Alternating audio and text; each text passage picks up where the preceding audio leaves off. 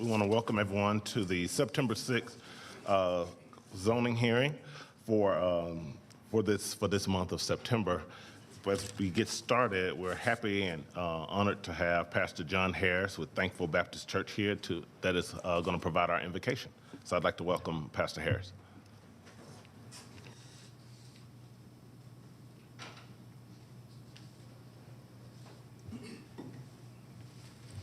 Good morning, everyone.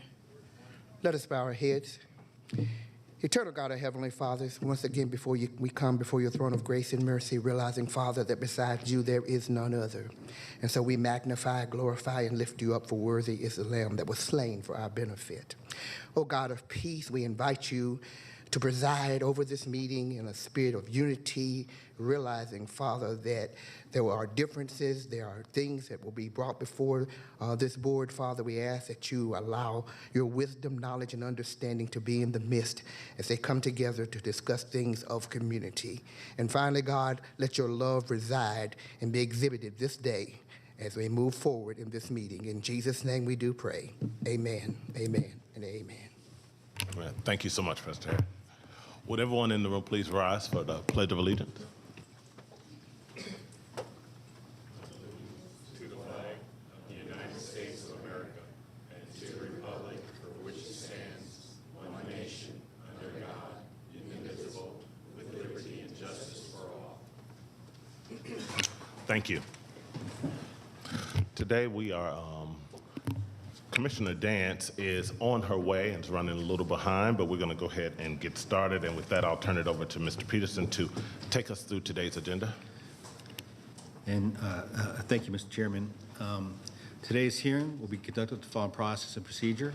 Each case will be called in numerical order. When each case is called, we would ask that the applicant please stand and raise their hand to show that they are in attendance. After that, we're going to call anyone here who's in opposition to that same case. We would also ask that the opposition please stand up and raise their hand so they can be counted for the official record.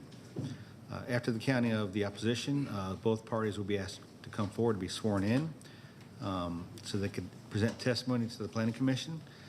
The applicant will testify first, and then the opposition, if any, will testify second. It's important to note that each side only gets 10 minutes to state their case or concerns. There's not a rebuttal process, and there's not a process to reserve your time. So convey all your information to the board within your 10-minute time period. Additionally, if there's more than one person in your group that wishes to speak on the case, you may want to coordinate with each other about what you're going to talk about, because each side only gets 10 minutes, and you want to keep covering the same information over and over. Then after that, both sides, the board will start to deliberate the case at hand. From the discussion, you may ask one or more speakers to come back to the front for additional comments or questions. And after that, the board will make a decision to either approve, deny, hold, or continue the matter at hand. There are a number of cases on today's printed agenda which have been continued or held, and these cases will not be heard today. First case is rezoning case Z47 of 2022, Angel Eye Studios 5, Inc. This case was continued by the staff until the October 4th, 2022 Planning Commission zoning hearing, so Z47 will not be heard today. Rezoning case Z55 of 2022, Kenneth B. Clary. This case was continued by the staff until the October 4th, 2022 Planning Commission zoning hearing, so Z55 will not be heard today. Rezoning case Z56 of 2022, Isan Chetty. This case was continued by the staff until the October 4th, 2022 Planning Commission zoning hearing, so Z56 will not be heard today. Rezoning case Z60 of 2022, Branch Acquisition Company, LLC. This case was continued by the staff to the October 4th, 2022 Planning Commission zoning hearing, so Z60 will not be heard today. SLEP5 of 2022, Parallel Towers 3, LLC, also known as Parallel Infrastructure, LLC. This case was continued by the staff until the October 4th, 2022 Planning Commission zoning hearing, so SLEP5 of 2022 will not be heard today. Mr. Chairman and Board, there is one case on today's agenda which the applicant is asking for a continuance. That's rezoning case Z57, Afshin Food Mart, Inc. The applicant is asking that this case be continued until your October date so they can continue working on their plan. Mr. Chairman and Board.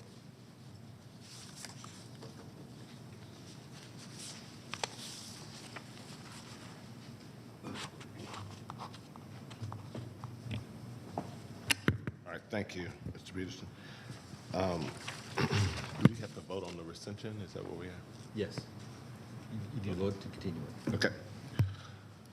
Can we, I'll entertain a motion for a continuance. Move to hold case Z57-2022 as requested by the applicant. It's a continuance. I'm sorry, continuance. Have a second? Second. Second from Commissioner Anderson. Any discussion? Let's call the question. Okay, so by a vote of 4-0, we'll continue that case. Thank you. Okay, Mr. Chairman, Board, the next item on the agenda is your rescission and reconsider vote for rezoning case Z43. Per the Planning Commission zoning hearing procedures, the July approval action of the Planning Commission for rezoning case Z43 was announced to be rescinded at the August 2nd, 2022 Planning Commission zoning hearing. This case will be reheard by the Planning Commission today if voted to rescinded or voted to be rescinded. So at this point, the staff would ask the Planning Commission to rescind the vote on rezoning case Z43. Thank you, Mr. Peterson. This is in District 2, so I'll turn it to Commissioner Anderson for that motion. Thank you, Chairman. I make a motion to rescind case Z43. Second. Second by Commissioner Hughes. Any discussion? If not, let's call the question. And by a vote of 4-0, case Z43 is rescinded and put back into the agenda. That's correct. Okay, I would like to ask the folks in today's audience, if you have a cell phone, please turn the volume off on your cell phone. When the phones ring, they do interfere with the broadcast and the presentation. Any person wishing to speak before the Board of Commissioners must file a campaign contribution disclosure statement if they've made a campaign contribution totaling $250 or more to a current member of the Board of Commissioners within the last 2 years. Additional information about this requirement is located on the table in the back of the room. And I want to remind applicants, opposition, or any interested party that information is due to this board the Wednesday prior to this hearing date. Any information submitted to the board after the Wednesday due date may or may not be considered by the board at their discretion. And with that, Mr. Chairman and board, I'm ready to start the consent agenda. Thank you. Cobb County Planning Commission zoning hearing consent agenda for September 6th, 2022. First case on consent is rezoning case Z43 of 2022, JVH Properties LLC, request rezoning from GC to NRC for an office in land lot 621 of the 17th District. The property is located on the south side of South Cobb Drive, northwest of Ivy Glen Drive. Staff recommends approval of Z43 to the NRC zoning district, subject to the following conditions. Number one, site plan received by the zoning division on May 6, 2022, with the district commissioner approving minor modifications. Number two, maintain the existing 35-foot undisturbed buffer adjacent to the residentially zoned property along the southwest property line. Number three, include an 8-foot landscape enhancement strip along Ivy Glen Drive and South Cobb Drive. Number four, fire department comments and recommendations. Number five, water and sewer division comments and recommendations. Number six, stormwater management division comments and recommendations. And number seven, Department of Transportation comments and recommendations. Is the applicant present? Let the record show the applicant is here. Is there anyone here opposed to rezoning case Z43? No. Let the record show there's no one opposed. Rezone case Z54, Joshua Dover requests a rezoning from R20 OSC to R20 for a single-family residence in land lots 710, 731, and 732 of the 16th District. The property is located on the south side of Kurtz Road, on the west side of Sterling Road. Staff recommends approval of Z54 to the R20 zoning district, subject to the following conditions. Number one, fire department comments and recommendations. Number two, water and sewer division comments and recommendations. Number three, stormwater management division comments and recommendations. And number four, Department of Transportation comments and recommendations. Is the applicant present? Let the record show the applicant is here. Is there anyone here opposed to rezoning case Z54? No. Let the record show there's no one opposed. And moving into land use permits on the consent agenda, LUP15 Archbishop Gregory J. Hartmayer, OFM CONV, Archbishop of the Archdiocese of Atlanta, as trustee of the AOA Parish Real Estate Trust. Request a temporary land use permit renewal for a Catholic campus ministry in land lot 97 of the 20th District. The property is located on the west side of Campus Loop Road, across from Paulding Avenue. Staff recommends approval of LUP14 for 24 months, subject to all parking to be within the driveway or at the Kennesaw State University parking lot. Is the applicant present? Let the record show the applicant is here. Is there anyone here opposed to LUP 14? No. Let the record show there's no one opposed.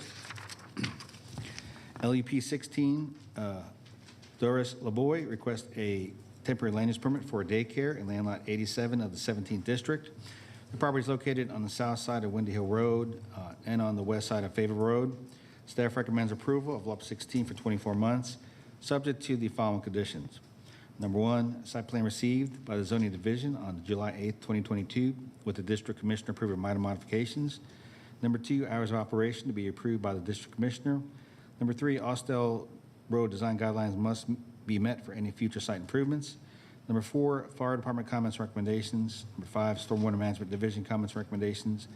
Number six, water and sewer comments recommendations. And number seven, Department of Transportation comments recommendations, including the submittal of an internal traffic circulation queuing plan for drop-off and pickup periods. Is the applicant present?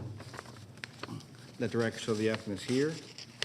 Is there anyone here opposed to LUP 16? No. Let the record show there's no one opposed. And that completes the consent agenda, Mr. Chairman and Board. Thank you. I will entertain a motion to approve the consent agenda. Move to approve the consent agenda as presented. Wait a second. Second. Second by Commissioner Anderson.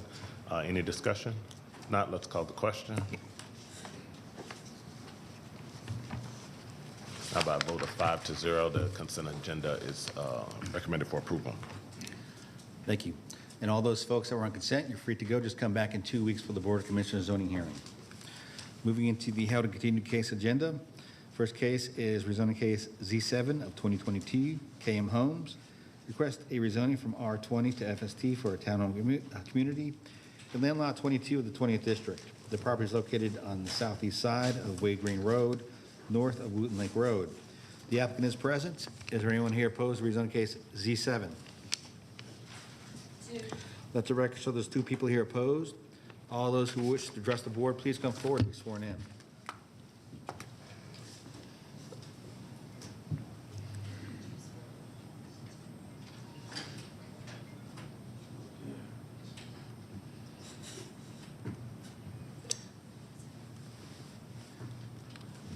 Good morning. For the record, my name is, you ready for me to go? Okay. Good morning. For the record, my name is Parks Huff of the law firm of Sams Larkin Huff, and I represent KM Homes in relation to this rezoning application before you this morning. This should be one of the easiest cases you have all day. We've got a piece of property that has a development proposal that's consistent with land use plan, has support from your professional staff and recommending approval of the application, and is done in an environmentally sensitive way that respects the adjacent property owners. This is the subject property we're talking about. It's a little over 8 acres. It's been owned by the Deaver family since 1947. Mr. Deaver's grandson, the original owner, is sitting here in the audience. Mr. Deaver's father owns this property, and his brother has since deceased and owns another portion of the property. So that's the property we're talking about. It's on Way Green Road. A couple of things I want to go through real quickly is the land use plan. This is medium density residential land use plan. 2.5 to 5 units per acre is medium density residential. You can see it's directly adjacent to a community activity center, not a neighborhood activity, but a community activity center across the street from community activity center, across the street from a school, which shows up as blue, but we all know that a school really operates like a commercial enterprise. It has significant traffic and such that's more commercial than residential, most definitely. So this is the surrounding zonings. You actually have commercial across the street. To the south is neighborhood shopping and NRC. Want to note the RA4, that's the application category that we're going for now is RA4, actually joins the property to the south. And so you have an area there. A couple things I want to point about this property and the area that it's at, if you're not very familiar with it. This is 0.5 miles from 75. 0.5 miles from 75. We know what 75 is. It is 1 mile from the Hickory Grove Managed Lane exit and park and ride. 1 mile from that Managed Lane park and ride lot. It is 2 miles from the Town Center Regional Activity Center. Take all that into account when you look at this property. So this is a topographical map showing the topography of the property. Your staff noted that our development plan very much respects the current topography and how it lays out and uses the front portion of the property. And when I mean the front portion, the portion of the property that is adjacent to Wade Green Road, and that allows us to preserve a good significant portion, roughly a third of the property is preserved in the back, and it allows us to limit the grading to the area that's already largely flat along Wade Green Road, and respect the existing topography as you go further back, creating a significant buffer with existing residential neighborhood to the south.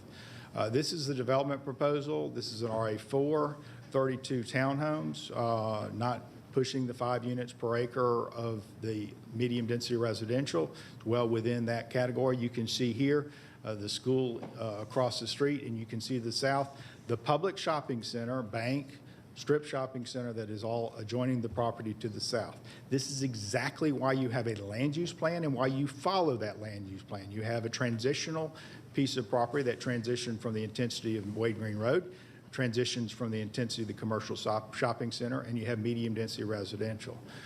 This is giving you the aerial photograph showing the site plan overlaid on that, and you can see all those trees in the back, and that back corner would be largely untouched, and the grade, which it drops down and goes back high, would again also be untouched.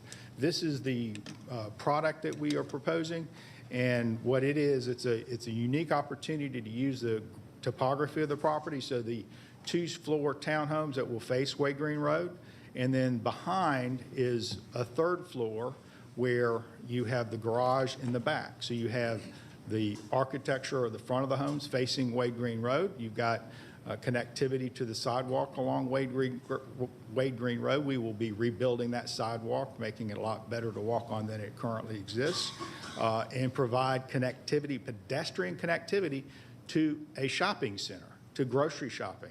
This is, again, why you have a land use plan and why you follow a land use plan and why this is the easiest case you have today. There is some opposition that has petitioned, and they had a lot of things to say about school capacity and overcrowding and things like that. Want to note that Pittner Elementary School, which is across the street, 186 below capacity. There's 2016, they were at 974. They're at 766 today, 776 today. So dropping enrollment, plenty of capacity in the school system. When to those who represent South Cobb and you have developments come in and you have the school system say, oh, we're worried about it, why don't they show up and say, this is where we should be putting housing, where we've got plenty of school capacity. Your staff did a wonderful job. I want to point out a couple things. Paragraph A in their analysis, located as it is adjacent to a large shopping center and commercial public schools uses and everything, it's appropriate use. B, the proposed orientation of the development on Wade Green Road creates a separation with a single-family neighborhood, and the stream buffers or the draw that's there, it's actually not a stream, will have little to no impact on the development behind us. And this is your professional staff and what they did, and they reviewed it and they said, we recommend approval because of these conditions. We were asked, what would it look like if it was R15, which is the density or the zoning behind us. And this is, you can see it's not real clear, but those white lines are the lines that would be the different dividing lines for the different lots. You can see if this was developed R15, every square inch of that property would be developed. There's no buffer between R15 and R15, and it would be developed flat. We all know how development occurs, and when you develop a piece like this in this single-family detached proposal here, you see it's going to be put in your streets. Another thing I want to point out is at an R15, it's 35% impervious. That's for each lot. Then you have the roads. Mr. Carver mentioned in a previous meeting that we had with the neighbors that actually you approach 50% because your roads aren't counted towards that 35%. So this development proposal would be roughly 35+% impervious. Ours is less than 25%. Actually, as drawn, it's 18%, but I can't stipulate to 18% because we probably will have some other stuff. But it's less than 25% impervious. So want to talk about traffic. The neighbors want to talk about traffic. The biggest thing you want to know about traffic is you're a half mile from the interstate, 2 miles from regional activity center, 1 mile from the park and ride lot and the managed lane access for 75. This is where you put people. They want to complain about the traffic on Way Green Road. 20,000 cars a day on Way Green Road. Do you know why you have 20,000 cars on Way Green Road today and why you will probably in 5 years have 25,000 cars per day? Because we're not putting housing in Cobb County. Way Green Road goes up to Cherokee County, so people commuting have to go on Way Green Road. So what do? You follow your land use plan and you put housing in the appropriate location, which is here. Also want to note out that townhomes actually produce less traffic per unit, and so actually our traffic count is less than if it were developed R15. Staff recommend approval. MDR is the most important zoning category you have in your land use plan. It is only 5% of your property is in MDR, but it is the most important. When 70% of your Cobb County population is 1- and 2-person households, you are best housing option for a lot of those folks is an MDR option. And so your MDR is only 5%. So when you have it, you follow it and you use it. You don't squander that 5% of MDR property and say, oh no, it should be less dense.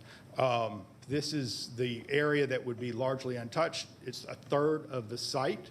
And go back to the land use plan here. Now we were charged last time to go meet with the neighbors that had some concerns about it. And so we were able to set up a meeting. Mr. Carver was able to attend, and he was able to confirm that all the advantages of this type of development were what I've said they are, based upon my engineer. And we thought we were getting somewhere. We thought we were going to get to talk about the architecture, will we have fencing along Wade Green Road? Will we have, how will we do the sidewalks? We thought we were going to get somewhere. And then we were asked, our lake is full. And so on all these aerials, you've never seen their lake. It's not that close to the property. So they said, our lake is full of sediment. Will you agree to dredge our lake? Mr. Devers has been here since 1947. He is not responsible for their lake. He is not going to be responsible for dredging the lake. We said, we cannot agree to dredge your lake. So they asked us to leave, and we came back, and we thought we were making some progress with Mr. Carver there, being able to confirm all the development proposal. Ms. Diaz previously saying from a traffic transport, this is a drop in the bucket when you look at the traffic on Way Green Road. And we were told that they can't support anything but an R15 with all this evidence. I do not understand that. And I said, well, why? The answer was, there's nothing in it for us. There's nothing in it for us. That's not how we make zoning decisions. You follow your land use plan. For those that have a business background, you follow a plan and you follow it. You have a plan, you follow it. Thank you. Ran out of time. Thank you. Now we'll hear from the opposition.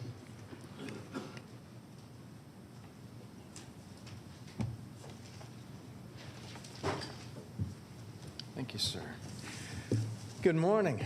Before we start, we'd like to have a clarification or possibly a correction on something, and I'd like to request that this not be part of our 10 minutes. Am I on here? I'm going to turn to the attorney. Wrong button. First, I always ask to have the name, excuse me, the name of the speaker. This time is for opposition. It's not really a request to be made. I mean, we can certainly entertain the discretion of this commission of whatever the request is. Okay. So I am sorry, I could not understand him. well, one, we need you to state your name for the record, and then we'll get into your. Oh, I am so sorry. My name is Andrew Johnston. I represent 3 neighborhoods, adjacent property owners in this area. Our question is, when this case is called... Hold on one second, because now I'm going to turn it to Commissioner Dance. If you... My preference would be that all statements made be counted against the opposition, and if at the end of it we decide that they need additional time, then we could provide them with additional time. Okay, so we're just going to ask you to make, in your allotted time, make your request, and then we'll revisit at the end if you need additional. All right, thank you Thank you. very much. We're talking about this area here on Wade Green Road.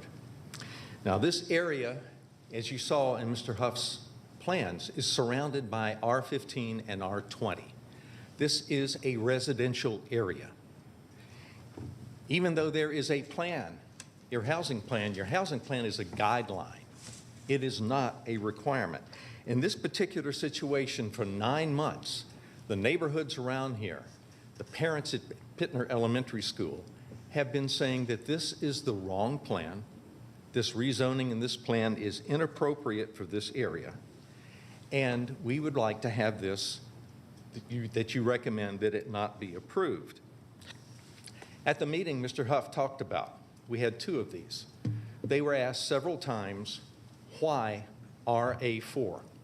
Why would they not consider changing to a different plan, to an R15 plan, to whatever plan? There, they explained this is based purely on economics. The more units they build, the more money they make. They don't like R15 because it has single-family homes and they can't build at a higher density. They never, through both of these meetings, even though they were asked to come to discuss the issues and to provide options and alternatives, they provided none and were not willing to discuss changing to any other plan. Now, this R15 plan, as you see, moves all the units as close to Wade Green Road as possible. He showed you that nice architectural plan of those townhouses, and they look like they had this long, beautiful walk up to them. If you look at the plan, they are right next to Wade Green Road. In fact, they form a solid wall of townhouses for the entire length of the property. Now, at this meeting, they made a big point about the fact they moved all the townhouses up to the front, right next to Wade Green Road. And that filled up 4 acres of the property because, in their words, based on the topography, this is where we can build. Well, we agree with that. We've been saying that since back in January. There are only 4 buildable acres of property on this lot. The reason they moved it up to the front is it's the only place they can build. Now, since that's 4 acres that they admit, then actually the effective density here is 8 units per acre, 32 divided by 4. If this was a legitimate RA4 plan, it would be 16 units per acre. So, everything they showed you was giant aerial views looking down. Let's actually look at the reality of the situation. Their plan claims that their current units per acre is 3.8.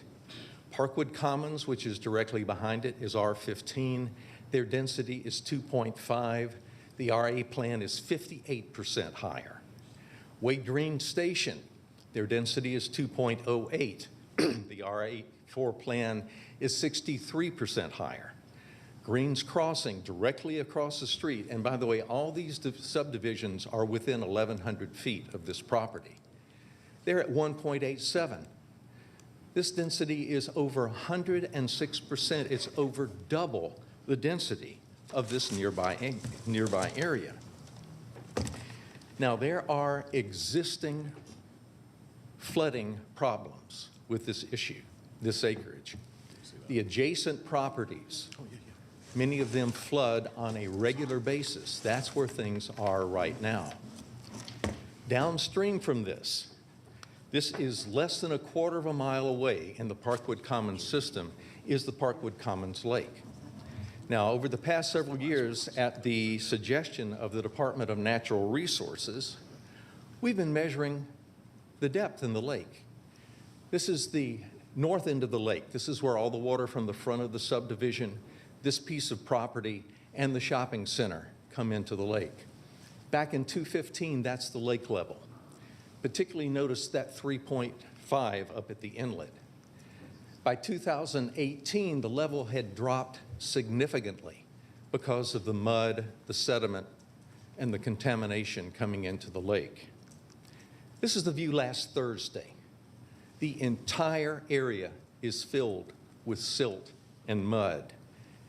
That dock used to have 3.5 feet of water under it. Now it's 35 feet away from the closest water. What is happening here is that over time, all this water is coming in. This is the existing situation right now. Now, according to the EPA, there is no practical way of controlling runoff during construction. Silt fences won't do it. Little sandbags will not do it on 8 acres of property. So basically what they're saying is you cannot control that. And during construction, there is going to be additional water flowing off this property into the adjacent neighborhood, into the adjacent properties, and into the Parkwood Commons system. That is the reality of this. We asked at that meeting if KM Homes was responsible for any water or mud coming into the adjacent property or additional water into the Parkwood Commons system during construction. And we were told they are not responsible. Now, at the end of the process, they have to make sure the runoff is equal to what the runoff was at the beginning. But during the process, they aren't. When you think about it, it's already a big problem. So after 3 years of construction and all this additional stuff, they're going to return it back to where it was originally a big problem? That's not solving any solutions for the neighborhood. Now, as Mr. Huff mentioned, we asked if they would take any measures to reduce or eliminate flooding to the adjacent properties, and they said no. We asked if they would do anything to control the runoff into Parkwood Commons and possibly dredge up some of the mud from the lake. They said no. We asked if they would, I've lost my train of thought. I'll get back to it. We asked if they would reduce the density there to reduce the flow of water. And again, they said no. Now, when Mr. Carver was there, he pointed out a couple of very interesting things to us. He said the amount of runoff is proportional to the amount of development up on that property. So that means 16 townhouses will produce less runoff than 32. They showed you the 14-house R15 plan, which was not drawn to scale, not practical. No one would build 14 houses there. No one would fill in that hole. From what we understand, the practical R15 there would be 10 houses. Well, 10 single-family houses would produce far less runoff than 14. It's all proportional. However, in this situation, KM Homes will do nothing to change the density, and they will do nothing to handle the rainwater issues. We get to the traffic at the school. They move the entrance from directly across from Pittner's entrance down closer to the Parkwood Chase intersection on Wade Green Road. If you would, could you show this for me, please? The head of our traffic team actually went out and he measured this intersection to make sure that we were absolutely accurate here. Based on this, and it may be more than 250 feet from Parkwood Chase, but the residents of the neighborhood would have to come out onto heavily congested Wade Green Road, cross 2 lanes of traffic to get into, thank you. Oh, I've got all sorts of goodies here. They would have to come out of here. By the way, there are no acceleration or deceleration lanes on their plan. They would have to cross 2 lanes of traffic into this lane. You have about 30 seconds left. All right. Let me cut to the chase. On behalf of over 2,000 residents here, 3 neighborhoods, and the parents at the school, we have maintained that this is the wrong plan. It's inappropriate. The density is wrong. It creates traffic and safety issues, and it creates rainwater issues that the builder is not willing to deal with at all. So to his point, there is no benefit to anyone in this area You hit time. for having this built. Thank you. Thank you so much for your attention. Thank you. Okay, this is in District 3, so I'm going to turn it over to Commissioner Dance to lead our discussion today.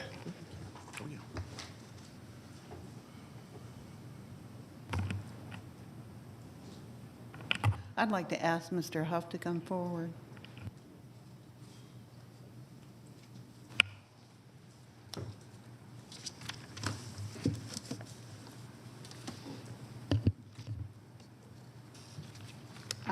Respectfully, there's no such thing as the easy case, or the easiest case on our agenda. Parks, could you explain to us, I think the last stip letter is dated June 24th, is that right? Yeah, I mean, we didn't update it. There was no need to. I mean, it's June 24th. Right. Okay, so that's what we're dealing with today, correct? Yeah. Okay, so if I can just run down or ask, you've got that stip letter in front of you? Yes, I do. Okay, can you just run down the conditions just in a summary fashion? Yeah. First off is it would be a maximum of 32 townhomes. We start out with 37. That's 3.8 units per acre. Again, well within the middle of the MDR category. They would all be for sale. I know that there's been some controversy about all rental communities. This is KM Homes builds for sale communities. And 10% rental maximum, that would be the original purchaser, up to 10% could rent it later on. That would be in the covenants. The entrance would be limited to a right-in, right-out. The original proposal, the original DOT comment was to ask us to get to the median break that was shared with the elementary school directly across the street. But the median doesn't quite function right, and we agreed that we would move that. And to his comment about the location of it, it's shown here in this location, but we've agreed to move it as far south as Ms. Diaz recommends, as long as we don't conflict with that median break that serves the elementary school. That would give plenty of opportunity to move over, so we would be limited to the right-in, right-out, which was the request that they made. The covenants, one of the questions come up about noise, so we would mandate one trash service within the community. The rear alleys would be, have the turnaround as depicted in this site plan. The maintenance of all the common landscaping and everything would be done by the homeowners association.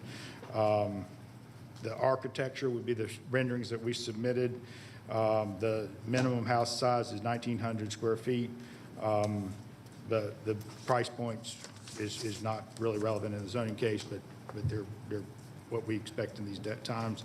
And that we would respond to any DOT requests related to it, and that we would agree to all the stormwater management requests, which Mr. Carver has consulted with us frequently, and we very much understand what we will be doing to honor every one of his conditions. And he has built in his conditions protections for the lake downstream, and we will be agreeing to follow all the stormwater comments and recommendations. We've always said that.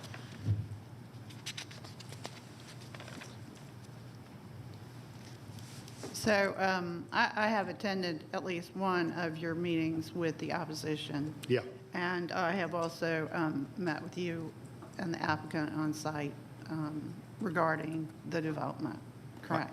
Yes. So if you could just explain this concept of building with the land and how these townhomes are proposed to be built and the difficulties of building on this particular site. Yeah, first off, every square inch of this property is developable. There's no state waters on it that would prohibit development of the site. And the statement that we said only a portion of the property is developable, no. It's better to develop a piece of property in conformity with existing topography if you can. Most of the time, developers find it not advantageous to do that.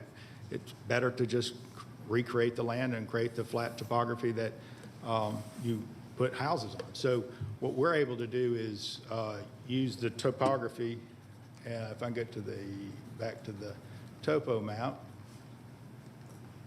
And you can see it's along Way Green Road, it's kind of flat. And Ms. Dance, we had the opportunity to walk from the bank and the public shopping center all the way up to the top of the property. And I mean, it's one of the things that if you walk a piece of property, it really paints a great picture, because when you walk it, you see it's pretty flat and then it drops off.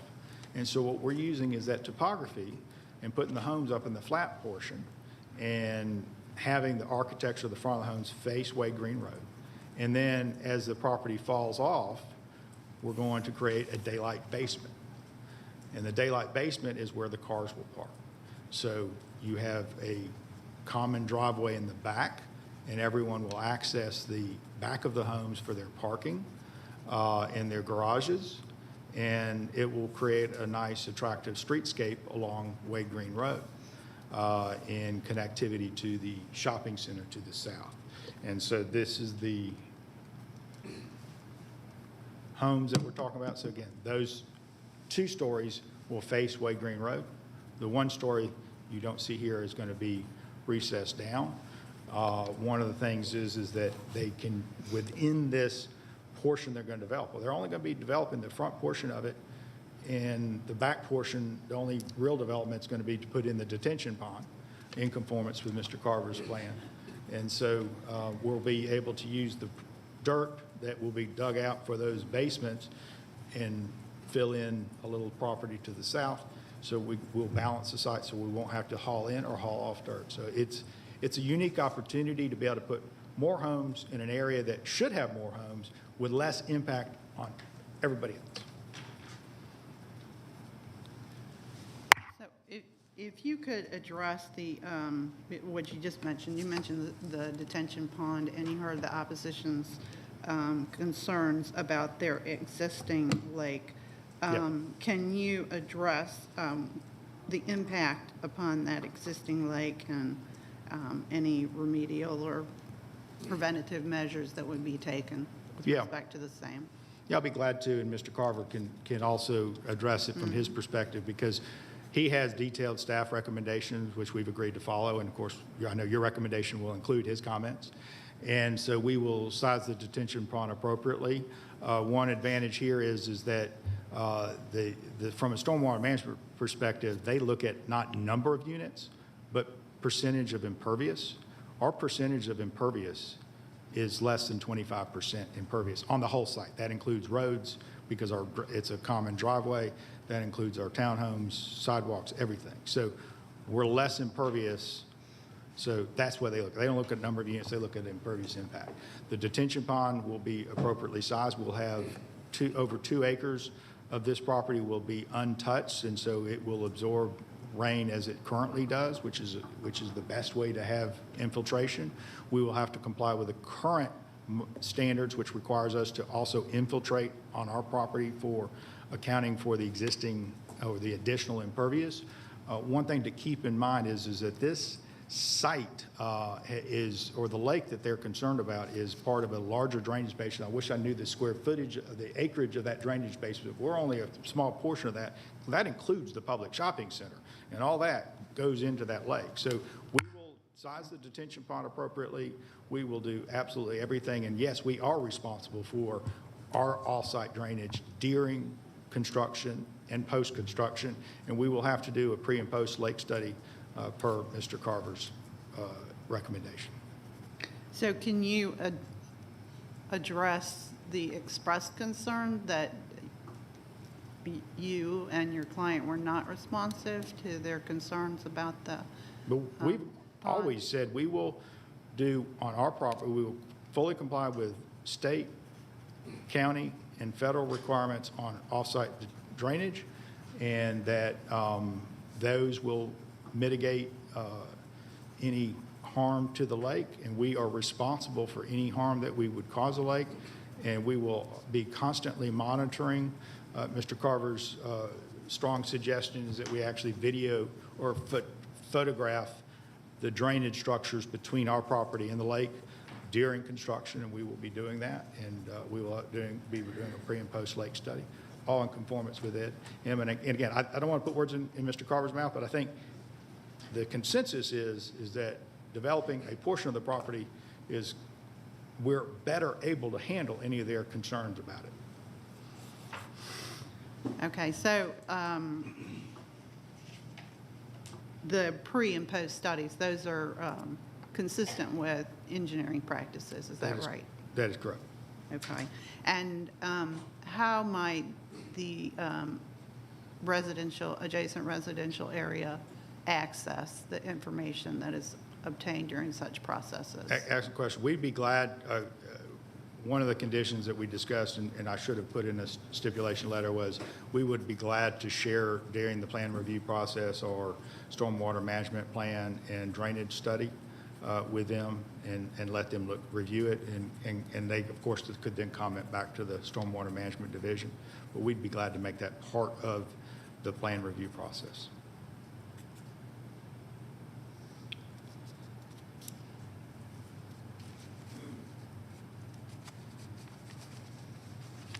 Okay, when we met on site, across the street, of course, is the school, which has fencing landscaping feature that's kind of unique and attractive. And we discussed whether or not your client would be amenable to developing a landscaping plan that included fencing that was consistent with what is in the area. That's not in the stip letter. Obviously, our meeting occurred after that. So is that an agreeable kind of condition? It is agreeable condition, and the fencing that's along the school frontage is a anodized aluminum fencing, very attractive. We would be willing to have that same type of fencing along our frontage. One condition I do want to be careful of is the height of it. We may not want to be quite as, the fencing at the school is high, kind of because more of a separation. We might want more of a decorative, a little lower, just because it'll be more attractive. Okay, so the plan that's in front of us right now has 32 units, right?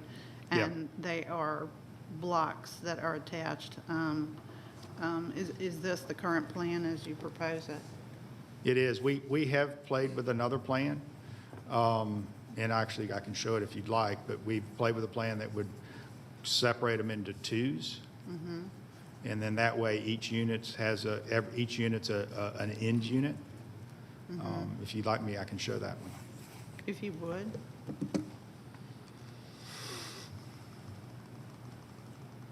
Now, we haven't submitted it yet, but it is something that we're working on and making sure that we can work with it. But it is something that would break them into twos. Okay, and the advantages of such a plan would be what? Each unit now is an end unit. You don't have any middle units. And so it also, would break up, each unit would be roughly 44 feet in width. Each block would be 44 feet in width. Does it reduce the size of the units? No, it does not reduce the size of the units. Okay, and does it expand the footprint of the units? It does expand north and south just a little bit, yes. Okay, and as north is to the left? Well, Or yeah, kinda- I guess I would say north and south if Way Green Road's going north and south. So, Okay. Yeah, I may be geographically challenged, but if the expressway one runs north and south, maybe that's, yeah, I think it's not direct north and south here. Well, no, Okay. yeah. Well, the north arrow is down at the where's bottom. the north arrow? The bottom left. Okay, gotcha. Okay, so can you describe these, so at the front are sidewalks, correct? Correct. Okay, that access each unit, a common sidewalk. And and then the fencing would be in front of that, is that right? Correct. Okay, so are these units as far forward as possible? They are not. This respects the zoning line, which is a 50-foot front setback. We actually have asked the engineer to look at whether that we could move that maybe a 35-foot front setback. And keep in mind, the front setback is one of the purposes of it is to make sure you've got plenty of driveway for car parking and such. And so actually we could reduce, again, amount of impervious. We could reduce the amount of grading. If we bump it 15 feet forward, but that would be a variance. And I don't want it to appear like we're trying to get something greater, because actually this is a benefit to everybody. It's greater separation to the residential behind us. It creates more, it's just more area that's not going to be graded. It's more area that's going to be left untouched. And my client's comfortable with that 35-foot front setback. Okay. The roadways are private, so the county would not be responsible for the maintenance of those, right? That is correct. And I know Mr. Boulogne had asked a question about whether it should be public or private. I would note that these function as a driveway. And so if they were public, in fact, then someone could drive back there and park and hang out because it's a public roadway. So there's a reason why this needs to be private. I know that is a rightful concern of the Planning Commission, but the way this is designed, it needs to be a private, because they are it is their driveways. Will it be gated? It will not be gated. Okay, so there are questions about traffic travels very quickly on Wade Green Road past this site. Yeah. So there are legitimate questions as to access and safety. The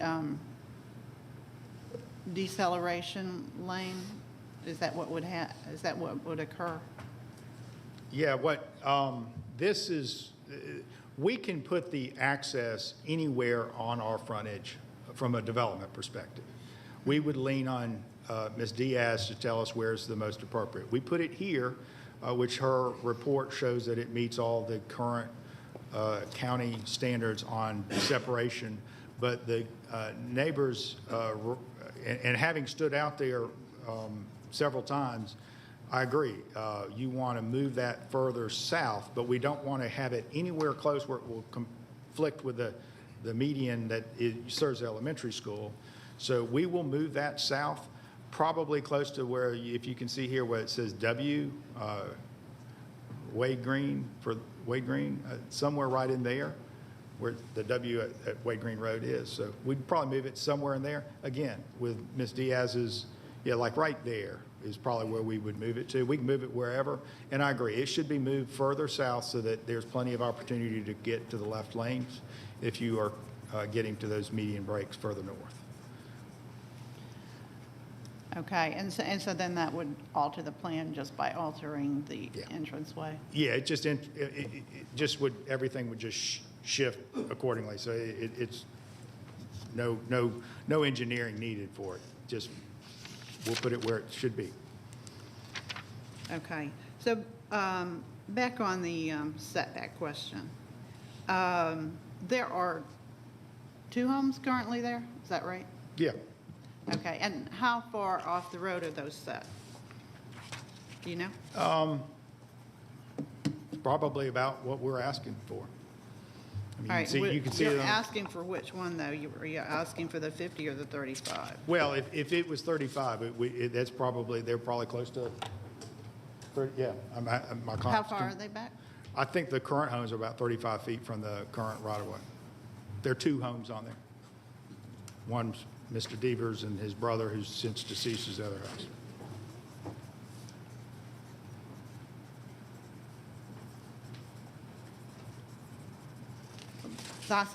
That's an actual figure that we can get, though? I'm sorry? We can get that figure? Yeah, I can get that figure, yeah. Okay.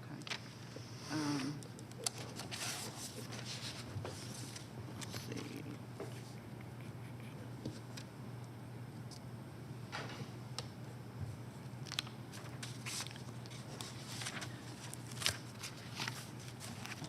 So in addition to the layout, can you describe for us what difference there is in the homes proposed in terms of an R15 comparison? I know you've shown us a proposal where you'd have to fill in the whole area, but you have a density, I believe, that. Yeah, we were asked, could you show us what an R15 would look like? you know, in the presentation, they started saying this area surrounded by R20 and R15. I guess they're ignoring all the other commercial zonings and RA4 and all that. But so we were asked, can you show us what an R15 look at? And I never, ever said that only a portion of this property is developable and that we could only develop a portion of it. What we've said is it makes most sense to develop it this way. And we developed the R15 plan to show that it does not make sense to develop the R15. I can't look at can someone better eyesight, what's the block count on that? I'd have to 14. reference my, 14. put on my reading glasses and 14? 14. So that's 14 single-family homes. And again, that would be 35% impervious is the maximum for R15. And then you have the roads in addition to that. So according to Mr. Carver, you can get close to 50% impervious on a typical R15 layout with how that works. And so, you know, you're talking about, and every square inch of this property is developable. Okay, so, I mean, I was not present, but I believe this board made a request that you maybe bring back a different plan after the last time of the hearing. Well, we were asked if we could meet with the neighbors, and we have met with the neighbors, and we've also changed, I mean, we have reduced it from 37 to 32. We've agreed to change the location of it. We've agreed to all sorts of things in stormwater management. And I don't, I mean, they haven't said that they would support anything other than an R15, so I don't see why we would change our 32-unit townhome plans. And quite frankly, when you look at the area and the proximity to the interstate, proximity to the park and ride, 1 mile from the managed lanes and the park and ride, the Planning Commission should be asking, why can't we put 70 townhomes on here? So if I could ask Mr. Boulogne if he could refresh my recollection as to what the actual request was of this board at the last meeting. So that would challenge my memory, but to the best of my recollection, my primary concerns were twofold, and one was that to the extent you have R15 behind here, you have adequate buffer so the folks back there are not do not end up with a view into a lot of rooftops. And my second concern was as to the detention that during the construction, and especially during the construction process, that we try to come up with some way to prevent a further mess, for lack of a better term, due to the fact you do have a rather pronounced swale running through along the diagonal as you lay out the property between the undeveloped triangle and the proposed developed area.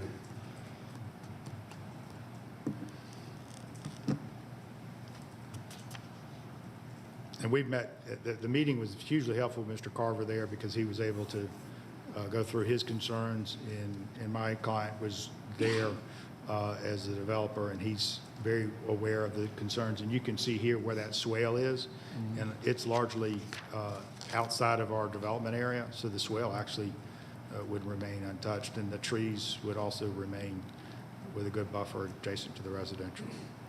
And having had a rental property in the interim flood due to construction activity behind me and having a lot of mud come down, I am very partial to the idea of us taking the time to make sure that every possible precaution is put in place to prevent a lot of mud running down, especially during the construction process, because generally speaking, folks clear the lots before the construction process, throw up a silt fence, which does a little, but not near enough usually. And then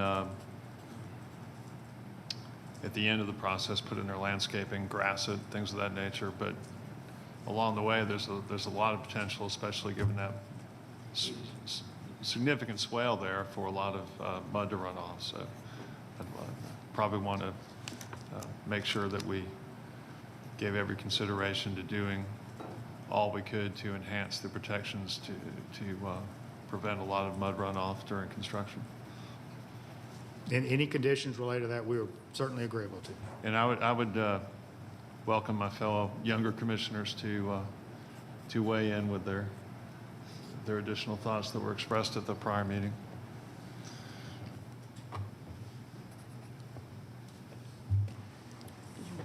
I'm about to celebrate 70, by the way, so just letting you know.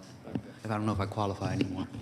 So, no, I think just as part of my concern, I actually am very receptive to using topography as it is to minimize grading and disturbance. And I think that is something which is potentially a positive aspect. Working with the land as it stands is something where is probably your best, one of the better practices. At the same time, I think in the past we've spoken about communities which have, and I don't know if that's appropriate here, but in addition to some of these actual best management practices around erosion, forming some form of escrow or some kind of account that basically makes it easier for there to be a clear path towards remedying any adverse conditions or impacts or discharges that are occurring, and so such that the neighboring communities don't have to jump through all the hoops of having to go ahead and prove who did it, and trying to kind of reclaim some of those proceeds. My sense is that that might be a useful mechanism here, just given that there's clearly potential given the grade for adverse conditions from runoff and erosion during the construction phase in particular. And perhaps that's something that I would recommend looking into. I don't know what amount that is equal to, or I welcome any thoughts on how we size that, but I do think making it easier for the communities around here, to the extent that they are impacted by this runoff, to actually have that condition rectified financially or just in any other way in terms of remedying those conditions is something that would be, I think, appropriate. We'd be glad to, we'd look to Mr. Carver's office to tell us what might be an appropriate amount. Anything like that, we're open to. Thank you. Just real quickly, if we can put the R15 site plan back up. Someone's going to tell me I'm going the wrong direction.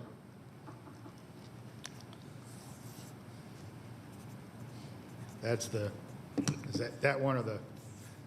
Yeah, that's fine. So just piggybacking a little bit on what my fellow commissioner was talking about in terms of developing the site, and my preference also is to work with the topography as it's there. And this may call for speculation on your part, but I just wonder, with the front part of the property being pretty much level with the roadway, obviously the back portion steps down.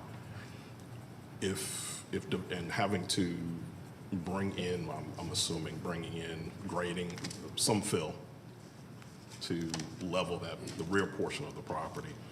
Are we looking at retaining walls back there, perhaps? Under R15? On the R15, under these. Actually, of course, my client hasn't done a grading plan for the R15. Now, they have done a preliminary grading plan, and what they proposed would balance. Right. And so you can see it drops. The other interesting thing is though it gets high back in the back. So that eastern corner goes back up high. So anybody who developed this R15 is basically going to take that hill and put it in the middle. They're going to grade that hill flat, put it in the lower part, flatten it out within reason. That would be the way you would develop this as an R15. And I've discussed it with my client. It's not speculation. That's what my client, who's the developer, has confirmed. Gotcha. And then I know we're talking about private alleyways, private roads, 32 units themselves. I always just ask the question about that, and I know this is a mandatory homeowners association, I believe, so assessments would have to be structured in such a way to capture costs, potential costs associated with maintenance of that private roadway, and y'all are comfortable with that? We're very comfortable with that, and one of the things is that this does not have, your break point to have like a traditional amenity package would be, 75 plus is the break point. So this doesn't have an amenity package. So in terms of an owner, their assessment would be relatively low compared to other similar communities because they're not paying for a pool that they're probably not going to use. And our buyers will be people who want to live in a non-HOA or non-amenity package. There's plenty of people who are beyond wanting to pay for a pool because they don't have kids that are in pools anymore, or they're young or old or whatever. So this would be our buyer. So the assessment, when you consider it compared to other HOAs, would not be very different. Okay, thank you. Mr. Huff, with respect to density, I recognize that there's a reduction from 37 units to 32.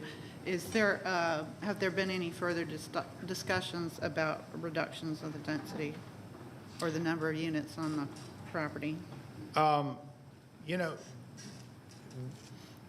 They have been consistent that they will only support an R15. Say it again. The opposition has been consistent that they will only support an R15. They've never come forward with anything other than R15. Okay, so if it's this board, I'm asking you as a member of this board that question. So I've thought about this question, and I know it's the board often likes to reach a compromise, but in a situation where, this board's approved 1,000 apartments at Town Center Regional Activity Center in the last year, probably. We're talking 32 townhomes. There are 4,000 students at the 3 schools that this property serves. Do you think there's 32 single moms, single dads that? I don't know. I'm asking you the question, whether there's any further consideration for a further reduction. I'm not prepared to throw out a reduction that doesn't result in any meaningful advantage to anybody, other than a disadvantage to following your land use plan and a disadvantage to the property owner who's owned this property since 1947. So the answer is there have been no further discussions about reducing the density? No.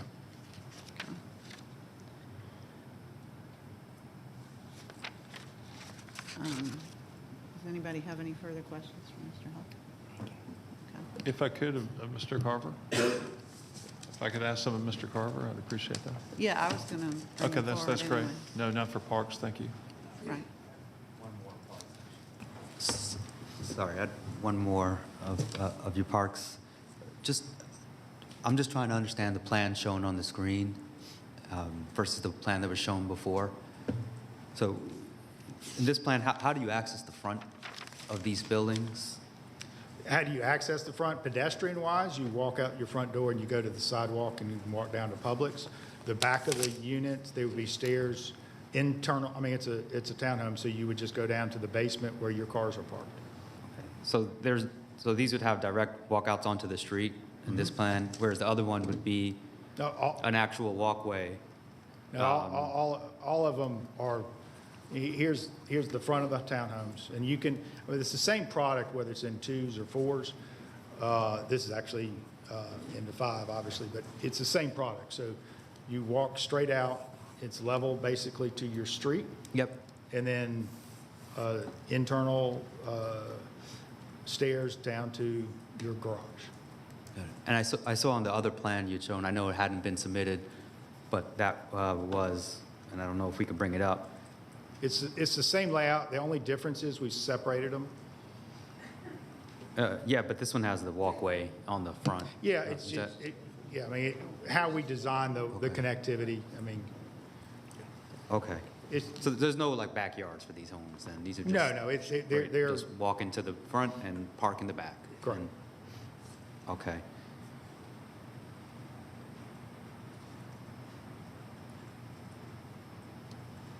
Okay. So Yeah, with- I'm sorry, go ahead. Okay, so with respect to the two Thank you. plans presented, are these to scale? This is to scale. Okay. So both this and the other is to scale, and the sidewalks could be depicted in the Yeah. first plan as well as any landscaping that was Yeah. to be done. I don't think that they have fully designed how those sidewalks would work, whether they'd have an individual one that, come out at different, maybe you might have every 5 or so have one come all the way out. So I don't take how the sidewalks are done is that will be done during their final plan review to how they want them to live, how they think it'll best live. Okay. Okay. Well, thank you for that. I appreciate it. Okay, if Mr. Carver could come forward, please.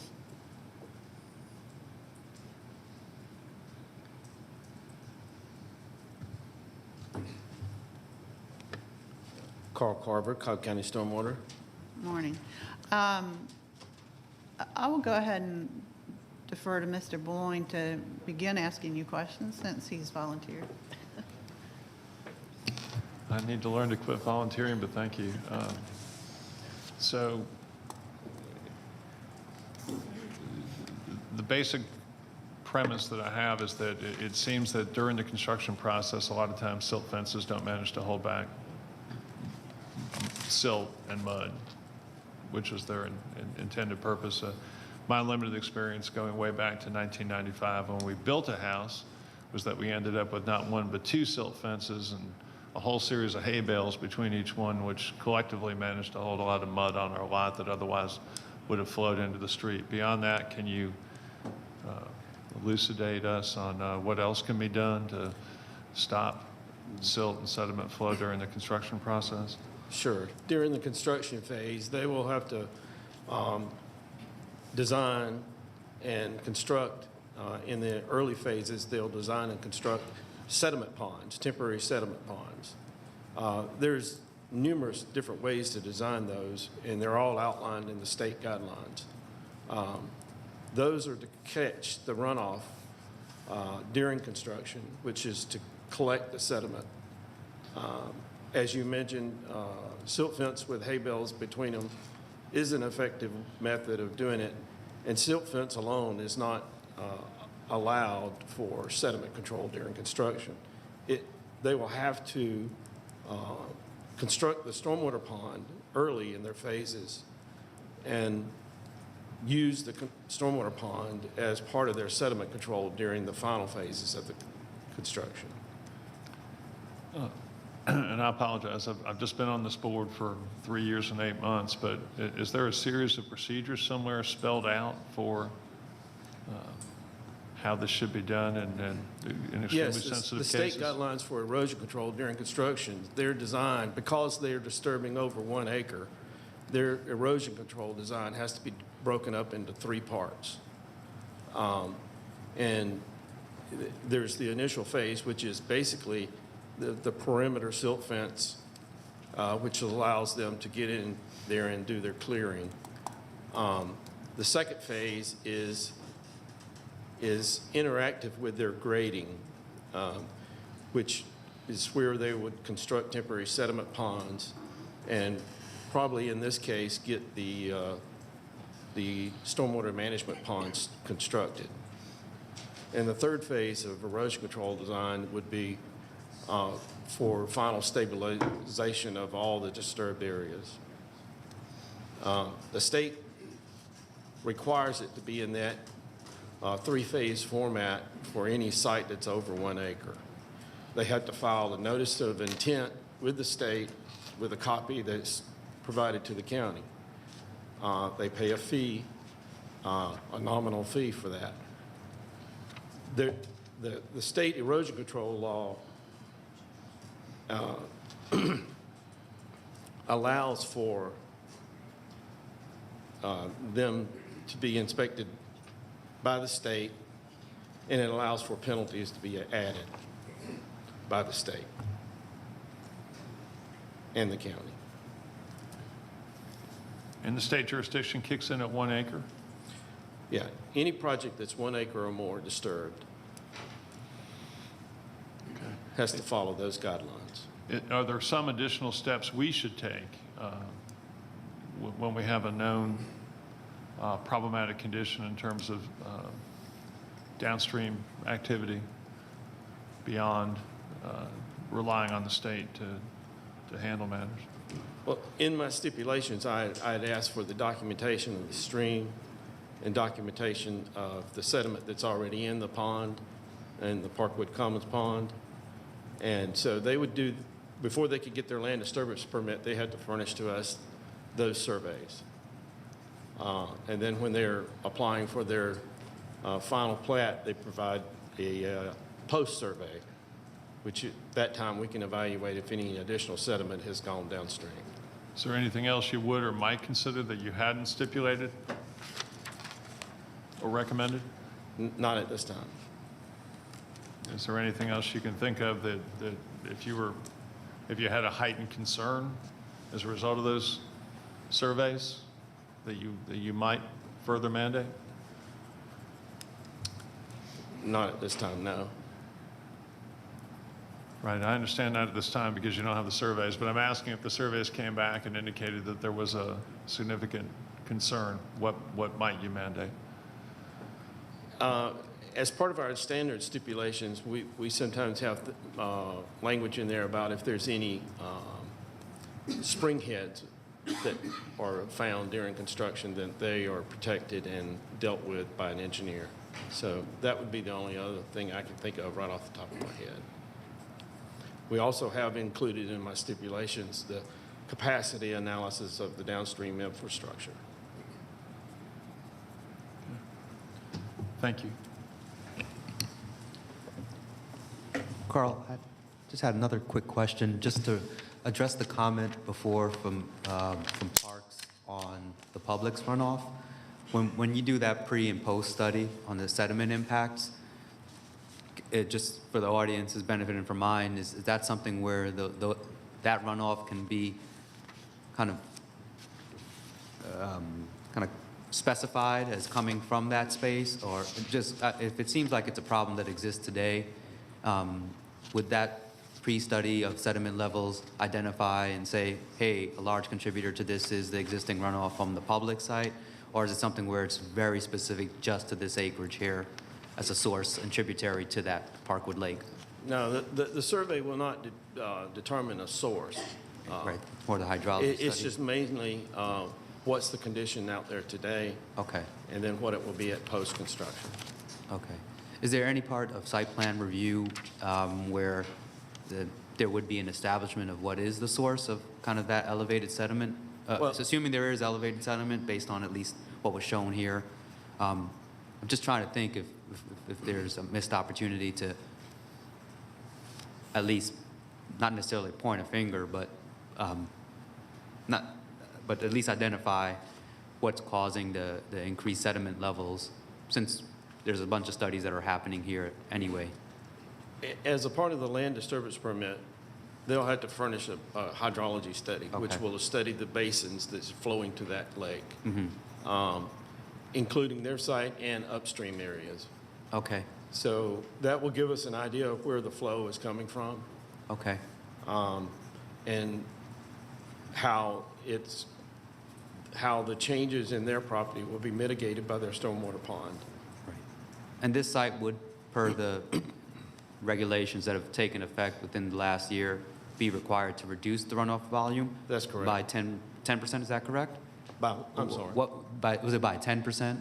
I don't think it's 10%. They reduced the volume by 1 inch of runoff volume over the impervious area. Okay, and that's based on what currently is the runoff volume that's currently being generated by the site? Which is, or is it versus what would be? Their post-development rate will be the same as their pre-development rate. Okay, which is as a undeveloped lot with just two homes on it? Correct. Okay, And, and that, and in Cobb County, we require them to take the site back to a fully wooded condition. right, okay. So this would. So like with the existing houses that are there now, we take those back to a wooded condition. Right. So all else equal, this is probably something where this analysis and this development would be required to reduce runoff levels currently being generated on the site Correct. in its wooded condition. Right. Okay, thank you. Thank you. It may be redundant, but we've heard of a number of discussions that, you participated with both the applicant and the citizens about this site. Can you describe just in generic and layman's terms what the impact would be on the surrounding areas by the development of this site as proposed on the screen?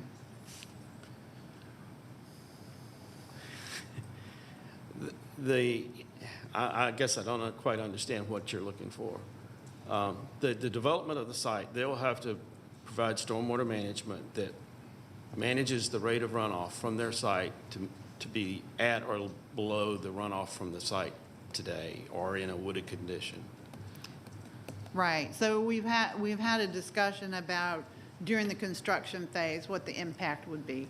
So you're talking about after the construction phase, Right. the impact would be limited in that manner, correct? Right. During construction, they would have sediment ponds, silt fences, to control the runoff and the sediment. Okay, And it has to be monitored every day. okay, and who does the monitoring? Their contractor. Okay, and to whom would someone bring a concern? To your office if they had a concern, or would that be They a would bring it state to matter? Community Development at the Erosion Control Division, Okay, of Cobb County, Cobb County. correct.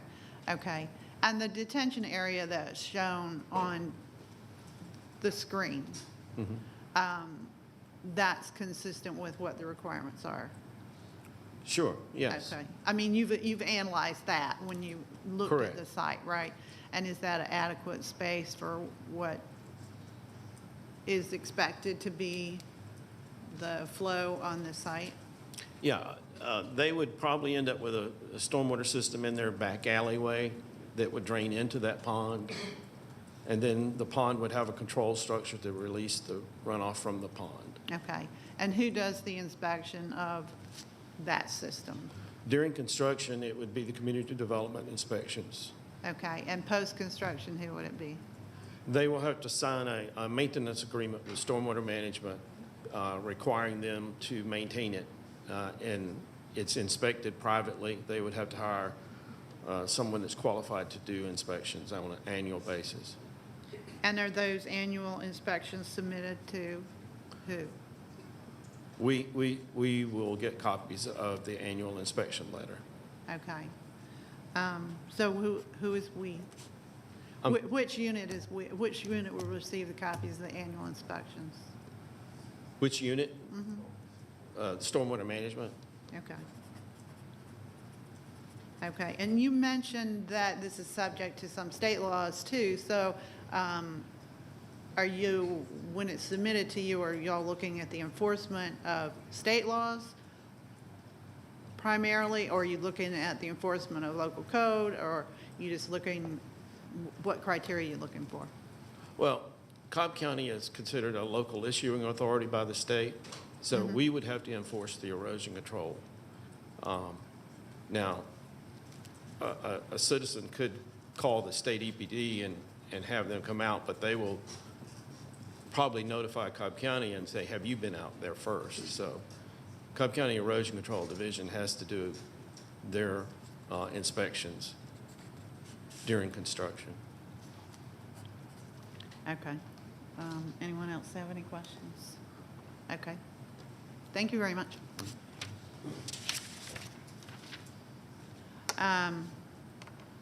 Amy Diaz, can you come forward, please?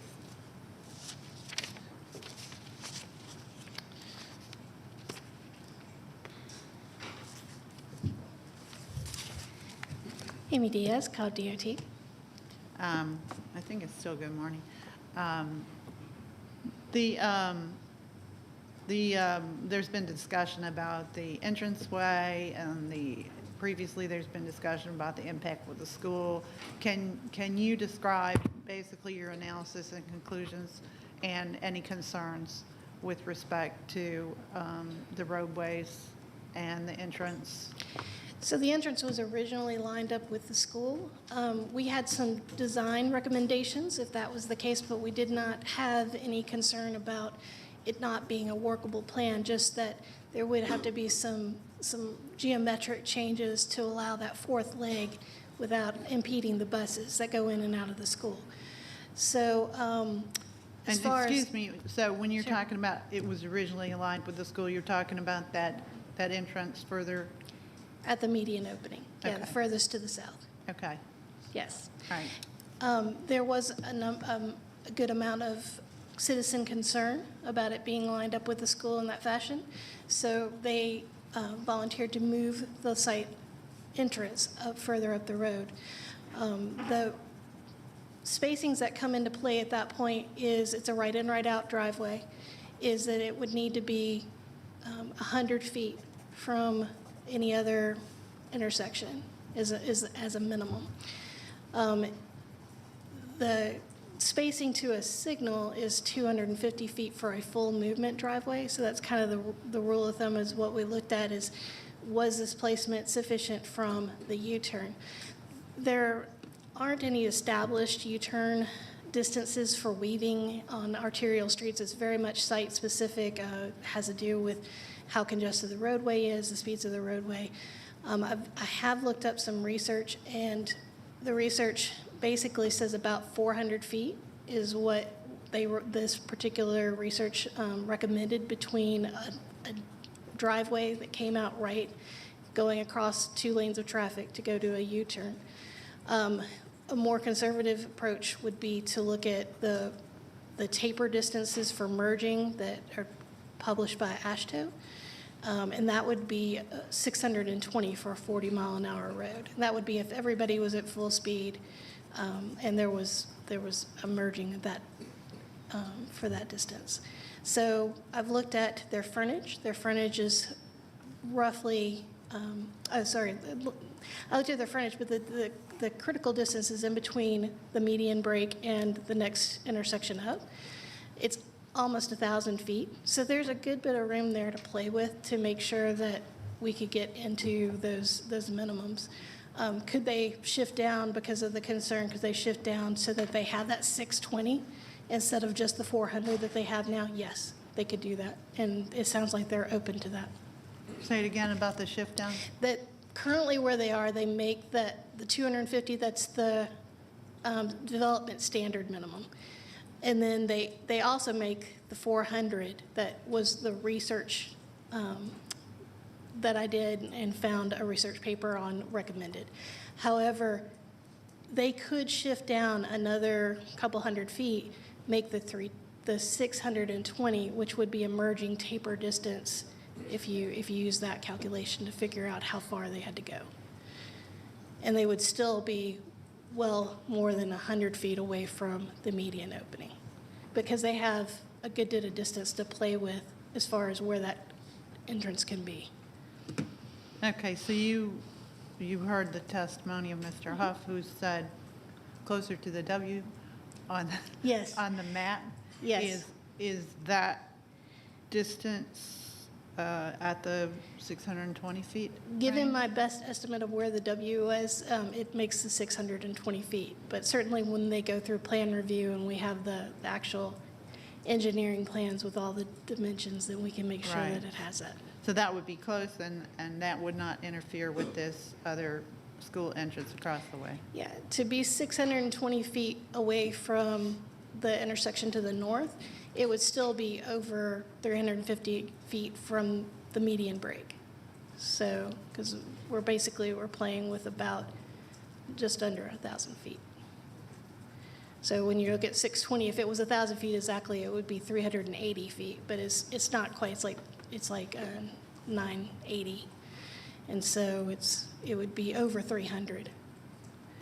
Okay, and so when you talk about optimal and taper distances, I would assume, but would ask you to confirm, that when you're on a roadway where there's a lot of traffic and it's moving quickly, it's better to have a longer taper distance? Yes, yeah, in general, yes, you would recommend a longer merge distance rather than a shorter one.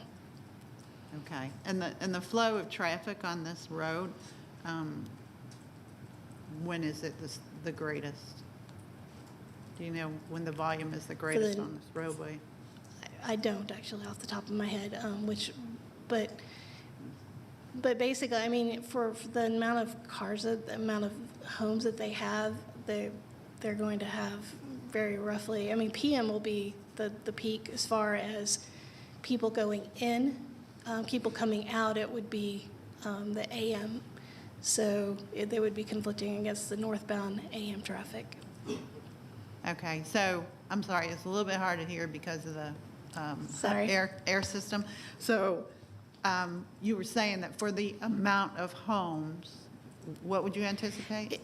The amount of traffic is not very large, but the largest amount that would be coming out would be during their AM, because that's when residential has their largest exiting percentage. Okay. So to do the comparison you're asking about, I would have to see if I could find a directional average daily traffic for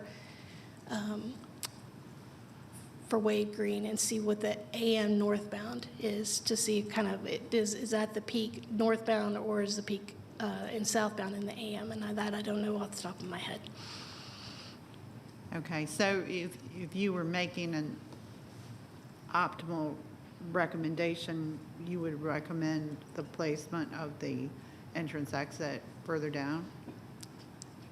Yes, if there is concern that the weave distance is not far enough because of the traffic and the speeds of the roadway, I would recommend lengthening the distance and moving it further down to where they indicated. And your overall recommendations as to traffic for this site, what are they? Overall recommendation, For this, for consideration of this plan? the plan is acceptable. We would recommend a deceleration lane at their entrance.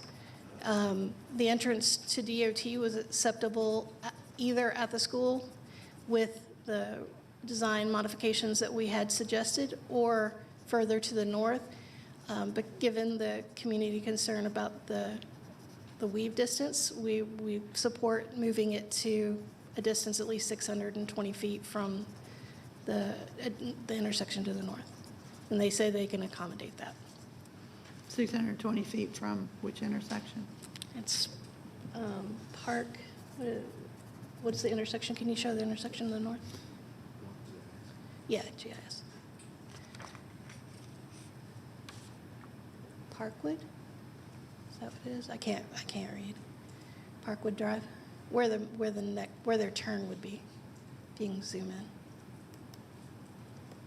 To the north.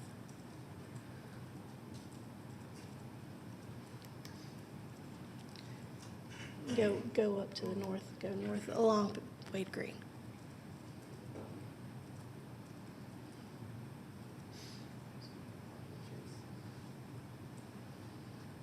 Keep going north.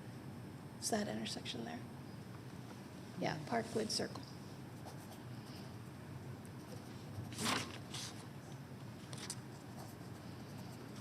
Okay. Anyone else have questions? For the opposition, not for the DOT representative. Thank you. Okay.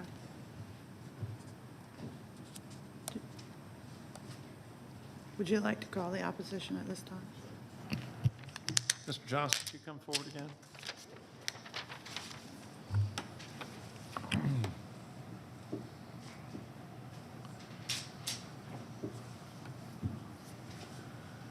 So the District 3 Planning Commissioner has and some of the other planning commissioners have shown some interest in giving serious consideration to recommending approval of a plan that would have townhomes for reason, whether in a duplex style or in a quad style, for reason that would allow for use of an existing elevated pad to construct on and allow for the retention of a lot of green space, right?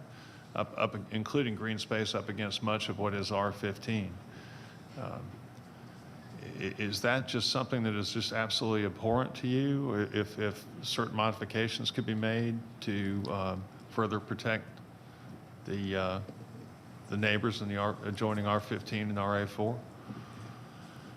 The comparison, there's actually three comparisons here. Mm-hmm. There's RA4, there's R15, right, and there's leaving the property as it is right now. Building in Cobb County is a privilege. Just because a builder submits a rezoning plan does not give them the privilege. They're not entitled to build this simply because they submitted a plan. In this plan, from the very beginning, the idea, they're not preserving that green space. They can't economically build in it. Could I get my deck back up, please? We all understand there's a pronounced swale there. Is that the far east, southeast corner of that, right up at the top, is 35 feet below street level. Right there. That'll work. That corner is 35 feet below street level. They cannot economically fill in a giant hole that's 35 feet deep. They're not preserving a green space. They can't build in it. That's the simple reality. When they get back to looking at, get back to this.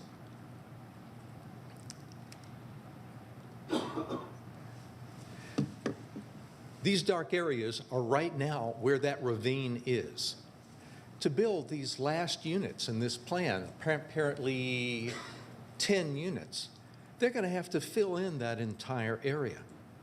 That area is down to almost 25 feet just behind those townhouses. So they're going to have to already cut trees and fill in that area. In answer to your question about whether they're going to have concrete retaining walls, according to our engineer, they're going to absolutely have to have concrete retaining walls. So that's going to change all the water flow going down into that ravine. So we're not preserving that area. We just simply can't practically build in that area. So it's wonderful to say that they're doing it, but they're not doing the neighborhoods any favors. If they don't build there at all, then they're absolutely not disturbing that green space. Yeah. Well, I understand your point, but if there's an interest in doing some sort of accommodation, given the fact there would be some open space left in the plan, are you just absolutely opposed to the townhome format? Is that what all the neighbors are opposed to? Or is it, if there was some further reduction in density, enhanced, fewer units, greater reduction in density, enhanced buffers, is this something that still would be abhorrent to you and the folks you represent? Ooh, not abhorrent. Okay. That's a good word. Okay. Well, It's been a Mr. Sams probably would have come up with a word Well, like the that. point was made that we have never offered them any compromise. It's not our job to offer them compromises. We're not building the $13 million development. Right. There are compromises we would have loved to discuss. What would they be? Off the top of my head, I think we could compromise to an RA5. Now, an RA5 would give them a higher density, but RA5 requires that they take topography into consideration. So under an RA5, they could build maybe 20 townhouses on that property instead of 32. That's never come up. They never offered that. They never offered to discuss anything other than 32 townhouses. But you'd be willing to discuss that with the district planning commissioner and with the applicant? You'll have to forgive me. Say that again. You would be willing to discuss that, engage in further discussions with the applicant and the district planning commissioner about that? You've got me over a barrel, and I'll be perfectly honest. This is 9 months. There has been tons of opportunity through this entire time. Everybody knows my phone number. I'm more than happy to talk to anyone. The neighborhoods, these 3 big homeowners associations, are not really interested in dragging this thing out any further. If KM Homes would have been willing to do this along the way, it's their job to have opened up this window of opportunity. As we're saying, they're not owed this. If you guys recommend that this not be approved and the board recommends that it, and the board doesn't approve it, there will be another developer. We know that. And that other developer will learn from this experience. And that next developer will come up with a plan that acknowledges what everybody around this wants and comes up with something that's compatible and consistent to all the nearby neighborhoods and the existing properties. It's not this plan or nothing. However, that's been what's been presented to us. We don't like this plan. It causes us absolutely nothing but problems and doesn't provide a single benefit to the school, to the neighborhoods, anybody in this area. So we would like you to reject this one, and we'll take a look at the next one. Well, understanding that this particular applicant is proposing a product and a project that would be completely or substantially owner-occupied, do you think that's something that ought to at least be considered? Owner occupied by the people in the townhouses? Is that Yes. what you mean? Yes. How is that different than all the other homes around them? There's a cap on rental property in all these neighborhoods. Right. So this one, if this one was at 3%, it would be consistent with everybody else. That's really not an issue. Right. No more than the noise is an issue. Okay. So I guess I'm trying to get to a last question, but are you suggesting there's just something that makes you not want to work with this applicant in particular as opposed to the next one that comes along, or on trying to fashion something that's suitable for the community? After the last meeting, that kicked off a series of meetings with lots of people in the entire area and with the homeowners boards of all of these areas. They pretty much are to the point that they would like to ask this decision be made. All right. Thank you for your time. Those are all the questions I had of the opposition.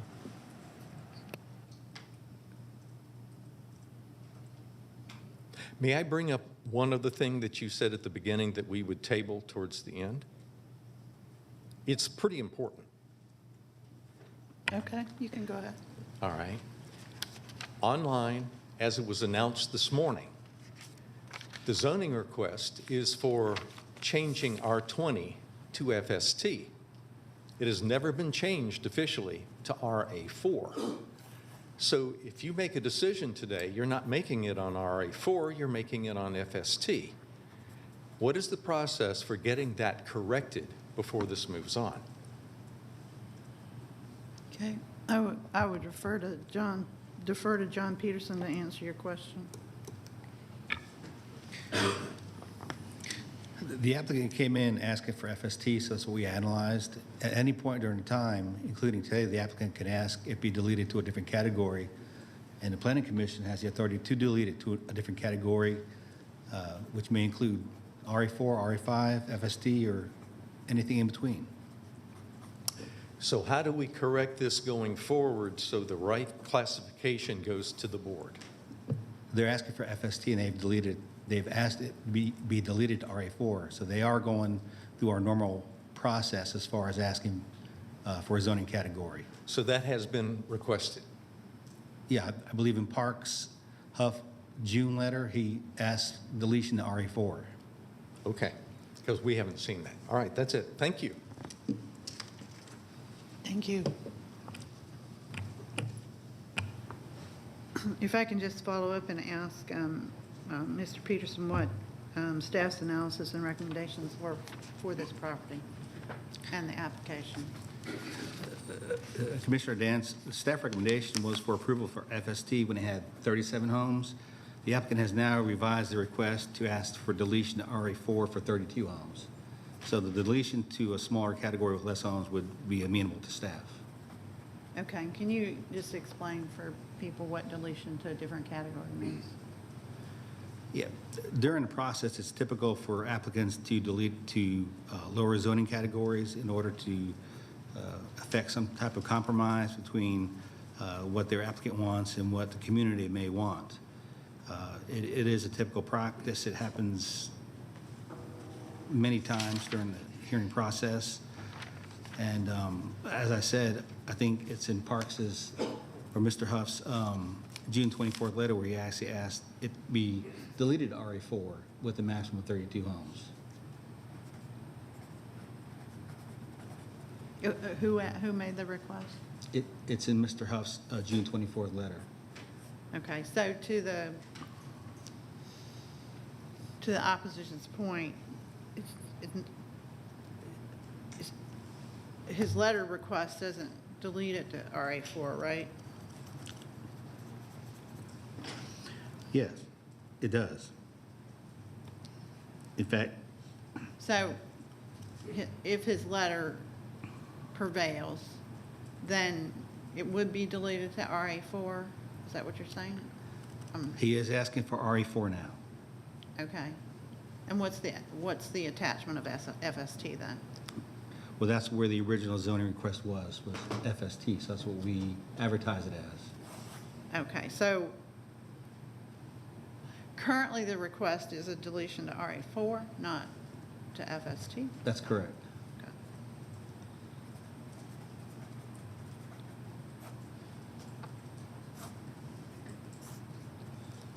Okay, and is the, so did that change staff's recommendation for this property? Well, the staff recommendation, as I said, was approval Right. for FST at 37 lots. Right, So the fact that he's asking for a lower intensity district with less units would be amenable to staff. okay, so staff continues to recommend it, but at the RA4 level. All right, Well, the staff recommendation is for FST at 37 lots. okay, I'm a little confused now. So the proposal before the board is for RA4 or FST? The proposal was for FST, and that's what's in your staff analysis that's online. Right, In June, he submitted a letter asking for deletion to RA4 with a Okay. different site plan with 32 lots. okay. And so the matter before the board is whether or not to delete it to RA4? Is Correct. that correct? Okay.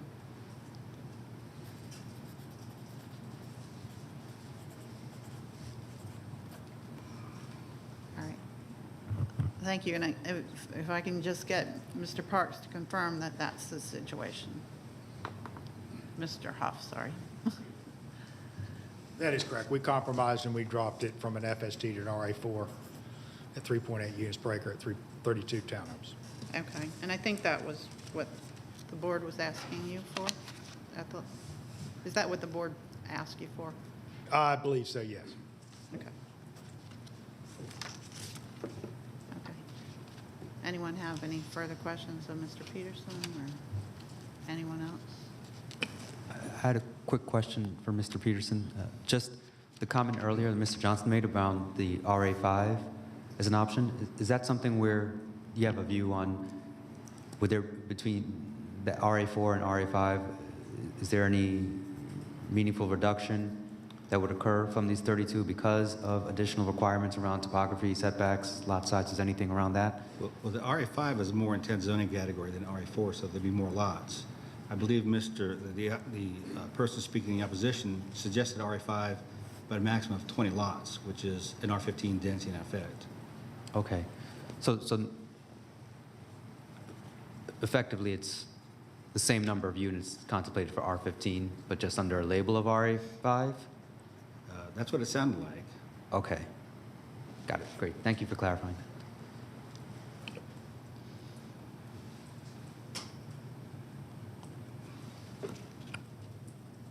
So, Mr. Peterson, just for purposes of this meeting, under RA, just following up on that, under RA4 and RA5, can you tell us how many lots would be permissible for, under each category? For RA4, the maximum number of lots would be 33 lots, and for RA5, the maximum number of lots would be 42 lots. Okay, thank you.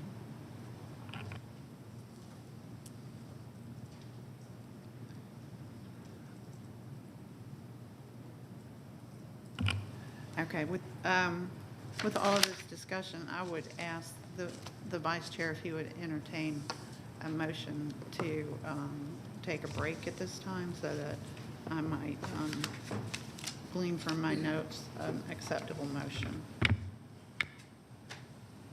We need to take a motion to 10-minute recess or just consensus of the board.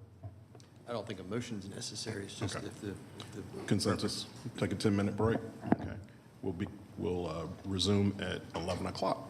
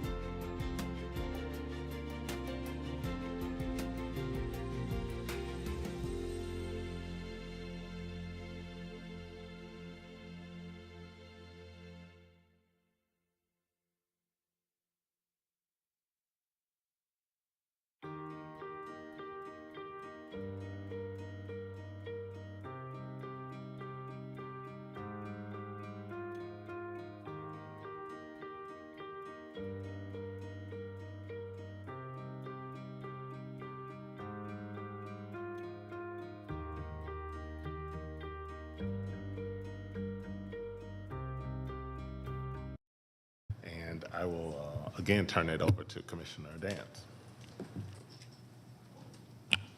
Welcome back to you, too. I just want to make some preliminary remarks. First of all, I appreciate the efforts of everyone becoming involved in trying or attempting to fashion a solution that looks to the best interest of the community. And I appreciate the efforts to come up with a compromise plan and initiate a reduction in the plan to 32 lots. I also appreciate that the plan is environmentally sensitive and attempts to preserve green or open space that's adjacent to existing residential areas and neighborhoods. And I personally believe that to be of benefit to the adjacent neighbors in that they obtain a basically a buffer. I also appreciate that there are stormwater issues to be addressed pre and post construction with respect to the neighborhood.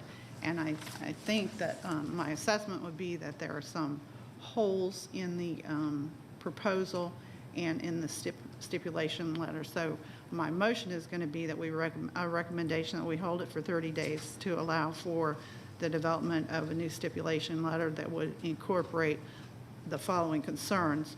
One is, would request that the developer consider a further reduction of density and impervious surfaces. Two is that the developer would show the elevations of the front of the units from the street, and including the sidewalk connectivity. Three is that the developer would present a landscape plan with fencing that is consistent with the area and that addresses runoff issues post-construction. The next one is that the stipulation letter would evaluate the buffers and the feasibility of a proposal to move the units forward on the property as we discussed, which might amount to a reduction in the location of the existing structures, but would also allow for the extension of a further buffer back of the properties. Would also like for the letter to address and consider the relocation of the entrance as discussed by DOT and traffic plan that would facilitate a left turn at the 620-foot recommendation. And would like for the letter to address a stormwater plan and consider the possibility of an escrow for purposes of protecting the citizens. And that would be my motion. Second. Okay, it was seconded by Commissioner Hughes. Any discussion? I just have one. Were we able to capture everything that Commissioner Dance put in? Okay. With that, we'll call the question. Okay, by a vote of 5-0, we will hold for 30 days in order to take a look at the new stip letter as outlined by Commissioner Dance. Thank you. Okay, Mr. Chair and Board, before we get going, I did have one more request for a continuance for today. The applicant has asked for a continuance for zoning case Z46 of 2022, Whatmore LLC. The applicant would like some more time to work on his plan, Mr. Chairman and Board, so the staff would ask that the Planning Commission continue Z46 until your October hearing date. Thank you. That is in District 3, so I am going to ask Commissioner Ballon to make any motion. I'm sorry. That's on Commissioner Dance as well. I'm sorry. Move to continue. Second. Second by Commissioner Anderson. Any discussion? If not, let's call the question. Okay, by a vote of 5-0, we will continue Z46 for 30 days. Okay, thank you. And I did have one more request for an early head count, Mr. Chairman, and I'm going to ask for a head count of people for and against this zoning case. But for zoning case Z58 of 2022, Pulte Home Company on Midway Road, can I get a show of people here who are opposed to this case? Please stand up and raise your hands.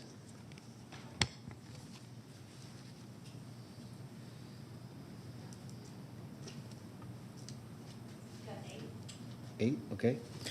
And can I get a show of people here who are in support of rezoning case Z58? Please stand up and raise your hand. 2, okay. So let the record show for Z58, the early head count shows that there are 8 people here opposed and 2 people in support. And I would like to remind both sides that please leave at least one person here to represent your side when the case is called later on today. All right, moving on to the next case, rezoning case Z35 of 2022, Morrison Building and Investment LLC, request rezoning from R20 to NRC for commercial and land lot 42 of the 18th District. The property is located on the south side of Veterans Memorial Highway, north of Lee Road. Is the applicant present? Let the record show the applicant is here. Is there anyone here opposed to rezoning case Z35? We got one. Okay. Let the record show there's one person opposed. All those who wish to address the board, please come forward to be sworn in.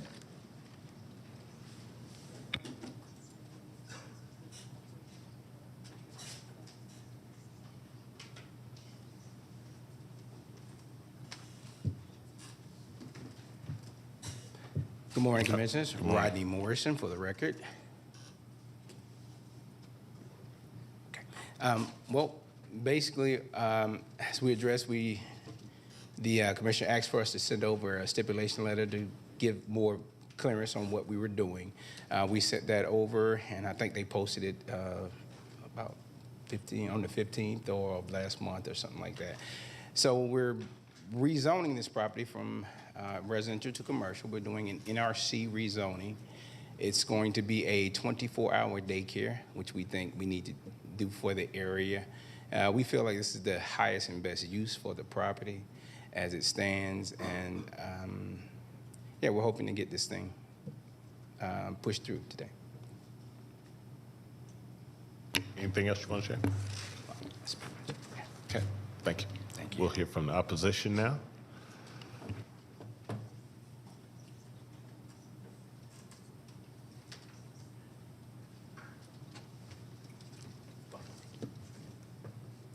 Good morning. My name is Robin Meyer, and I chair the Zoning Committee for the Mableton Improvement Coalition.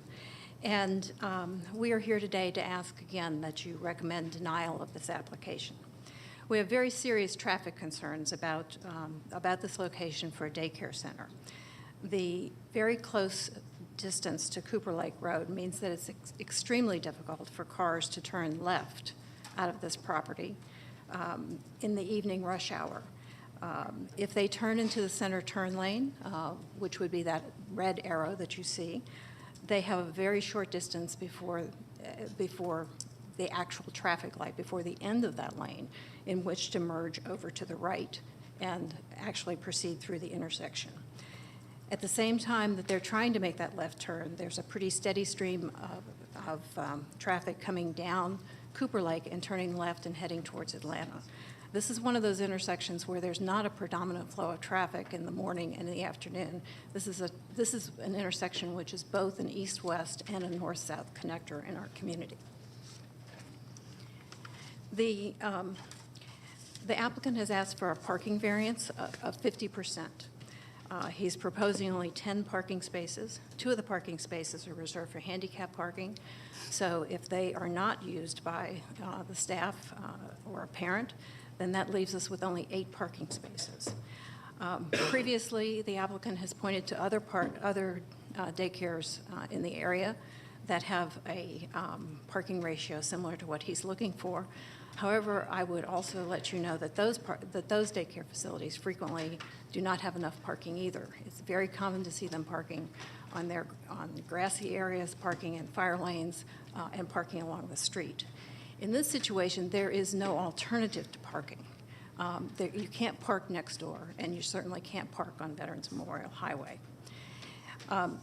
If there's any chance that the building and the parking lot would trigger any stormwater requirements, there is no room on this parcel for a detention pond as well as the parking. So it's simply a matter of this property is too small. The building itself is too small. 24-hour daycare requires a place for kids to sleep, requires a place for meals. I understand it meets the technical requirement of the state square footage per child, but common sense simply tells you that 18 children in these 3 small bedroom-sized rooms in this home is simply not a good idea. There also is no plan for improving the curb appeal of this property. The stipulation letter mentions mentions landscaping to the rear. There's a note on the site plan about landscaping for part of the front. There are some drawings for plain wood siding on the house itself. There's no color palette. It's going to be dominated by this very large ramp in the front. This is not the sort of look that that we have been hoping to see here in our community. Typically, when we look at zoning cases, we are always trying to talk about the property and not talk about the applicant. We're zoning the property. We're not zoning any one individual. But time and time again, Mr. Morrison has asked us to trust him. So I wanted to just walk through the timeline here. About a year ago, Mr. Morrison purchased this property. Shortly thereafter, there was a code enforcement complaint because the property had been cleared and it was being used to park tractor-trailer trucks. The trucks did fortunately leave the property after a visit from code enforcement. Another code enforcement complaint was filed shortly thereafter in March because there was building going on the property without a permit. So the code enforcement officer spoke with Mr. Morrison. This is a clip from their online records. And Mr. Morrison said that he was constructing this for his personal residence and that he would go ahead and get building permits. However, at the same time, the tax assessor's records show that Mr. Morrison is claiming a homestead exemption on a home up off Cooper Lake Road where he's previously told you that he lives. Only 2 weeks later, on April 7th, Mr. Morrison filed a site plan as part of the zoning application that we're considering today for this property. I think it's pretty interesting that he was able to obtain the complete business plan for a daycare center and a site plan in a mere 2 weeks' time. I think many developers are telling us that they have a hard time finding enough professional services because of the strength of the building economy right now. Mr. Morrison has also told us that he wants this property to look good for the community, that he's part of the community and he certainly wants it to look better.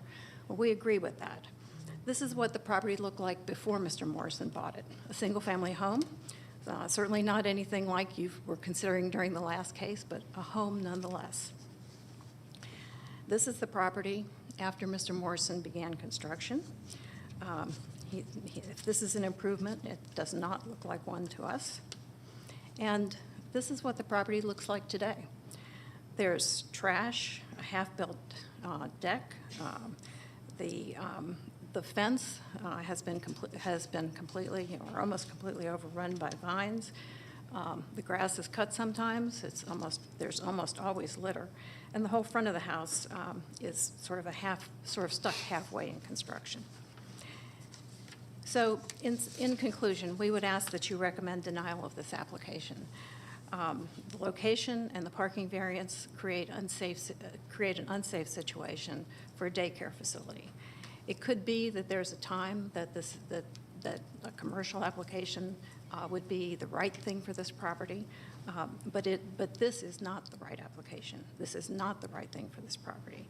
The building is too small, and there is no overarching plan that we have been able to see for how this property operated as a daycare center will be an improvement and an enhancement to our community. This had been a single-family home up until a year ago when Mr. Morrison bought it. It still has value as a single-family home if it can still be repaired. And there's no imperative to zone it for commercial property until there's a good plan in place. And this is not that good plan. So please recommend denial. Thank you. Thank you. This is in Zone 4, so I am going to turn it over to Commissioner Hughes to lead our discussion. Thank you, Chairman Galt. Let me first thank the applicant for providing the stipulation letter. It was very helpful for me to have that as I was looking at that. Also better understanding the community's concerns, reviewing staff's analysis as well, and then also utilizing my own professional background. I do want to ask if DOT could come up for a minute. I have some questions regarding transportation access and vehicular access to the site.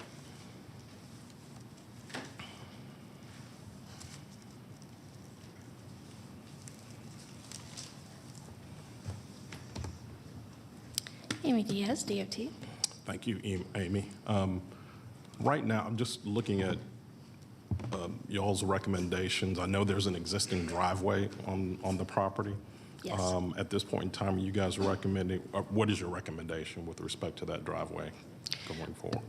So we recommended that they improve the uninterrupted access basically into the site, which they did submit a plan that addressed that. Okay. Is that, and just so I'm clear, is that full access so somebody could make a left out of there as well as a right? It is an existing full access driveway. So we would coordinate with GDOT on whether or not they would require restriction because of the proximity of the signal. Right. So. And so with that being the case, I don't know what the distance is. Well, let me back up. So there's a center lane, obviously along Veterans Memorial. There's no raised median. So theoretically, an individual could make a left into that property. And I guess my concern, if you're making a left, eastbound traffic, and then people who are making a left from Cooper Lake, just concerned about the potential conflict that might arise there. Is that a fair assessment? You're concerned about the people turning left from Cooper Lake conflicting with the people turning into the center turn lane? Turning from the center turn lane into the property that's the subject of the zoning. Oh, I Somebody see. else turning left from Cooper Lake going eastbound on Veterans Memorial. A person turning left, yeah, I could see that. So basically, they would be going westbound if they're turning left into the property. Yeah. Yeah, so they're turning left into the property, then they would end up in what would have been a queue for the left turn at the signal, but since the signal is a T intersection, they don't interact with anybody there. Okay. So as long as they're in the center turn lane, they shouldn't be interacting with the people turning from Cooper Lake. Cooper Lake should turn into the through lanes. Okay. Are you guys recommending a XL-decel lane or anything at this point? Yes. Well, we recommended, so actually we did not, but because of the length of the frontage, we would recommend that they do at least like an improved radius or a taper along whatever they can fit in along their frontage. Okay. Okay. Those are all my questions for DOT. I'm going to look to my other commissioners to see if they've got any questions. Any other questions for DOT? Nope. Okay. I guess just, again, looking at the STIP letter, looking at the community's concerns, and then just my background, I did noted that there are actually 2 existing daycares within close proximity to this site, and I believe I think they're doing a great business. But I do note that 2 of the one immediately across the street, I think it's called Bright Minds, is almost a 2-acre site that's got right-in, right-out access, but has a secondary access, thank you, secondary access off of Harding Drive. So the access there, I think, makes better, it's more reasonable. The circulation works more efficiently in that site. If you go a little further east to Kids Are Kids, there's which is right across the street from Leland Middle School, the other way. I think a little further, a little further, a little more, a little more. There we go. If you can blow up that, yeah, on the south side of Veterans Memorial.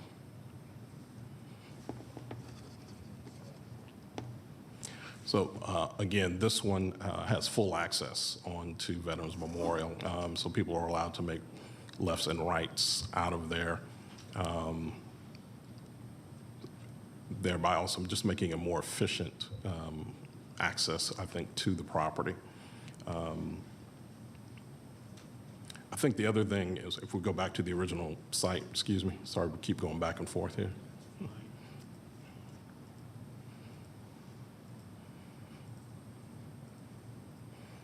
So as I look at the site and look at the property, I think there's an opportunity here for an assemblage type of situation. I think the property on either side of the subject property is somewhat underutilized, I'll say, and I think presents an opportunity for a more comprehensive development plan with a more with a better traffic circulation opportunity, an entrance that would line up actually with Cooper Lake. And so that would be a better situation, in my opinion. I also note that, this application requires a variance in terms of lot size, and obviously number of parking spaces reduced in half. And I'm not saying that daycare is not a needed service in the area. I'm just not sure that this is the correct site for it. So with that, I'm recommending that we deny the request. That would be my motion. Do I have a second? Second? Second from Commissioner Dance. Any discussion? Not, let's call the question. So from a vote of 5-0, we recommend denying approval of Z35. All right, thank you. All right, next case is rezoning case Z49 of 2022, Johnny Hastings Integrity Development Group.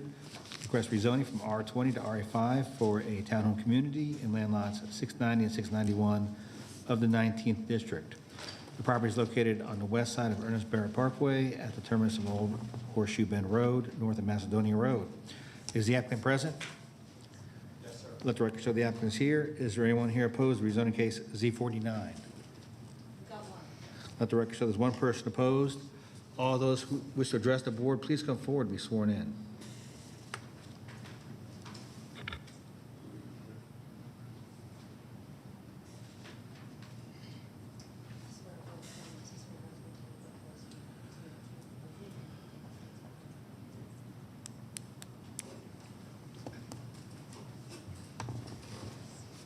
Good morning, Mr. Chairman. Johnny Hastings, 4265 Biltmore Place, Marietta, Georgia. We are the applicant. I'm joined with Ms. Clounce. She's the seller's granddaughter, and she's here to state the case of why we think this is an appropriate site for what we're proposing. As you can see on the GIS map, this is a site. Could you pan out a little bit so that we can see further, Ernest Barrett Parkway? There you go. So basically, this site, we're proposing to change it from R20 to RA5, which is a townhouse community. The site to the north, everything's undeveloped land to the site. To the west of the site is floodplain, which is still part of our seller's property. It's a 17-acre tract in total. So the ask is 5 units an acre, which is 63 units. As you can see, it's on Ernest Barrett Parkway. We have chatted with Commissioner Sheffield about the site, and it's our feeling that this would be the seed to start development on Ernest Barrett Parkway. Coming from McLeod all the way to the Walmart, I have yet to find one subdivision on the road. There's a nice ball field, activity center, there's a DOT, a depot, but otherwise, I didn't see a single subdivision. In terms of traffic, I mean, it's Ernest Barrett Parkway. We've met with DOT. We're going to do a decel lane for safety purposes. On the site itself, there's a power line, there's a Colonial gas easement. So, staff is recommending 2.5 units an acre, which would, in Cobb County, is probably a $450,000 home. I think that could be challenging next to a power line and a gas easement. Not impossible, but We feel this is more of an area for starter homes, teachers, sheriffs, policemen, people that work in this building, to have the opportunity to live where they work. I'm going to have my colleague here read what the questions of zoning are. If you give it, we have 10 minutes. Is that correct, Mr. Chairman? Yeah. That's correct, and you have about 7.5 minutes left. Thank Go you, for sir. it. If you could let me know when I have like 1 minute left. Absolutely. All right, so whether a proposed rezoning will permit a use that is suitable in view of the use and development of the adjacent and nearby property. The proposed rezoning will permit a use that is suitable in a view of the use and development of adjacent and nearby properties. The proposal is a new 63-unit townhome community located along Ernest Barrett Parkway near Macedonia Road. Given the site's location along a major thoroughfare, the proposed land use of medium-density residential attached homes is reasonable at this location. The proposal would maintain all stream buffers and would have access only onto Ernest Barrett so as not to disturb surrounding properties. Nearby properties will not be affected by the proposal. Whether a proposed rezoning will adversely affect the existing use or usability of the adjacent or nearby property. The zoning proposal will not adversely affect the existing use or usability of the adjacent or nearby properties. Most of the nearby properties are already vacant or undeveloped. Additionally, the current owner of the site will maintain ownership of the site directly to the west. The site is also physically isolated from nearby sites by a power easement and Noses Creek, which will further buffer the development. Whether the property to be affected by the zoning proposal has a reasonable economic use as currently zoned. The proposal loses much of its economic use because of the factors that are outside of the applicant's control. As noted, the site has an easement for the Colonial Pipeline running through it, as well as Noses Creek, which is surrounded by floodplain, a very harsh topography along the western property line. As a result, the amount of developable area is extremely limited, making R100 zoning infeasible. The proposal would utilize creative planning to create a compact residential development constituting a far more reasonable economic use of the site than the current zoning. Whether the zoning proposal will result in a use which will or could cause an excessive or burdensome use of existing streets, transportation facilities, utilities, or schools. The proposed rezoning will not result in a use which would cause an excessive or burdensome use of existing streets, transportation, facilities, utilities, or schools. The smaller size of the lot and the proposed homes are targeted towards younger families, young professionals, and older persons looking to downsize. Because of the diverse market, it is not anticipated that the development will cause an excessive burden on nearby schools. Utilities on site are being explored by the developmental team. The developer will make upgrades, if any, to facilitate the development. The site plan includes a master stormwater pond to collect runoff from the significant rain events, so nearby properties will not experience flooding from the site. Whether the proposed rezoning is in conformity with the policy and intent of the land use plan. The proposed rezoning is in conformity with the policy and intent of the comprehensive plan. The plan identifies the site as part of the medium-density future land use designation, and proposal for 5 units per acre on the site overall is in line with this policy. And lastly, whether there are other existing or changing conditions affecting the use and development of the property which give supporting grounds for either approval or disapproval for the proposed rezoning. The site should be rezoned to facilitate the proposed development for several reasons, but perhaps the most compelling is the site's location. The area is south of the site is becoming an active area and will be supported by the new housing that is part of this proposal. The plan is forward-thinking proposal that will provide additional high-quality housing in an area that already has similar land use densities and intensities while balancing the need to support growth. Sincerely, Planning and Engineers Collaborative. Thank you. Thank you, Christian. So in conclusion, Mr. Chairman, there are chairs in the school. We've got a letter from them stating that there is capacity in the school system. There's capacity in the sewer system. There's certainly capacity on Ernest Barrett Parkway for 63 townhomes in the traffic.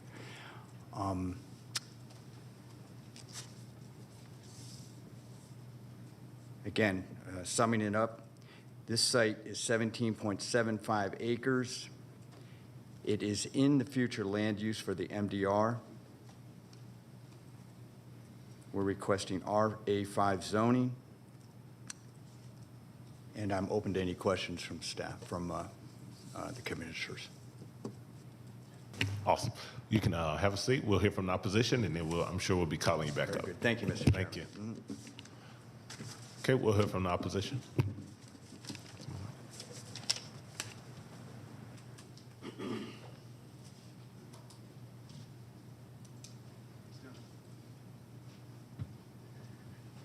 Hi, I'm Stephen McCampbell. I represent the homeowner, Mr. William Brown, who owns the piece of property between Barrett Parkway and their property, the little triangle-shaped piece there. He has no access to that property. When DOT, if you look on the other side of the road where Old Horseshoe Bend Road comes in from actual Horseshoe Bend subdivision, he has access from there. And when DOT came a long time ago and did their take for Barrett Parkway, they left him with a remnant piece of property. So you can't landlock a piece of property, to my knowledge. It's illegal. Supposed to be anyways. But he has no access to their part, and DOT has no access to his property. So I guess my question is, moving forward, I have no problem with the use itself. I personally think you guys should give them more units per an acre over there.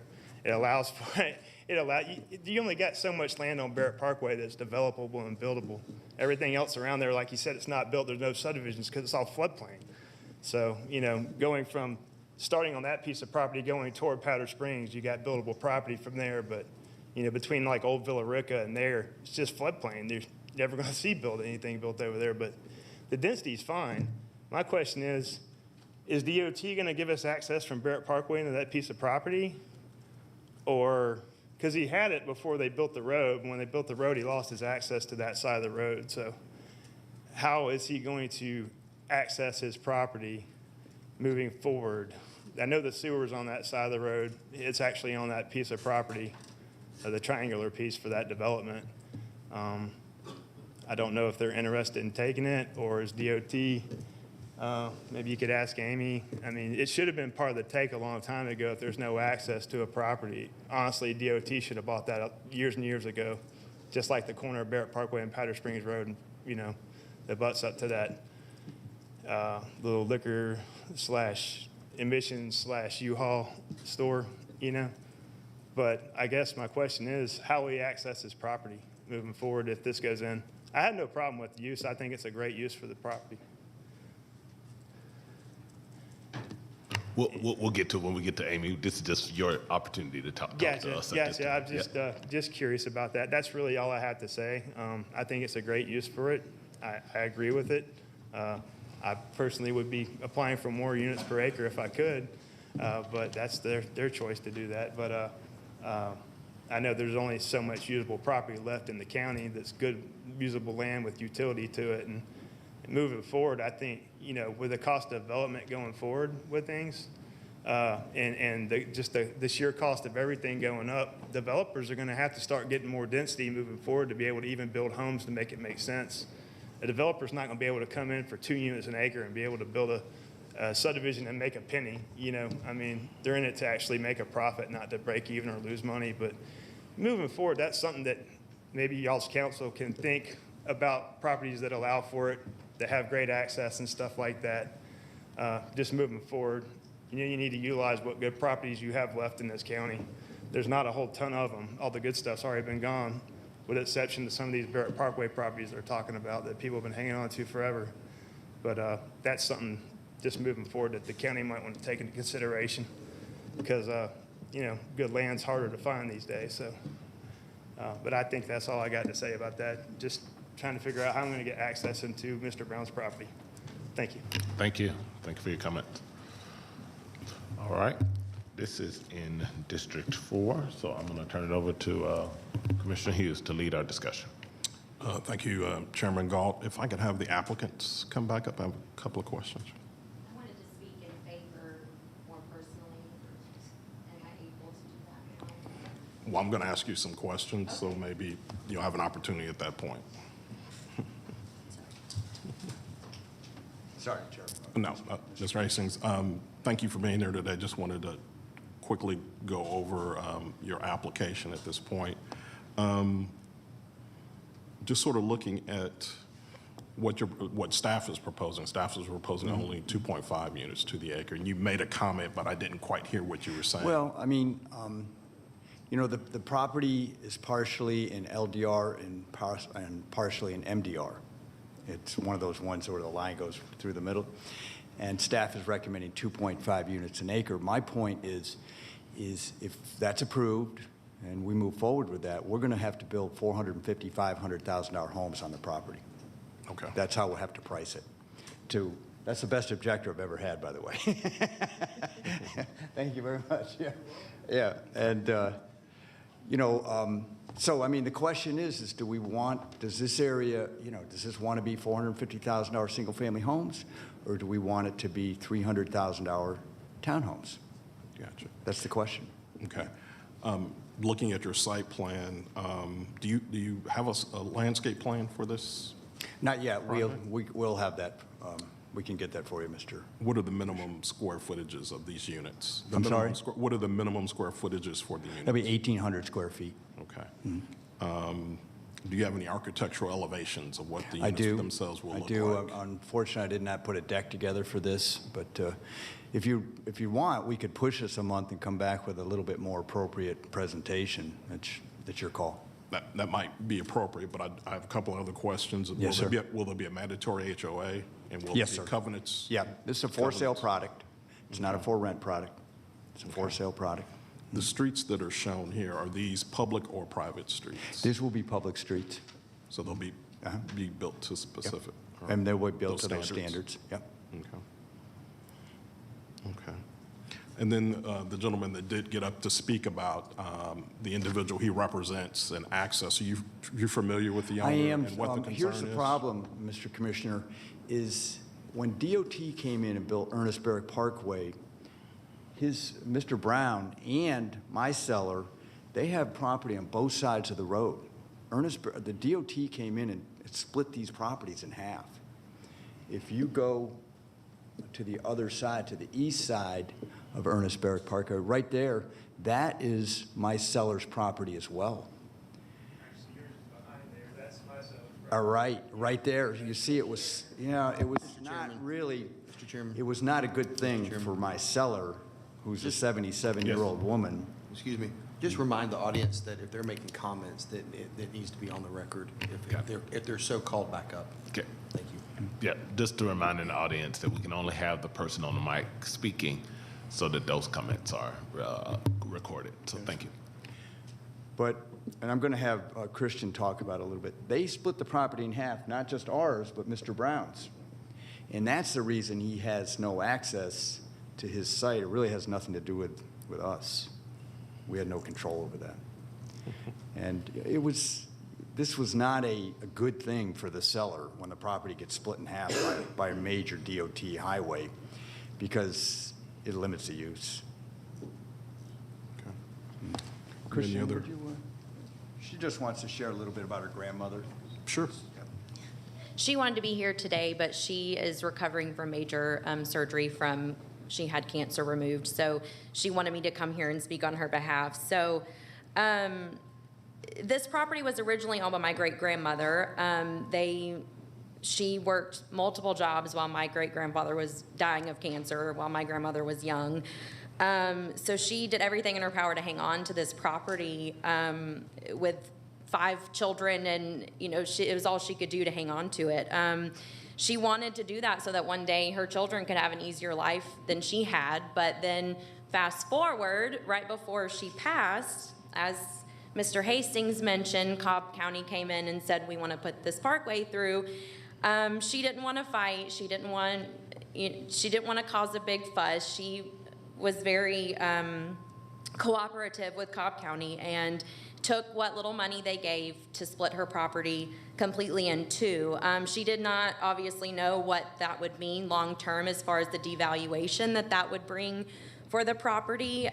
So here we are 20 plus years later, and we have been unable to sell this property. My father is actually my broker. I'm a real estate agent as well. We've been trying to sell this property for years, and every time we try, there's, you know, the red tape involved with the right in, right out. The other side doesn't have access from Barrett Parkway, as he was talking about. The other side, they can only get to it from Powder Springs Road. So, you know, we have Johnny Hastings. I think highly of him. We're very excited about his plan. And, you know, we just hope that Cobb County will take into consideration what all has been done, what all we're wanting to do, and allow, you know, to bring in this new development into the community that I think will be very beneficial, because as we mentioned, there's not very much on this parkway just because of the lack of ability to develop on it. So I really do appreciate the time and consideration, so thank you. Okay. You have any other questions of the applicant? Any other questions of the applicant? Yeah, Commissioner Malone. Thank you, Mr. Chair. Just very briefly, can you show us where the Colonial Pipeline easement runs through this tract? Yes. I believe it's that right It's there. the white? Yeah, right there, sir. The faint white? Yes, sir. Okay. Yep. It's a challenging site as it is. But, you know, to your point, you know, if this is going to be 2.5 units an acre, I'm not sure this deal is going to get done. I mean, there's not a whole lot of people want to live next to a power line in a gas easement and pay $450,000. Yeah. How far away from the gas easement were you planning to stay? Whatever the buffer needs to be. I mean, you can't build. We're not going on the other side of that thing. All the development will be to the north. You'd be amazed what's been built fairly near pipeline easements in this county, but Oh, yeah, absolutely. we're going to try to stay away from that. But I understand. I appreciate that, Commissioner. Yeah. Okay. And we'll talk to Mr. Brown afterwards, see if you and I can put something together. There's a negotiation in place. We have to still do that. We can only talk to you on the mic, Mr. Brown. We'll have to talk to you. That's fine, Mr. Chairman. I apologize. Yeah. But that might be a good opportunity to get your cost per acre down. Yeah, amen. There you go. Okay. That was all I had. Thank you, Mr. Chair. All right, Commissioner. All right, thank you. Thank you. I One appreciate last that. comment, if I may, Mr. Chairman. It's pretty rare for me as a developer to be in a room where there's no objectors besides one these days. You know, it tells us that it's an appropriate site for the ask, number one, because we sent out 120 letters to the people basically across the other side of Ernest Barrett Parkway. There was a subdivision over there. And to have nobody here against us is pretty rare these days. So I think it's an appropriate site for the usage, and I would appreciate approval. Thank you so much. God bless you. Thank you.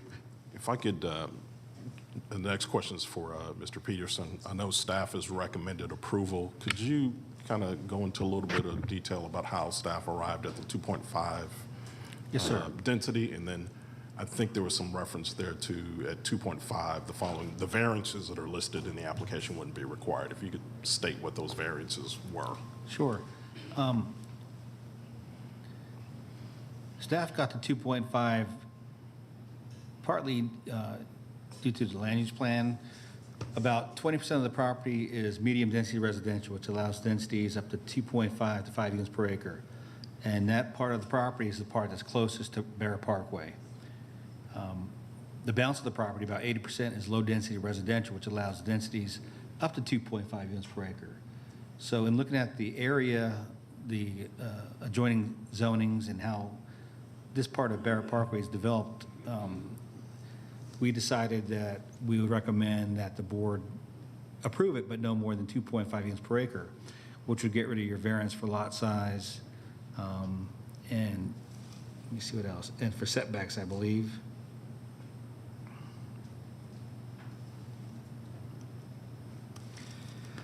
Yeah, it's for lot size, because they're asking for a reduction from 7,000 square feet to 2,880 square feet.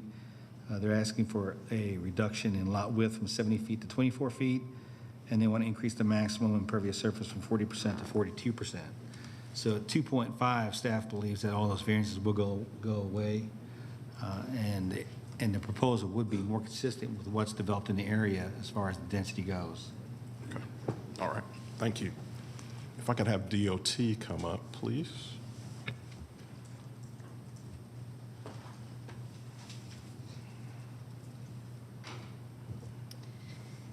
Amy Diaz, DOT.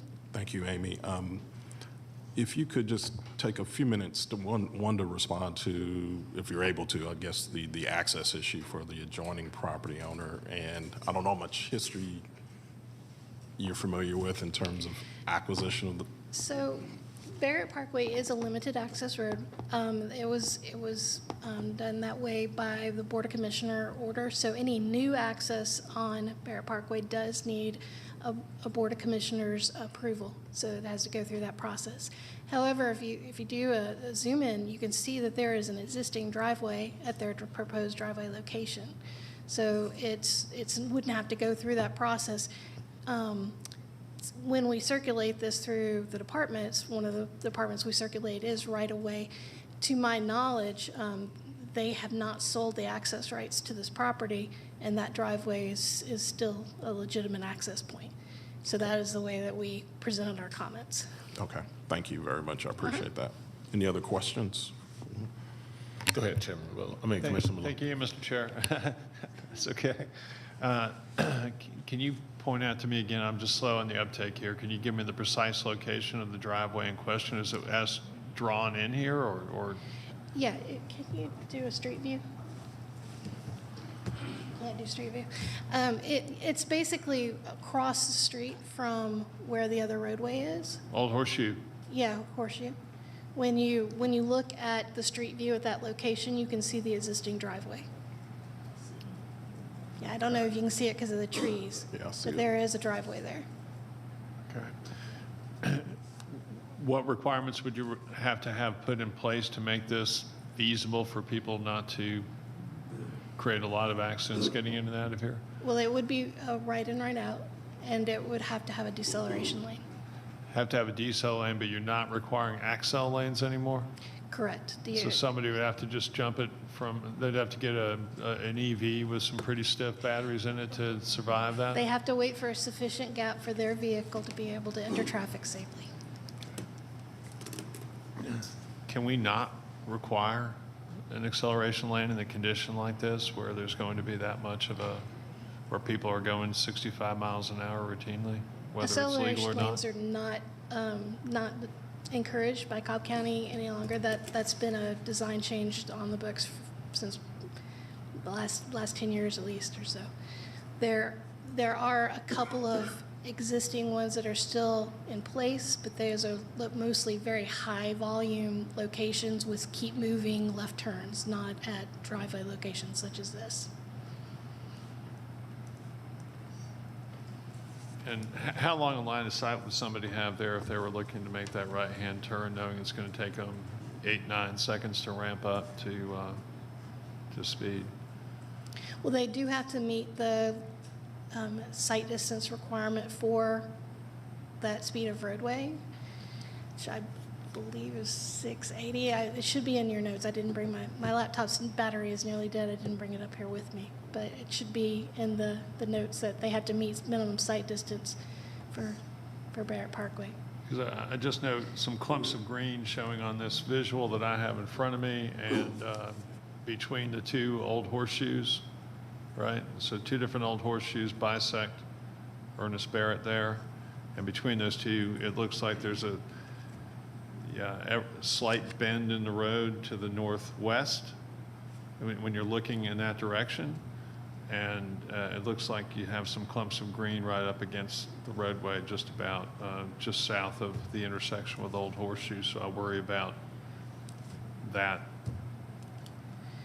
potentially creating issues for folks trying to safely exit if this were to move forward. Anything that can be addressed with a sight distance easement could be done during plan review, where basically that people dedicate, whether it's their property or if they have to go to the adjacent property to ask for it, but they dedicate that easement to the county to make sure that the sight distance is retained. But speaking, I didn't see that, but that's some level that we go into in plan review when they have to submit their profile for their access to confirm that site distance is adequate. And if it is not, how is it going to be addressed? Thank you. No other questions? Any other questions for DOT? Thank you. Thank you. Appreciate it. Thank you, Amy.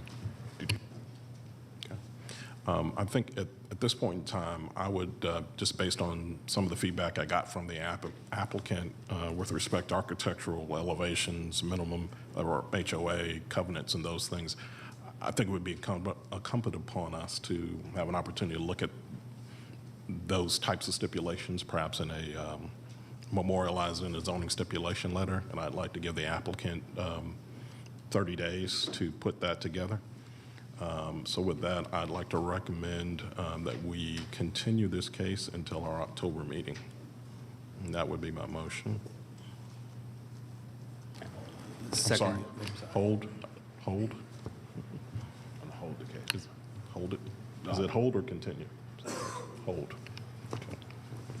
A second from Commissioner Anderson. Any discussion? All right, let's call the question. Okay, 5-0 to hold this case Z49 for 30 days. Thank you. I think we're going to stop here. It's the perfect time for lunch.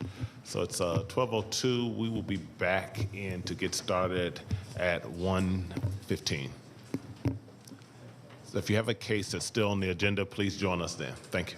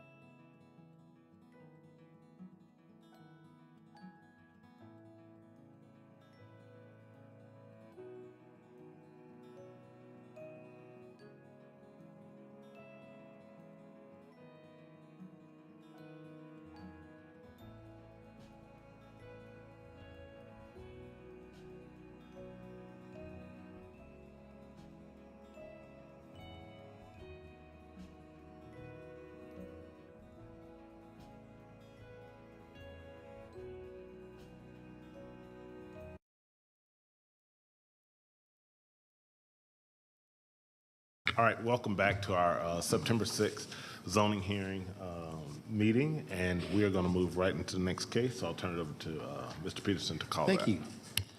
Next case is rezoning case Z50 of 2022, Rami USA Properties LLC, request rezoning from R20 to NRC for daycare and land lot 494, the 19th district.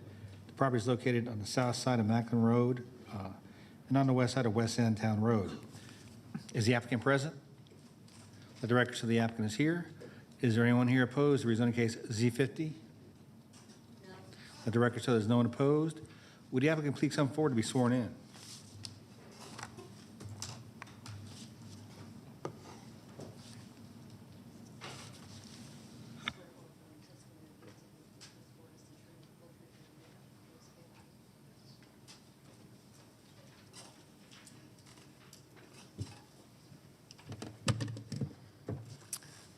Mr. Chairman and Commission, thank you for allowing us the time to work through the details from last month, and thank you for having us back today. My name is Giles Ward. I'm with Equitable Can we get a Property name for the Company. record, please? So we good? To refresh, we're asking to rezone a parcel at the corner of Macklin Road and West Sandtown Road in order to build a daycare. The location between Dowell Elementary and Mud Creek Soccer Complex is perfect for a daycare for the same reasons that it's perfect for an elementary school and a soccer park. We really do aim to serve the same families. Last time we were here, questions were raised about traffic flow. We've worked with the neighbors and Ms. Diaz at Cobb DOT. I'll give her credit for very patiently working through iterations with us, the final version of which includes 2 decel lanes, turning lanes, right-in, right-out restrictions, good sidewalks, and a dedicated right-of-way, all happily at our expense. It's our hope that the street infrastructure improvements that we're adding will alleviate some of the pre-existing problems and concerns that our neighbors have raised. Our client operates as a park and walk-in center, so there's no circulation and no circulation lanes required. I'll note that unlike an elementary, middle, or high school, drop-offs and pickups are staggered over a much wider time. Even during our peak 30-minute windows, we average less than 2 cars a minute entering the site, or the average site. We're building for a leading national brand that has big plans for the Atlanta area. Although they have almost 500 locations open or on the books across the country, this will be their 2nd location in Atlanta and the first for us as a developer. We will own this building, and TLE will be our tenant. That's the learning experience. Being a part of the community and a good neighbor is our only way to succeed. We're committed to making this work and look forward to being a good part of the community. So, if we can address. That's our statement. If that's your statement, we'll stop there, and then I'll turn it over to Commissioner Hughes to lead our discussion for District 4. Thank you, Chairman. Thank you for the supplemental materials. I appreciate that. I saw the renderings and updated survey and elevations and site plans. I appreciate that. Did y'all have a conversation with property owners, I think, nearby about some of their traffic concerns? We've had several conversations. I've shared with them iterations of our plan and the final plans, and appreciate that they're here today but did not stand in opposition. So. Okay. All right. I don't have any other questions of the applicant at the moment. Are there questions from other commissioners? Commissioner Ballon? Yes, thank you. Did you look at any other sites in the area at all? We have looked at a lot of sites. I've been tasked with opening more than 20 before the end of next year in Greater Atlanta. I have not looked at others in the immediate area because the learning experience actually presented this site to us and asked us to pursue it. So that was the genesis of this. Okay, so the learning experience being the client? Being the client, yep. Okay. Most of the time I go out and find sites and present to them. This was a rare occasion where they brought the site to me. So in driving around here in the past couple of weeks, I noted that there was land for sale just a little bit west of here in an existing commercial node that wouldn't require rezoning. Actually, right across from an existing daycare and a shopping center that included a grocery store, but it seemed like they had a parcel for sale. Just a little bit west of here on Macklin Road, it seemed as well. If you went east, there were other existing commercial parcels available. So you're indicating you really hadn't taken a look at any of those at this time? I have not at request of the tenant. Okay. And at this point, we've invested fairly significantly in plans and surveys, and But your requirements were for a 10,000 square foot building, basically, right? Yep. Okay, and then how much land would that tend to require? On a flat lot, between 1.25 and 1.5 usually works. This lot has some pretty interesting topography, so it's going to take us a lot more of the parcel. Okay, thank you. Further questions from other commissioners? If not, I'll turn it back to you, Commissioner. Thank you. You can take it. If I could just ask John Peterson, staff, just to respond. No staff has recommended denial. If you could just provide us with a little bit of background on that decision to recommend denial. Yes, sir. When we first got this case, we looked at several different things. First we looked at the surrounding zonings. This property is totally surrounded by residentially zoned properties. Number two, we looked at the character of the area. The character area is overwhelmingly residential at this area of Macklin Road and West Sandtown Road. Three, we looked at the future land use map. It's low-density residential. The closest commercial node is down the street at Barrett Parkway and Macklin Road. We just didn't feel like this use would be suitable in view of the use of the residential property near it. And, our fear is if this gets zoned, then someone else is going to come in on one of the other three legs of the intersection and ask for a commercial zoning for something. The service is step down in zoning. All right, thank you. Appreciate that background. And I've had the opportunity to travel the corridor as well and look at other opportunities for commercial development. And I'm glad fellow Commissioner Beloin also identified some other opportunities that this applicant may want to take a look at that may not require rezoning. I guess my concern is potentially establishing a precedent in a segment of the Macklin corridor that's not really equipped for commercial development. Staff has noted that there's commercial in other areas, or just down Bear Parkway and Macklin, and I think further west, going back towards Lost Mountain, perhaps Villa Rica, that may be more suitable for this type of business. I think based on that, my recommendation is that we deny the request, and that would be my motion. Second. It's been seconded by Commissioner Ballon. Any discussion? If not, let's call the question. A vote of 5-0 for denial of Z50. Thank you. Thank you. Next case is rezoning case Z52 of 2022, Newport 360 Capital LLC. Request rezoning from GC to RRC for multifamily residential in land lot 363 of the 16th district. The property is located on the east side of Town Park Drive, north of Town Park Lane. The applicant is present. Is there anyone here opposed to rezoning case Z52? Let the record show there's two people here opposed. All those who want to address the board, please come forward to be sworn in.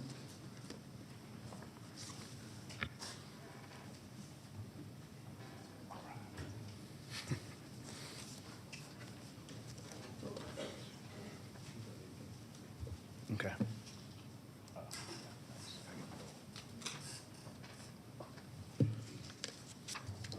Great, thanks. Go ahead. Thank you, and good afternoon, Commissioners. My name is Kevin Moore. I'm here on behalf of the applicant Newport 360 Capital in this application for rezoning.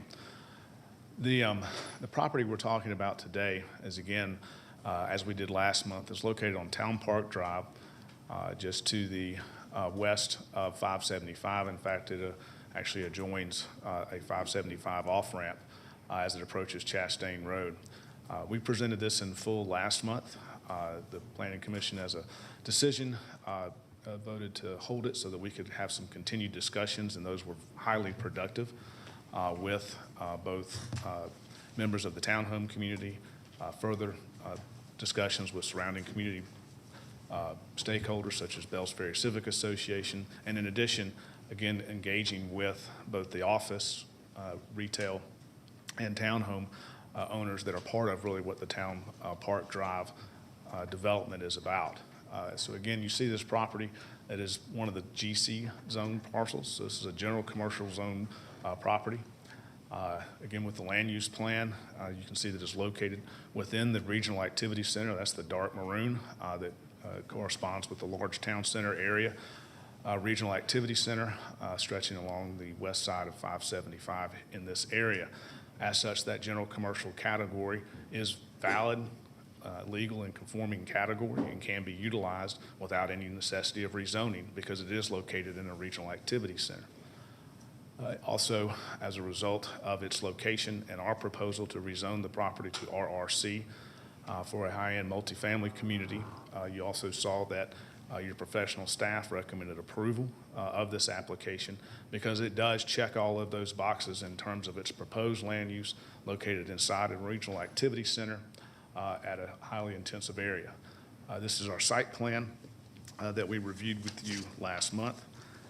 This site plan shows this parcel just off of, again, Town Park Drive. Importantly, this site plan, though, has had a major change as a result of those discussions.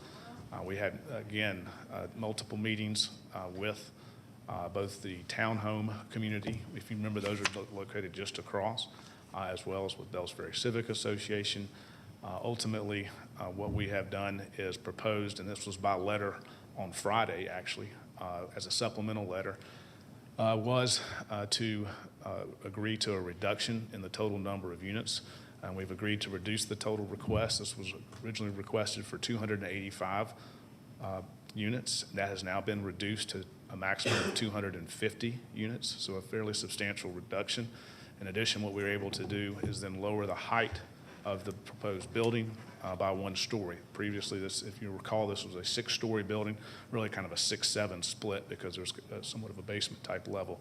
But a 6-story building as defined by the Cobb County Code, that's now been reduced to a 5-story building. So reducing it in scope and size as well as number of units, and we were able to accomplish that as a direct result of our discussions with those surrounding owners. Also, I wanted to show you when we put this together as what I keep referring to as the Town Park Drive development. While it wasn't a master plan community as such, it has developed in that manner as a true mixed use area. This is just one segment. You have Chastain Road along the bottom. You see the 575 off ramp and 575 to the right. And what you note here is the various components of true mixed use. You have over 56,000 square foot of retail along the front that stretches along Chastain Road, and that's kind of towards the left of this screen. That's part of Town Park. You have the hotel, the Embassy Suites Hotel and restaurant sites that are part of that. You have the townhomes that are then adjacent to the hotel and adjacent to the retail, and then you have the large office component as well. What that is a mixed use development in and of itself.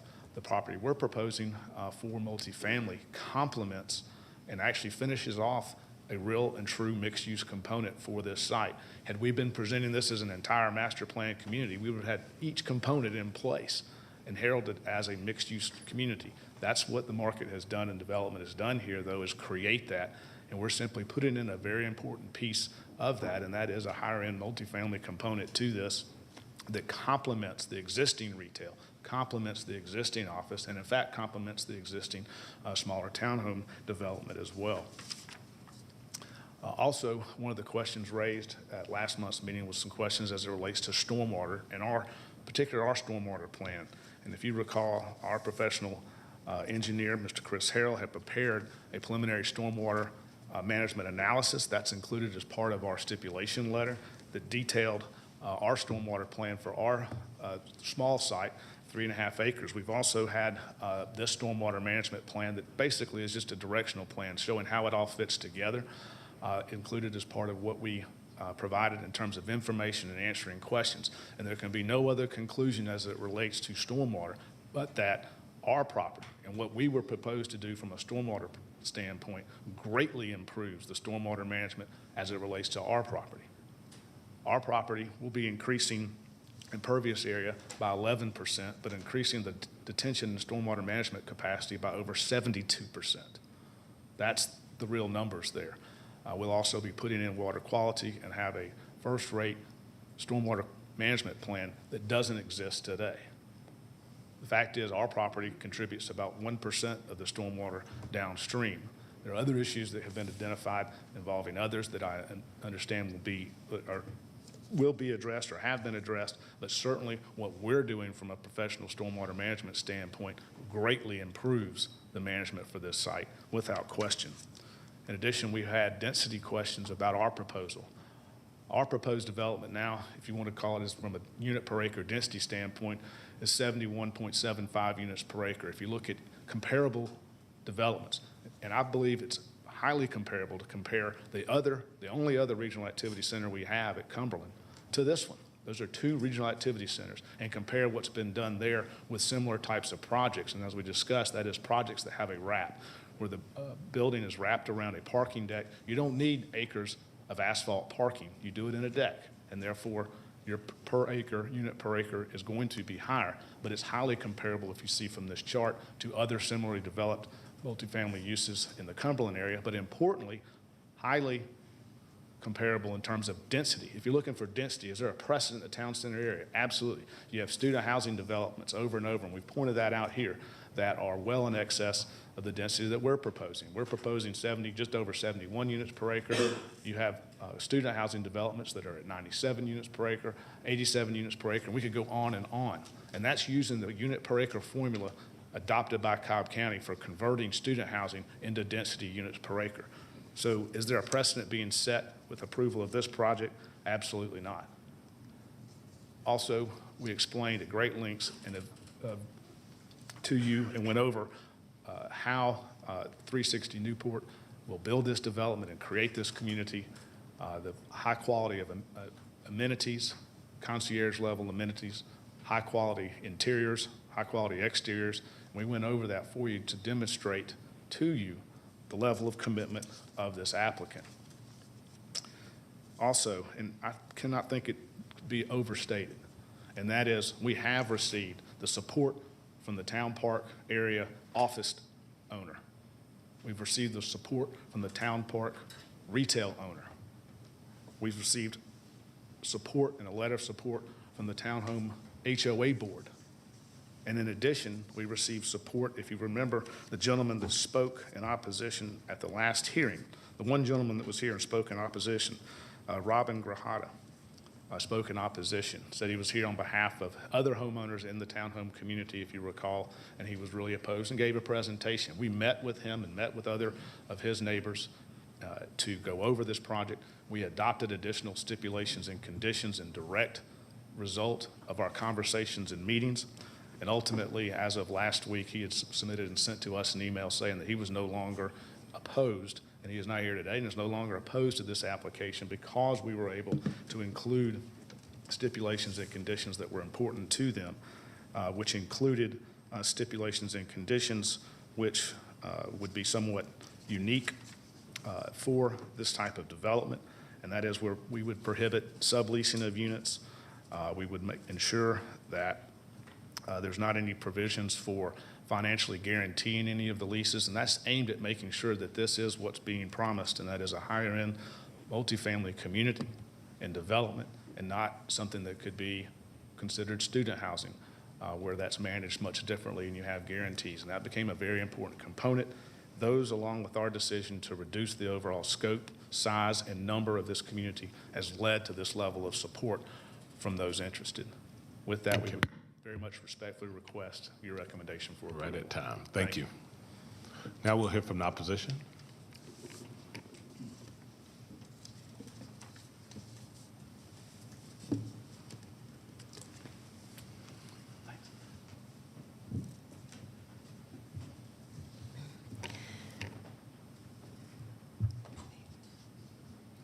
Good afternoon, Commissioners. My name is Tulin Abard, and I'm with the Bells Ferry Civic Association. The BFCA and several homeowners from the nearby townhomes did meet with the developer. It was a very productive meeting. We had several concerns regarding the high density, traffic, and stormwater issues. The developer listened to the residents' concerns and agreed to add several stipulations to their letter of agreement. Stipulations were added to prohibit subleasing or needed guarantor. Since the developer plans to sell the building at some point, these steps will apply to the property and not the owner, which was very important to all of us. They also decreased the height of the building and took away 35 units. We found this beneficial since the property sits higher than surrounding buildings, including the Embassy Suites Hotel. And reducing the number of units decreases the intensity somewhat of the development. 3 other multifamily developments have recently been approved nearby, but have yet to be completed, and there are plenty of available apartments in the area. The developer has countered that this will be a high-quality and upscale complex that will provide a niche in the market. We would have liked this development to be a condo complex, but we understand that financing is no longer available for condominiums. Regarding traffic, the developer's traffic study report concludes that, quote, the proposed development will have minimal impact on traffic operations in the study network, end quote. However, at several locations, including the intersection of Chastain Road and Town Park Drive, shown as number 5 on the map, existing traffic operations are already at an unacceptable level of service, E's and F's. Stormwater runoff is another concern. The BFCA appreciates receiving a copy of the preliminary stormwater analysis. It would be beneficial if all developers did this as well. There are currently no existing stormwater quality practices being used on the site other than a channel or ditch. This development will provide a stormwater management facility to ensure water quality and reduced flow. It will also utilize an underground detention system. What measures are in place to ensure that the underground stormwater facility will function properly for years to come? In addition, what measures will be used to prevent muddy construction runoff from leaving the property? Is there room for a sediment pond on this narrow piece of property? I know you all discussed this earlier with Z7. And so, but we were wondering, this is only 3 acres, it's very narrow. So we have concerns with that issue. We also question why the existing newly rebuilt detention pond located north of the property is already at capacity. Since it was just rebuilt, because it had collapsed. It wasn't monitored, it's a detention facility, it collapsed and tons of sediment went into Chastain Lakes. And because nobody was monitoring it, it just did a lot of damage to our lakes, a lot of sediment buildup. And now, according to Carl Carver, we learned that now the county is requiring yearly inspections from entities that have detention ponds. And I just would like to clarify if that's just above ground detention ponds or also includes underground detention ponds. It does? That's great. Thank you, Carl. So this, because of it, that it's at capacity, this property stormwater is going to bypass this pond, as well as several others already do, as you can see there. So the runoff from this and I-575 flows directly into the Chastain Lake subdivision, which already contains an overabundance of upstream sediment and needs to be dredged at a cost of over $1 million. This next photo that we have shows the deteriorated concrete channel, which the developer's stormwater will flow down, heading north. So you can see what kind of shape that's in. And then this next photo shows the end of the channel before it enters the tunnel and travels under I-575 to Chastain Lakes. And it's very rudimentary, as you can see. So in summary, the BFCA and the townhome residents appreciate the open dialogue we've had with the developer and the fact that they addressed many of our concerns in their stipulation letter and lowered the density and height of the building. We do, however, still have concerns regarding traffic and stormwater. Thank you for your time. Thank you. All right. We are going to turn this one back to, this is District 3, so Commissioner Dance, I'll turn to you to lead our discussion. Okay. If I could have Amy Diaz, please.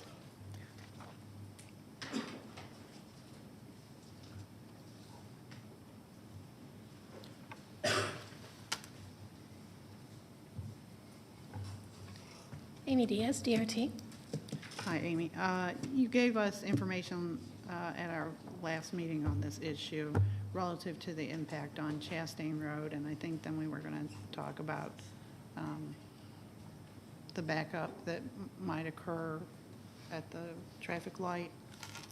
Correct. So the information you'd asked for at the last meeting was what percentage increase would it be on Chastain Road between 575 and Town Park?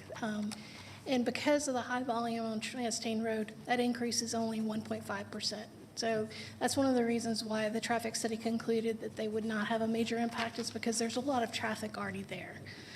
I did, as you directed from the last meeting, take a look at the analysis on how much more the queues would be coming on Town Park onto Chastain. And basically, looking at the various ways you can calculate the queue, it's going to be about one more car on average in the morning and 2 in the afternoon. So yes, there will be an increase in queue, but it's still within a reasonable amount. Is that for each light cycle? Is that what you're saying? Yes. Okay. How many light cycles are there in a day? A day? Well, so a light cycle, I believe this one is running, it's been running between 2 and 3 minutes. I believe it's running 140 seconds. So, Okay. so 2 per day, do the math out. But that queue increase won't be the same throughout the whole day, because during lower periods of traffic, it will give more time to the side streets. That traffic signal is what we call a traffic responsive. It's on a system that basically fixes its timing as it senses the traffic that's there that day. And so it's very responsive to any changes in traffic. Okay, and are you saying that you would expect drivers to also use alternate routes to connect to Chastain? If they had a destination that they might take Town Park, like if they were going to KSU, but I think most traffic will come to and from Chastain Road. But there's multiple access points on Chastain Road for that traffic to disperse on those the roads before you get there. There's what? There's multiple exits onto Chastain. Correct. That are accessible. Yes. You could come out of their development and then turn onto Town Park and then turn onto Chastain at another location if the queue was backing up for some reason, or if the traffic signal was not operational, something like that. There are alternate routes. Okay. And we discussed this, I think, at the last meeting, but, there was some discussion of an exit ramp that was futuristic and might cut through the property. Correct. Can you address the status of that? It was identified with what they call a Livable Centers Initiative study, where GDOT and Cobb County DOT were stakeholders in that study, so we did participate. But it is not an identified project with funds or a definite project number. It was an improvement that was identified as kind of a long-range way to improve traffic in the area. Okay, and its purpose was to what? To basically, when you read the text, it's to use what at that time they considered an underutilized piece of property to help alleviate some of the traffic coming off of the off-ramp at Chastain Road itself. It would take some of that traffic and divert it before it got to that intersection and divert it down Town Park is what it did. It basically had a second access point on the ramp, which it's not a common design, but it is designed that way sometimes for very heavy ramp movements. Okay, and you said at that time. Do you know what the time of the study was? At the time that the LCI study was done, this proposed zoning was not a case yet. So they did not know that there was a proposed development looking at that same piece of property. Right, well, do you know if that was within the last 5 years or 10 years? Or I believe the LCI study was done in 2020. 2020, okay, thank you. Does anybody else have questions? Any other questions? Okay. Commissioner Bloom. Yeah, so Amy, you said 1.5% increase in traffic on that segment of Chastain Road. Correct. At what time of day? That was basically trying to get a rule of thumb. I looked at the 2 peak periods they did and basically did a no build to build increase in traffic for both time periods.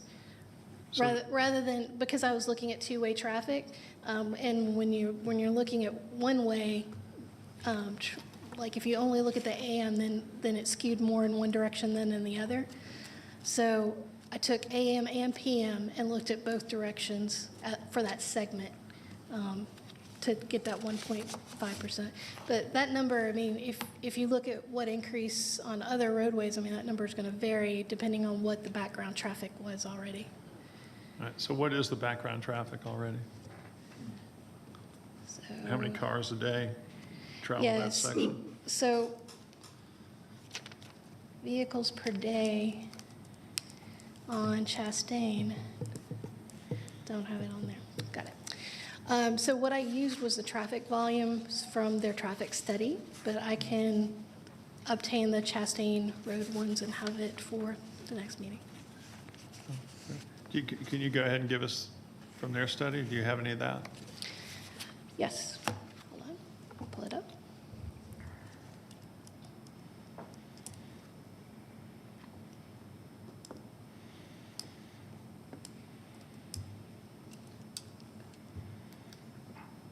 But they don't have a daily traffic volume.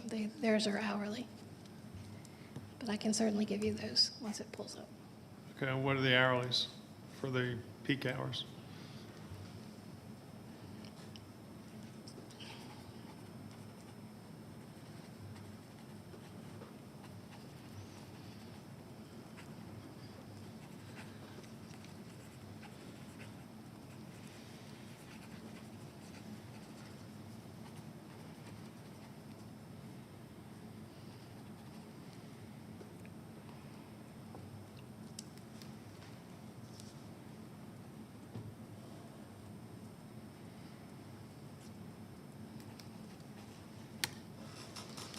All right, so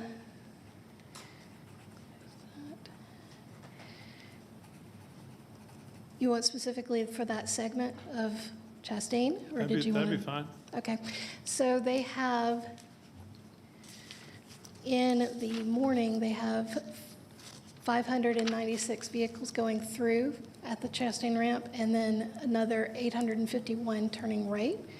So their total would be basically 1,400 and change, 1,450-ish. And then that's going in the westbound direction. And then coming in the eastbound direction, in the AM, they have 953 and 157. So that would be 1,100 in the other direction. And that's AM, I believe. Yeah. And then PM, they have coming off of the ramp 987. Coming through at the intersection, they have 930. So that would be basically 1,900. And then coming in the other direction, they have 1,615 and 183. So you're talking about roughly 1,800.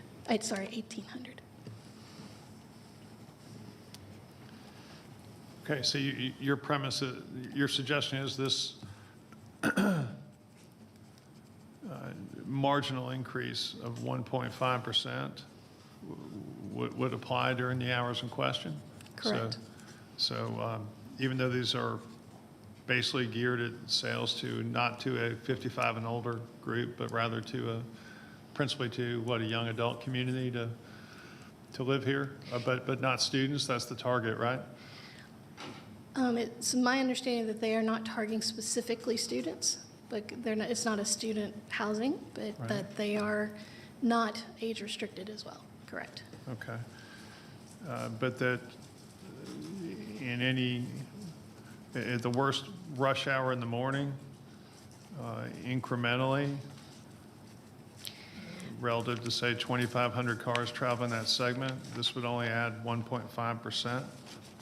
Yeah, so Exiting in the morning, what they have is they're using multifamily housing, and they would anticipate exiting in the morning being 84 vehicles.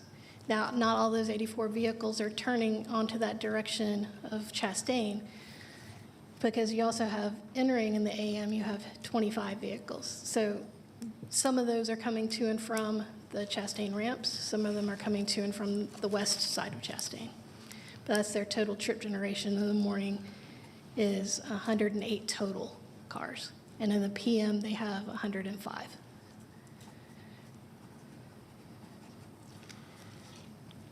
So the presumption is out of 250 units that only 105 cars will return at the end of the day during rush hour? That is the nationally accepted rate for multifamily.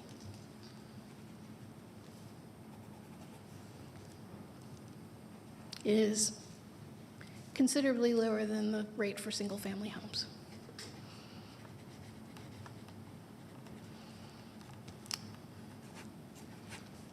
Presume somewhere in that is the notion somebody's going to go out rather than go home at the end of the day? I believe that basically some of the assumptions are that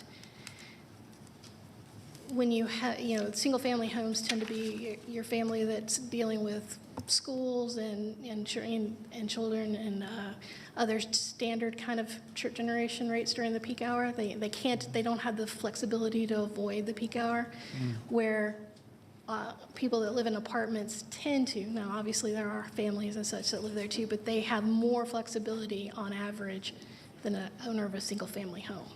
And so they tend to go at different times of the day. And that there's just a lower trip generation rate for apartments, because again, for those that are not family units, don't have to deal with the extra trips from children in school, and that it tends to be a slightly lower trip generation rate. In the morning, you've got 180 cars leaving this facility if they build 250 units. Is that the understanding? That is the rate. They do have a small reduction for alternative mode, because there's a lot of bus availability, especially if it is a student. There's the KSU bus that goes through that area. They reduced 6 vehicles off of that. So 114 was their raw number. They reduced it by 6 because of transit and walking, and they ended up with 108. Okay, this hypothetical futuristic project we've heard a little bit mentioned about coming off this ramp, where would the divergence point be to carry the traffic towards Town Park if it ever happened? So it's very conceptual level, but basically it would come along the southern boundary of this property and come to an intersection with Town Park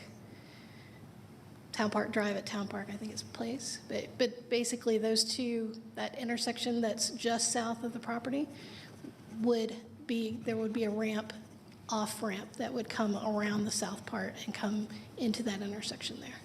Okay, and as I'm looking at this visual right here, and I don't know precisely how up to date it is, but it seems to be showing that there's an existing tree buffer on what is essentially state DOT right-of-way. Is that correct, the 575 ramp? Yes. Okay, so there's a tree buffer there. Yes. That the applicant's proposing to keep, but it looks like the applicant's proposing to essentially clear all the tree buffer that's currently on their property. Is that your understanding? I'm not clear on what they're doing with the buffer that's on their property. I know that anything within the GDOT right-of-way, they tend to leave. Right. But the ramp, if it occurred, and again, it's identified in a study, but it hasn't been an identified project, it would come along that southern border, so it would have taken out the trees that were on that side.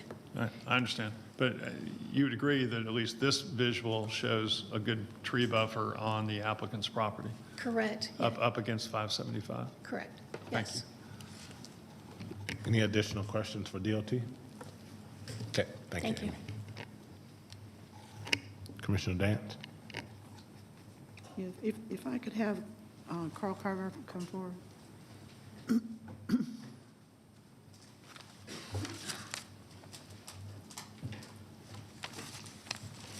Carl Carver, Cobb County Stormwater.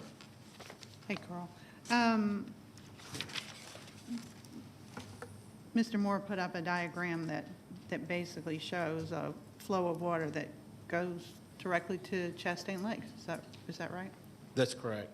Okay. Can you address the concerns that were raised by the opposition? Well, how do you want to address, I don't want to understand your question. Okay, so, I mean, as I understand their concerns are that the water bypasses an existing facility that's at capacity. It bypasses the upper Chastain Lake, yes. It goes under 75, or 575, and then goes into the middle, I guess that's the more eastern lake of Chastain Lakes. It goes into the lake closest to Bell's Ferry? Is that what you're saying? Yes. It does not flow into the top lake, is that right? I can't hear you. You're saying it does not flow into the top lake, but it flows into the lower lake? It flows into the lake to the east of 575. So Chastain Lakes is all east of 75, right? There's an upper lake on the other side. Well, But yes, this one flows through the Chastain Lake subdivision. Lake. okay, are there any identified options for where the water would flow? There's not, that's where it's flowing now. Their proposed hydrology study has considered that. Their underground pond will have a maintenance agreement with the Cobb County Stormwater, and it requires the annual maintenance inspections to make sure it's being maintained. It will be private. Does the downstream lake obtain that information? No, well, they can get it through open records, I guess. Well, to the same questions that were asked earlier, are there measures that can be taken to protect these lakes? It just seems, to see a diagram that shows a water stream flow right down into somebody else's lake seems peculiar to me, but I'm not in your position. That happens all the time. We normally don't require a sediment study unless it's about 2,500 feet downstream, less than 2,500 feet. Okay, so but you heard the citizen concerns that they already have an issue with that lake. Correct. Okay, and so would this exacerbate that issue, or? It should not. I would suspect that during their initial erosion control, that they will probably utilize the existing pond that's there as a sediment pond. And then as they excavate for their underground detention, they will use portion of that probably for their sediment control during construction. So you're saying there would be a pond on their site? They've got underground detention. They've got two 72-inch pipes running parallel in the back drive and on the south side. They've got a lot more storage, water quality, and infiltration than what's out there today. So their expert at the last meeting, my recollection is that he indicated that the flow would be less, but. That's correct. Okay, but the impact would be ultimately the same? It would be the same? It would be the same. So when the flow is less, does that mean there's less sediment that results downstream? I would assume so, yes. I mean, just because there might be colored water doesn't mean it's sediment. Okay. And that's typically just during construction phase. Okay, well, how about the illustrations, the photographs that indicated like a broken, for lack of a better term, spillway or concrete tunnel? Yeah. That looked like a flume that may be in the DOT right-of-way. I'm not sure where the picture was taken, but that would be I guess that would be state right-of-way maintenance. So that would be a state responsibility, is that what you're saying? Yes.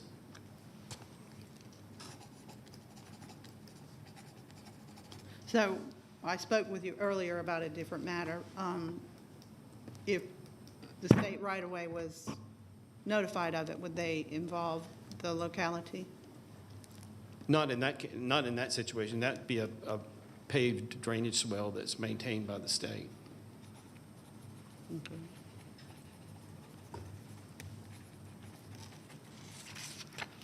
Okay, and so what are your recommendations with respect, if you could just explain what your recommendations are with respect to this application? That they would have to follow the current regulations, which is a runoff reduction, water quality, neither of which is currently provided on the existing site, along with stormwater detention. So they will have all that contained within their underground detention system. They're currently proposing 72-inch pipes with perforations to provide the infiltration requirement.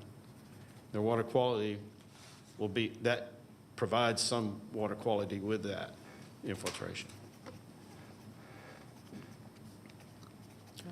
Anybody else have questions? Any other questions for Carl on stormwater? No. Thank you.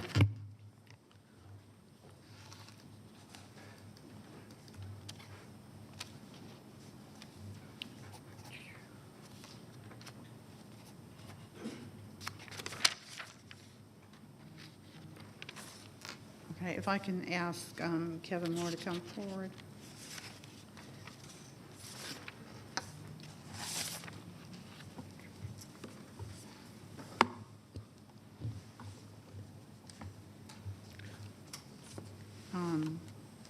Hey, Kevin. Question. You mentioned that the impervious surface was an increase of 72%. What is the impervious surface? The increase of impervious surface was by, I think it's 11%. Yeah, increase of impervious surface, just want to make sure I have the numbers right to do it, is an 11% increase over the existing impervious surface. Because remember, this is an office building with a parking lot. But the increase in the detention stormwater management capacity, we're increasing that capacity by 72% over the existing. The stormwater management capacity? Correct. Okay. All right, that's the impact of your impervious surface? No, it's the impact of bringing stormwater management up to On-site. current standards. Okay, okay. As explained by Mr. Carver, and doing so appropriately with state-of-the-art stormwater management. I was just trying to discern what the relationship was of impervious surface to stormwater, because The relationship is actually one of comparing older standards when this building was built before. okay. Didn't require what's required now with runoff reduction, with water quality, with infiltration, with the things that Mr. Carver mentioned. So as a result, you're required, and we're exceeding those, Okay. ensuring that we're building sufficient Gotcha. stormwater. So the impervious surface is how much, though? I think we're going up, it's just under 70%.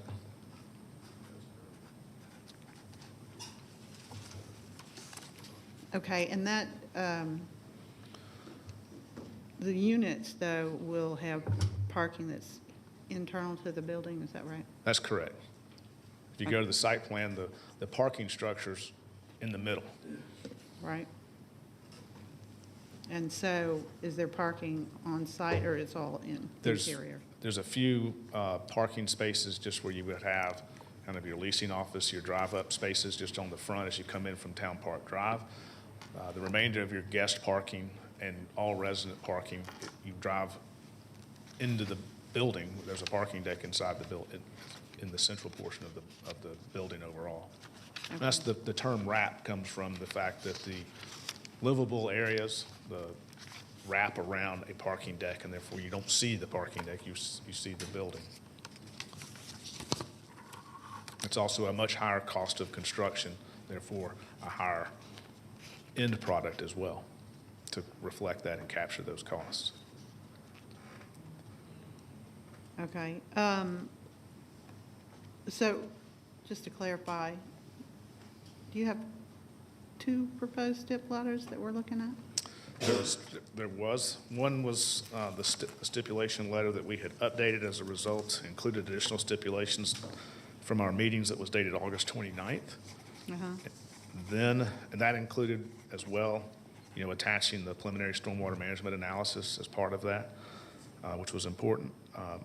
And then we had a supplemental letter dated September 2nd, which was Friday. Then we submitted that letter, which was also a result of our discussions to reduce the height and number of units. Okay. Can you articulate what the specific stipulations are on the 9-2 letter? Yes, the 9-2 letter contains 3 stipulations. It agrees to reduce the maximum number of homes from 285 to 250.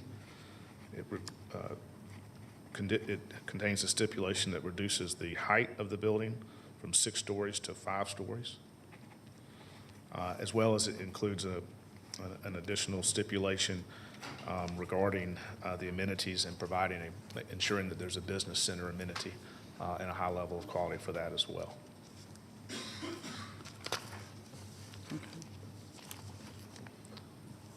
All right, so those 2 stip letters comprise the entirety of your stipulations, correct? Those include the entirety of our package, that's correct, and what we've provided.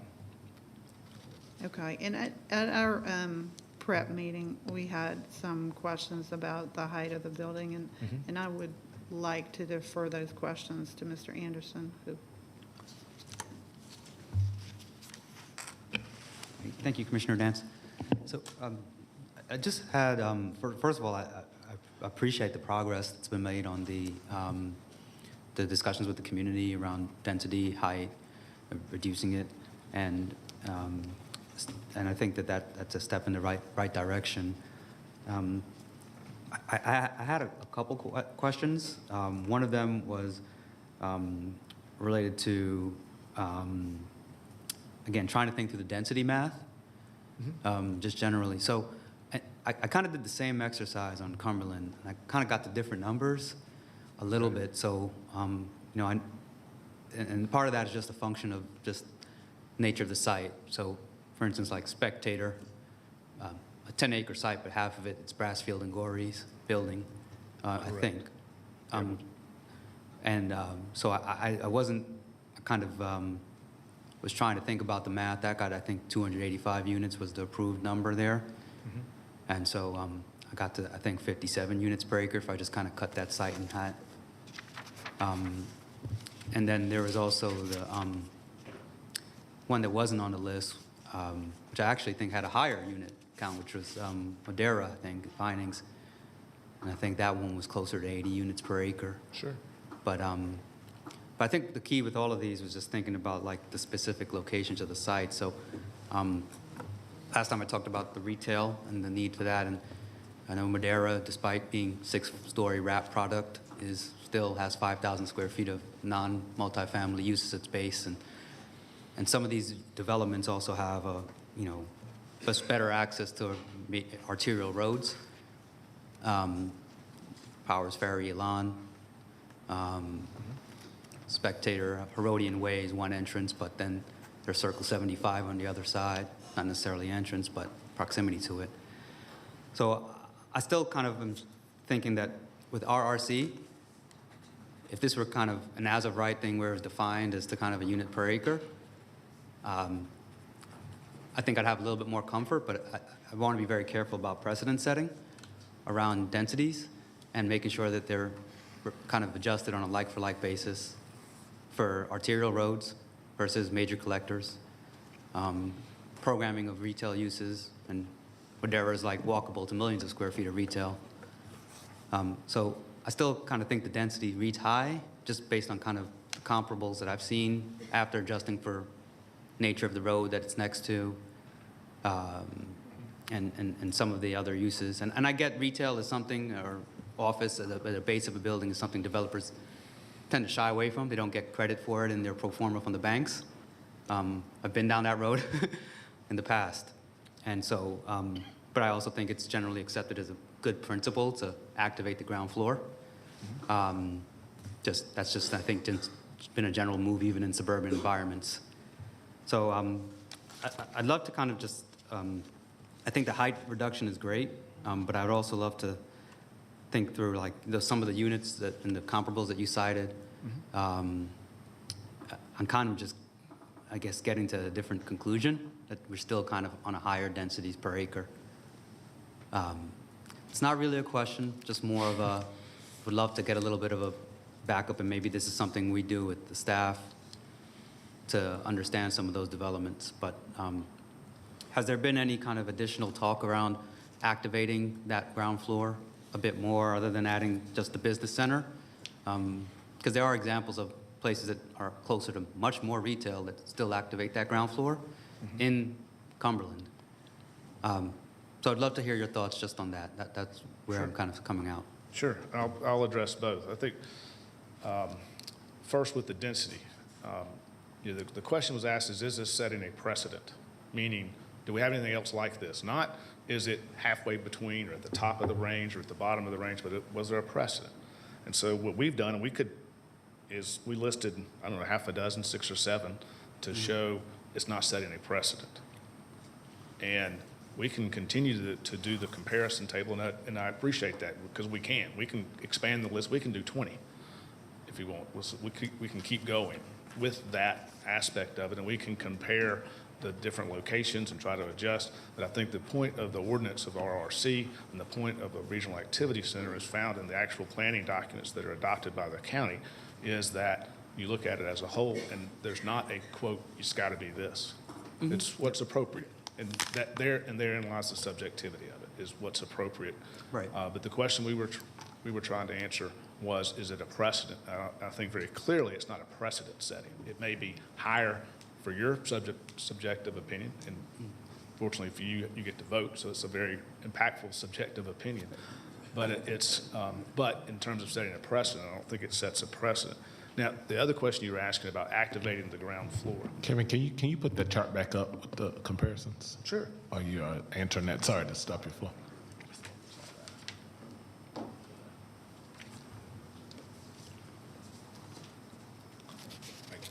Sure. And this was a list we pulled. Again, some of them are Cumberland. Again, when we were looking at Spectator, which was the one Commissioner Anderson also mentioned, I mean, that's based off of the actual acreage for the multifamily Spectator. Just for the multifamily. It was done, it was a single zoning that did the Brassfield office as well as the multifamily component. But anyway, there's certainly any number of examples. I know Mr. Peterson at the prior hearing went through a great number of examples that had a range of anywhere from 30-something units per acre to 90 units per acre. So I mean, there's a lot of comparables that we can use, and we can go through those however you would like to. On the activation question, you've got a location, as you mentioned, when you have Cumberland, which has been, frankly, a lot more successful in building urban intensity and density, and successfully doing so, than this particular area, than the town center area has. This has a mall that failed, and it's looking for its new identity. They have a mall that's redeveloping and re-identifying itself when you look at Cumberland versus town center. In terms of activating the space, one of the reasons you saw those letters that we got from the retail owner, that we got from the office owner, that we got, is that we weren't doing that. We're not proposing to compete. Even if it's a small amount, it's still a competition of competing retail space. The last thing that we want to have is a retail space that is unsuccessful. That a 5,000 square foot unsuccessful dark space because it can't find a legitimate competitive tenant to go in there because it can't compete with what is actually some successful retail at Town Park, stains the whole building at that point. And that's what they don't want to have happen. And that's what they've looked into here, is to have that. They're directly competing against what is already there, a mixed-use development. So that's the answer. Again, that's why in this particular location, that doesn't work, because it doesn't have the presentation or presence that some of those others do, where it can be moderately successful or bring that to the table. From those, though, what we're trying to do is answer those two questions. Number one, is there a density precedent? We think there's not.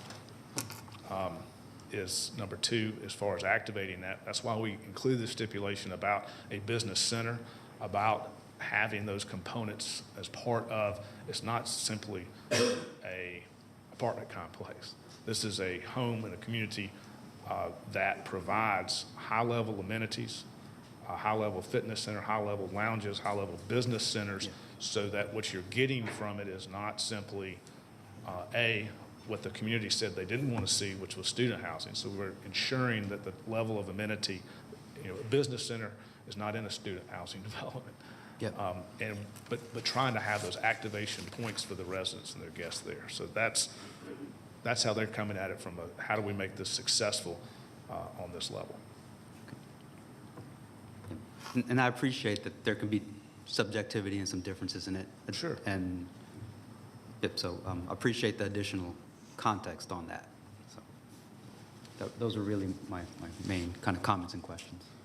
And thank you. Thank you. Okay, Commissioner Dan.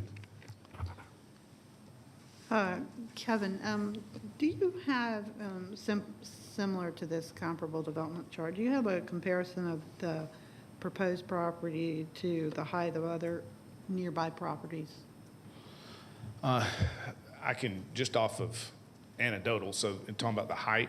All right, so you have if we go back to the overhead screen of the area, the aerial, you have an in-town park. You see the large GC with the office buildings grouped around it.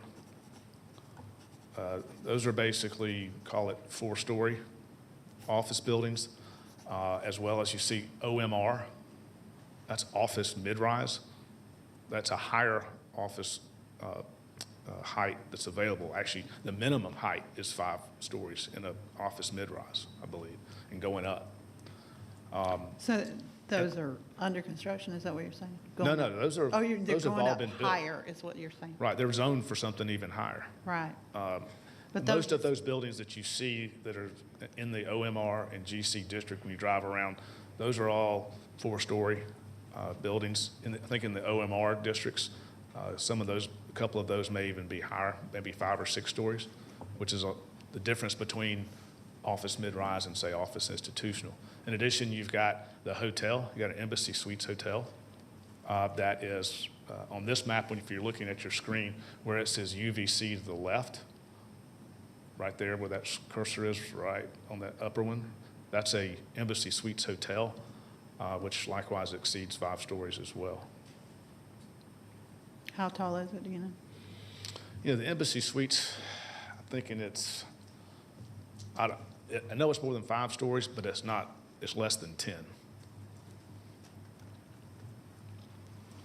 And the relative elevations, because there have been some voiced concerns that this would be sticking up and visible, whereas other places were not.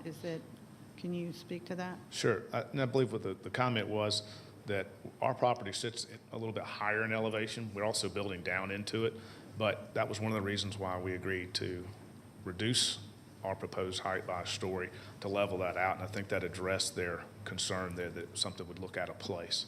Even though you have these other developments on Town Park, like I said, they're all of a similar massing in height, 4, 5, 6, 7 stories, depending on which one you're looking at. Okay. Will the developer remain the owner of this property? The developer is not made a firm decision on that yet. He build high quality, high end communities such as this, but that decision really doesn't get made because it largely will depend on market conditions at the time. But that being said, also understand there is, and this was explained as well, to the extent that would occur at some point in the future, understand that in today's world and in the future, anything that's sold like that is sold to a quality, high-end grade investment firm, okay, that must get a return on that investment. And so it maintains the high level of quality because they're paying for the upside. They're paying for that, and they have to get a return on that.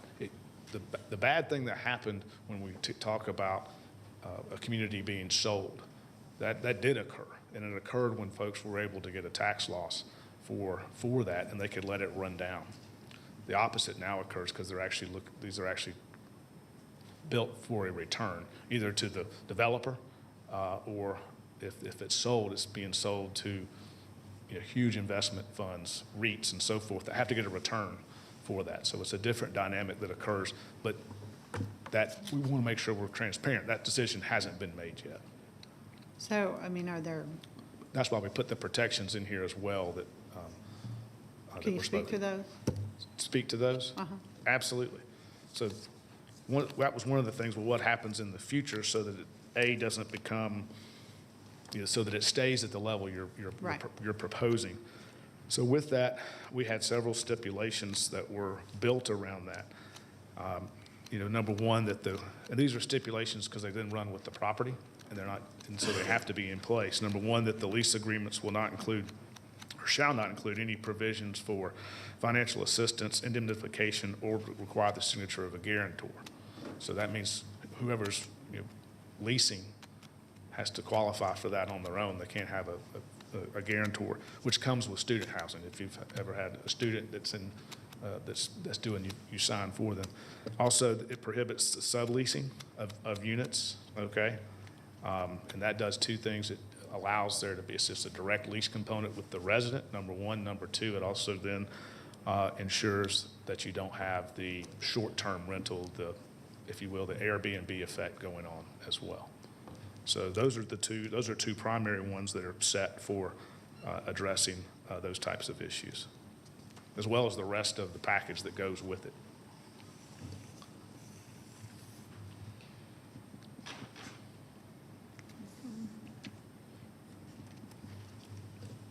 So, and I know your perspective on this, but there has been discussion about the futuristic ramp. Have y'all had any discussions with anyone regarding the same? Sure. We received and reviewed the CID, the Town Center CID material. We reviewed in detail that initiative study and appreciate what they've done. It's a holistic look at if nobody actually had private property rights, what will we do? And it looks at that, and it provides for a ramp off of a dual ramp off of 575 at this ramp that would basically come along and tie into Town Park Drive. That could still be accomplished if this project went forward. It doesn't prohibit that. There's plenty of room there on that additional piece of property to do it. That study also provided for 3 multifamily residential buildings comprised of this property and the GC piece in front of it, which would further support what we're proposing, and that is this particular location being for multifamily residential high-end housing. That's what's shown on that study. It does have a ramp coming off of there. Now, I would think the townhome residents would not be happy about knowing that the ramp would empty into their living room, but that's how it was shown. And that, again, I don't think I think that's it was put on there as a wish, as a future possibility of doing something, and it could still happen, but I think there would have to be a lot more than that, because I'm pretty sure you'd have some fairly upset residents in that townhome if the ramp empties. It literally shows it emptying into the townhome corner. So there's more that goes into it, and I think that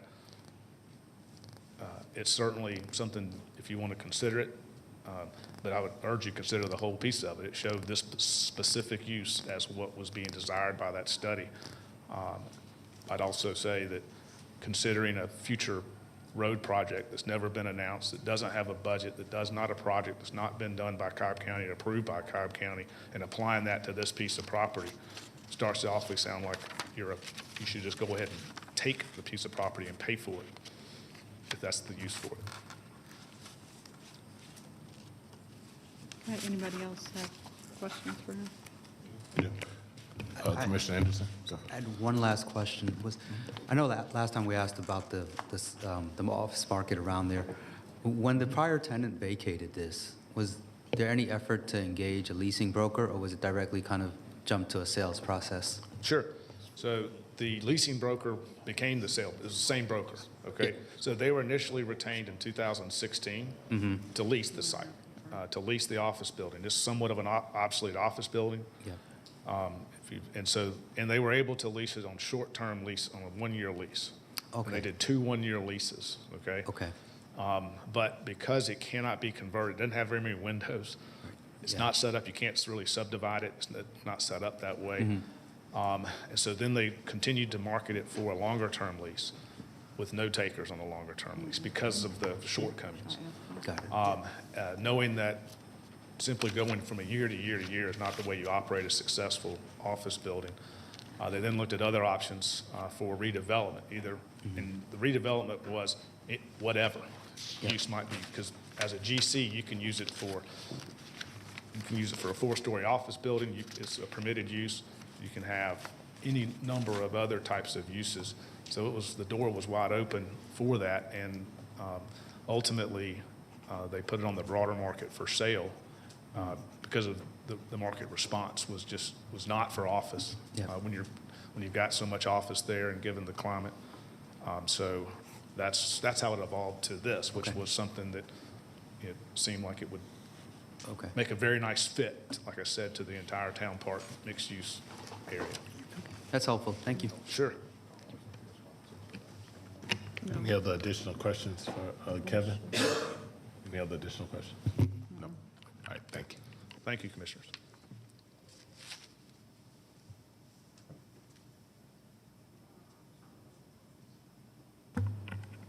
If, Mr. Peterson, can you provide your staff's analysis of this matter and recommendation? The staff recommendation is for approval, Commissioner Dance, based on the character of the area, which is pretty intense, based on the future land use map, which calls for it to be a regional activity center, which allows for this type of high residential user, and based on the access to the nearby interstate highways. And, due to the fact that, we hear a lot about a housing shortage in Cobb County, I think this would help fill that gap a little bit, especially here in one of the major employment centers in Cobb County. So staff did recommend approval of it.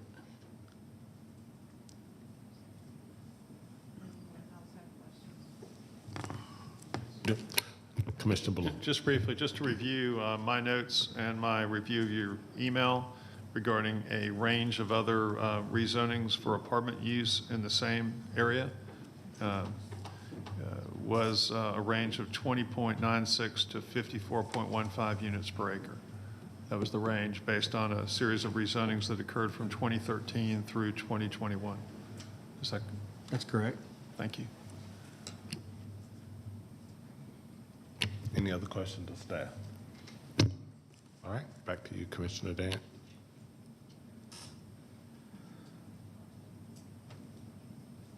You have questions for anyone else?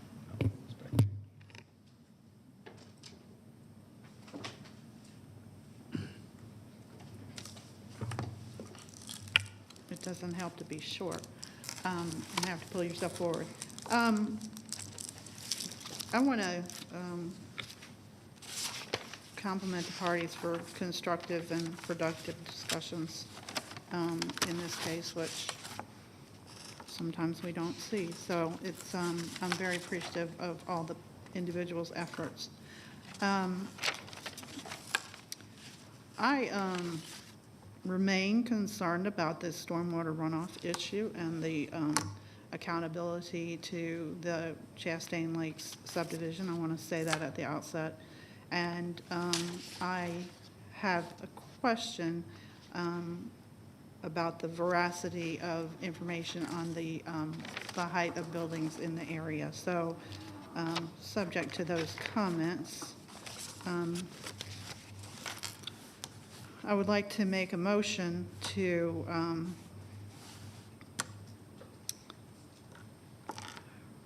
recommend approval of this application subject to at least a couple stipulations, which I'll try to articulate.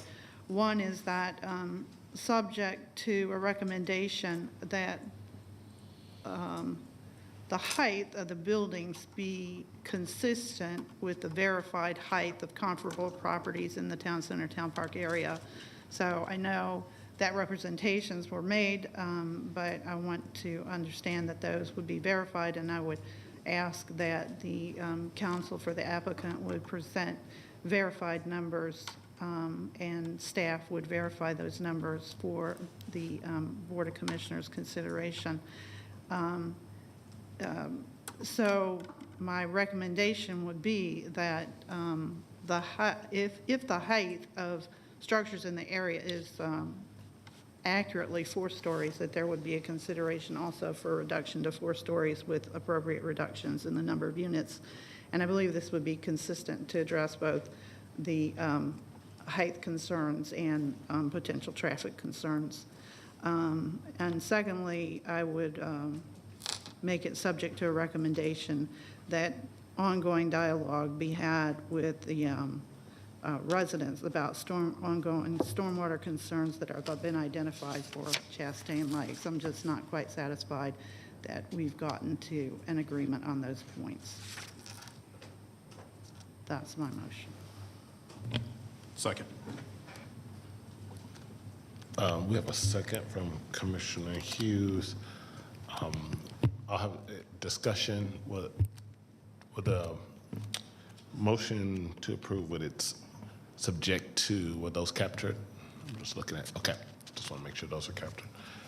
Further discussion? If not, let's call.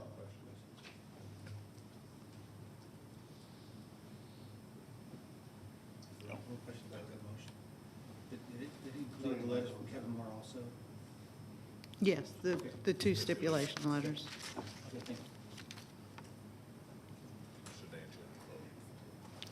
I didn't hear that you called the question. Sorry. Okay, so that motion is approved by a vote of 4 to 1 for approval, subject to the considerations that Commissioner Dance provided for Z52. Thank you. Okay, next case is rezoning case. Can we take a break here first, 10-minute break, and we will resume back at 2:42. Thank you.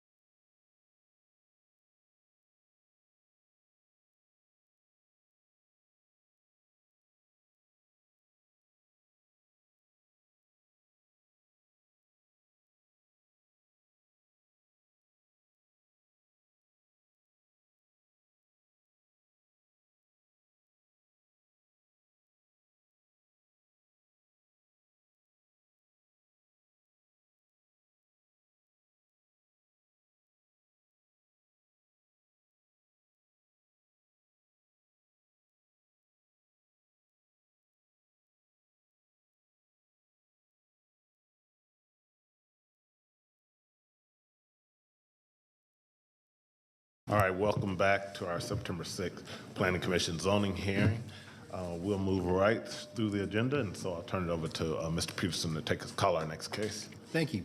Next case is rezoning case Z58, Pulte Home Company, requesting rezoning from R30 to R20 OC for a single-family subdivision in land lots 62 and 87 of the 19th District. The property is located on the west side of Midway Road, south of Dallas Highway. The applicant is here. Is there anyone, and earlier there's 8 people here opposed and 2 in support. All those who would like to address the board, please come forward to be sworn in.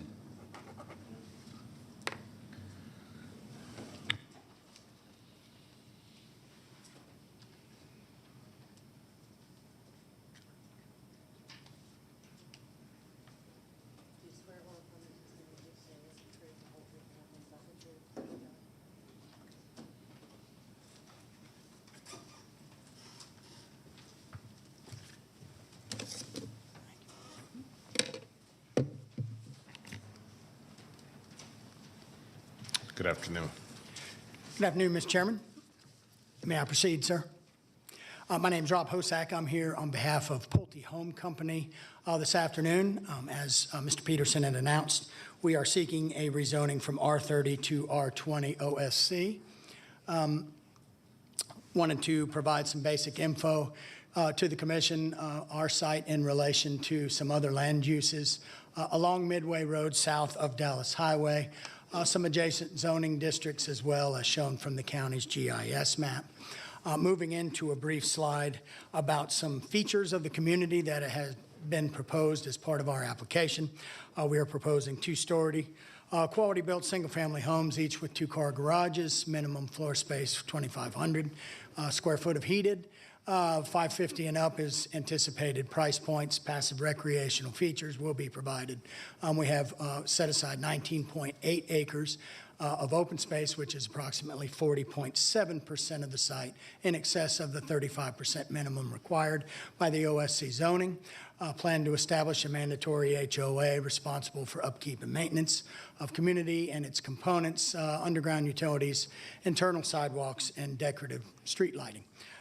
This is the site plan that was submitted originally and is attached to our stipulation letter. And did want to provide the commission with some background. There have been a number of iterations for this particular plan that have been presented to both staff and the community. Started out with an R15 OSC at 85 lots, was reduced down to 72 lots, and then eventually landed where we are today at 61 lots under the R20 OSC. Each of these, of course, were the result of some discussions and concerns that were shared with us during meetings. I did want to get straight to some issues that we think are under discussion. Couple things. One, we believe that there is no disputing that the proposal is consistent with Cobb's comprehensive plan and is an appropriate zoning district. I think that's been mirrored by the professional staff in its recommendation for approval. We are aware of some concerns from the Broadlands subdivision. They've outlined, I believe, 4 broad concerns. I did want to mention that we believe there's a 5th, and when I say we, it's Pulte as well as the Murphy family who owns the property. And I'll get into that just a little bit later. First issue, I should say, environmental stormwater runoff concerns. There is an existing stormwater problem right now for the Broadlands folks. It's based on the undeveloped nature of the property that we are seeking the rezoning for. I think you heard earlier Mr. Carver refer to some things that could be done as part of review by stormwater management staff. We are happy to comply with such and believe that these will do nothing but improve situations for downstream property owners, given that the property as it currently exists is undeveloped. Some of the things I think that Mr. Carver mentioned, runoff reduction, stream channel reduction, you have to look at an undeveloped rate of flow when you're calculating the hydrology study.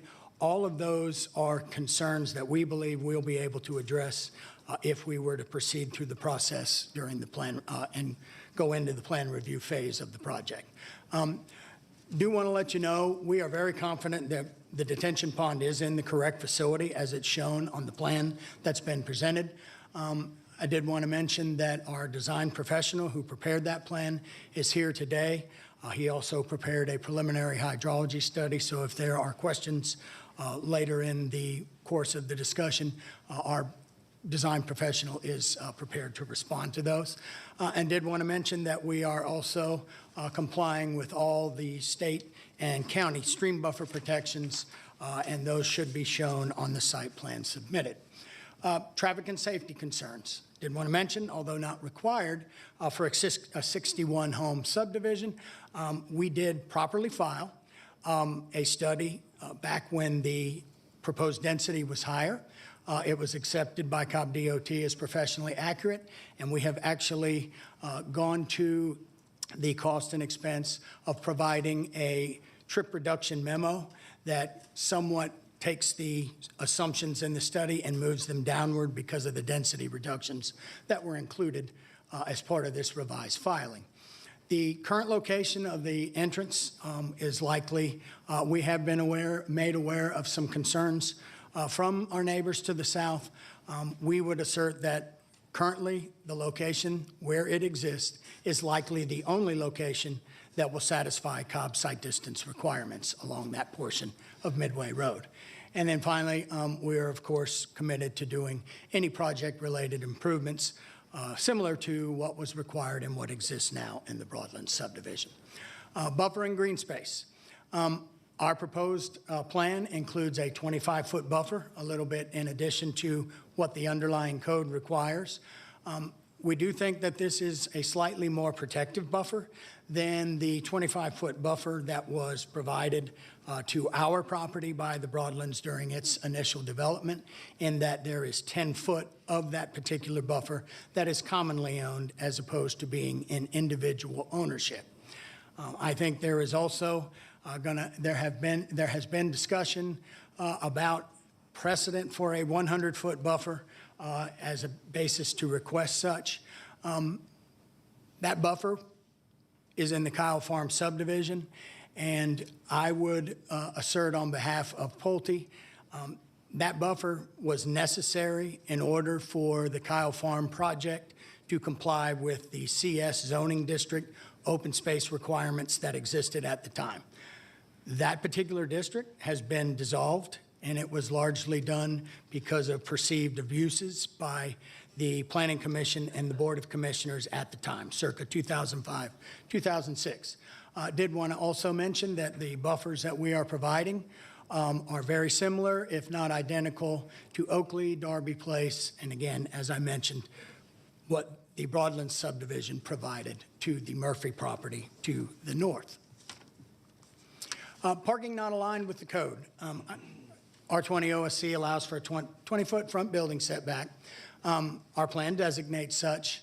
I think it's important to note that each of our residents is also going to include a two-car garage.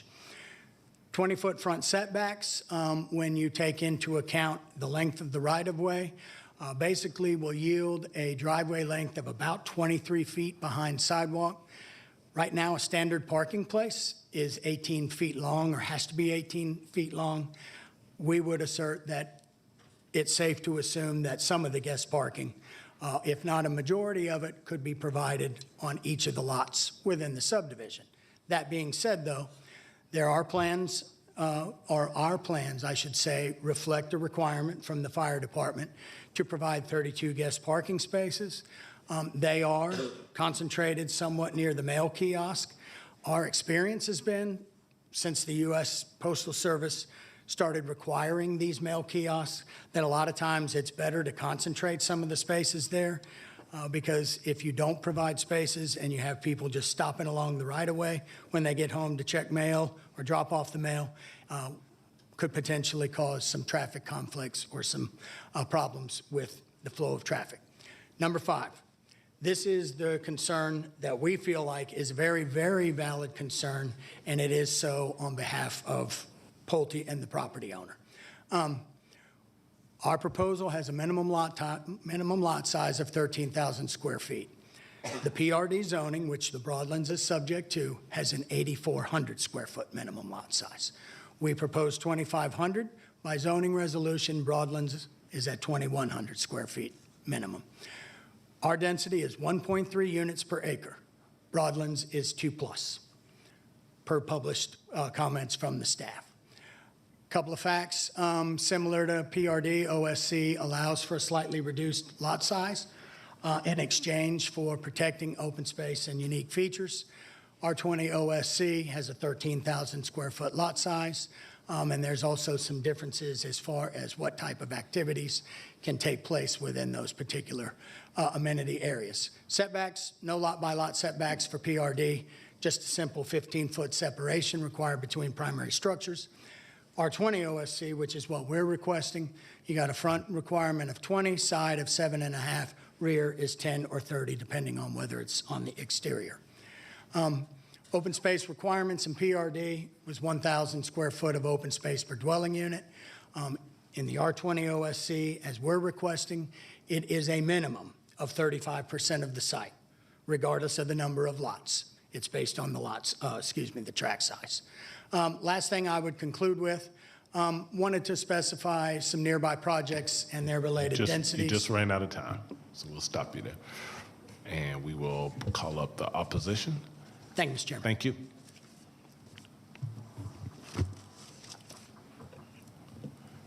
And I understand there are a few people speaking for opposition. You have a total of 10 minutes for all the opposition.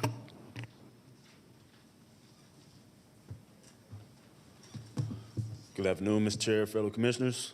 Travis McComb, Cobb County School District. Approval of this petition will cause concern for Cobb County School District as it is have an impact on the enrollment of Hillgrove High School, which is already over capacity. Thank you.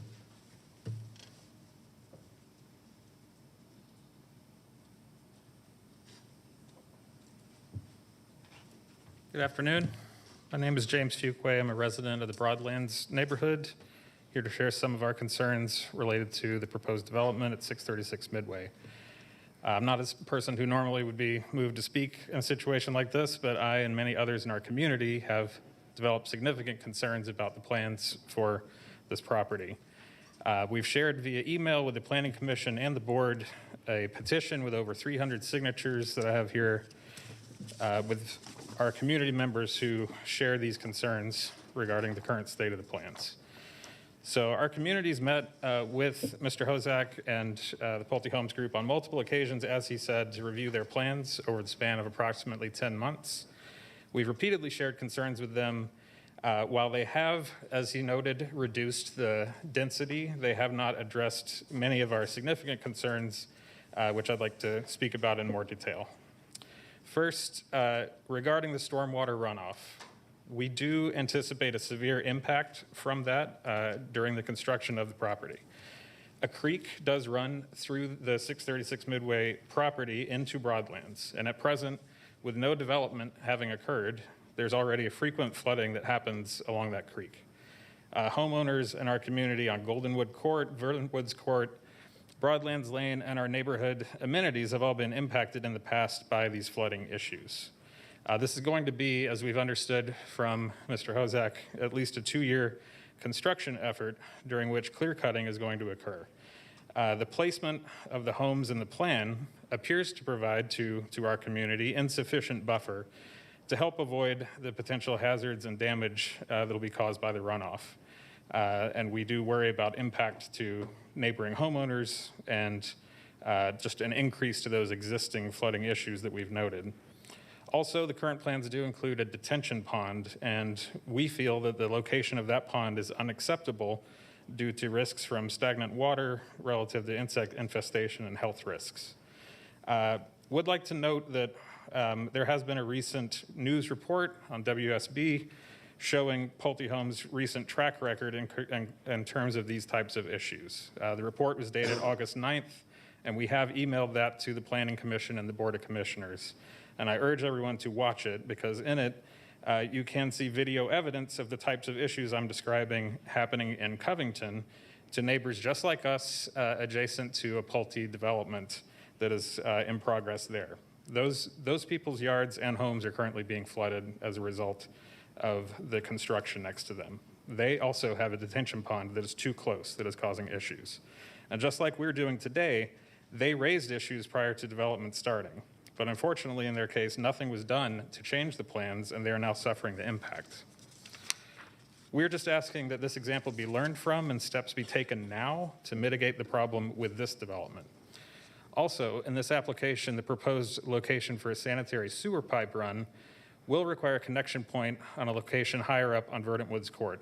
This would appear to likely require the homes on the back corner lots of 15, 16, 17, and 18 of the Pulte development plan to be elevated with a pad raised substantially.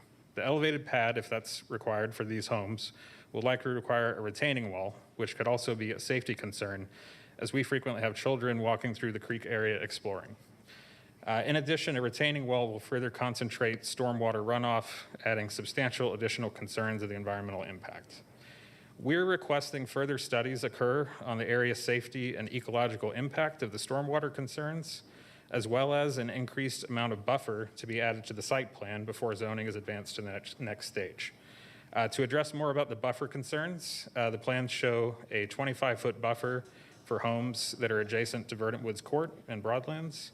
And it was stated in a prior meeting about the development that clear cutting of trees can occur across all of the buffer and that the developer would replant trees. As mentioned before, this is not aligned with the similar buffer at Kyle Farms. The community at Kyle Farms, which neighbors Broadlands, implemented, to my understanding, a 100-foot buffer. We are also requesting an undisturbed 100-foot buffer along the southern line of this development. And we're requesting no disturbance of anything besides building pads, roads, and utilities, and undisturbed accessible green space within the community plan. In addition to helping mitigate the stormwater situation, this would also help serve the well-being of our community by limiting light and noise pollution and protecting our community from hazards and damage that may be involved with the construction of the new community, such as blasting. We're also requesting an increase to a 50-foot permanent buffer along Midway Road with sidewalks, curbs, and gutters along the frontage of Midway Road.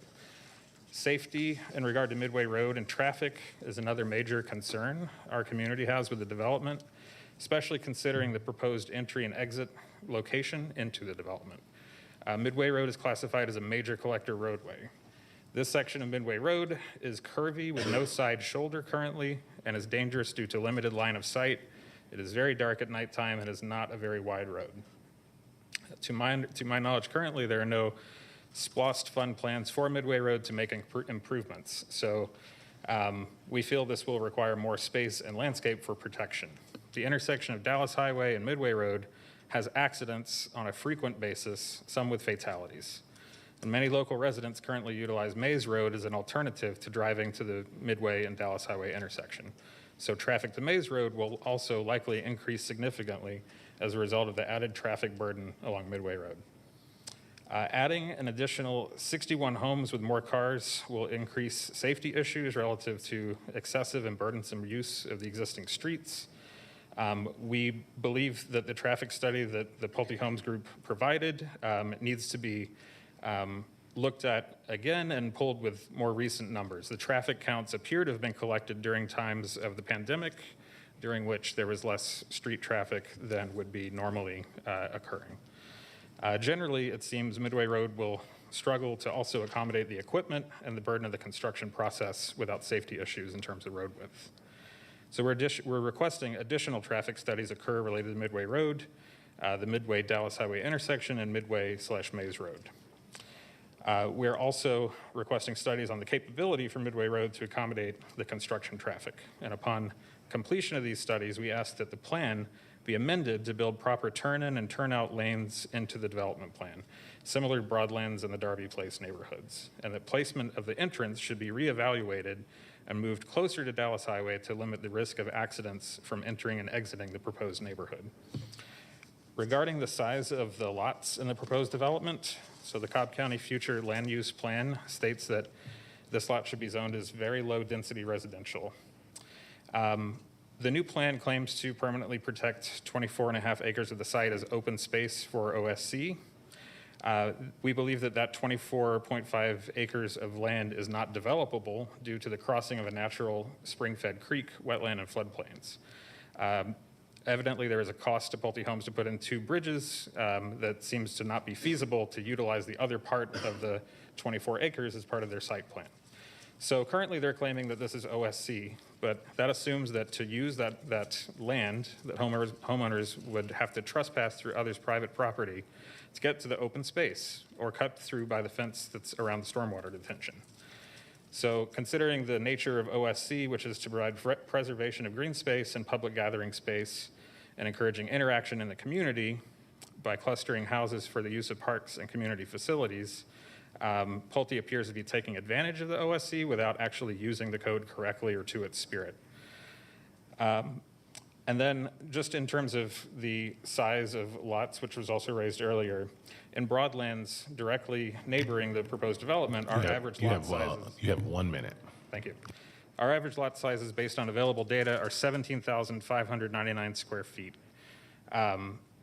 And within that, only 10 lots, 4%, are less than 13,000 square feet. So there's quite a comparison to the proposed plan with the Pulte development. To close, we respectfully ask the Planning Commission to deny the request for rezoning to R20 OSC for 636 Midway. We'd like to see an amended plan taking into consideration the concerns that have been shared over a 10-month time span by our community, addressed in the form of increased 100-foot undisturbed buffer added to the southern line of the plans, and an increase to a 50-foot permanent buffer along Midway Road with sidewalks, curbs, and gutters along the frontage. We want new studies to be mandated by the county on stormwater mitigation and safety. It'd be ideal for the Storm Management Department to talk to Broadlands homeowners regarding the impact of downstream and the HOA land. We want to see updates to the placement of the detention pond. You're out of time. Thank you. Thank you. Okay, this particular case takes place in District 1, and so I will turn it over to Commissioner Ballon. I'll turn it over to Commissioner Ballon to lead the discussion. Thank you, Mr. Chairman. I only have a few dozen points. Well, let me get the opposition back up right now so I can go over some of these points, so I make sure I address your concerns for the developer. First off, I didn't write quite fast enough. You gave me the lot sizes in your neighborhood. You had said there were only 10 lots with fewer than 14,000 square feet. Did I get that right? Less than 13,000 square feet, according to some research on data available from members of our neighborhood. And what were the other lot sizes? So I have that data point, and I also have that the average lot sizes based on available data are 17,599 square feet. So 17,500 would be more compatible with, say, an R30 OSC zoning category, correct?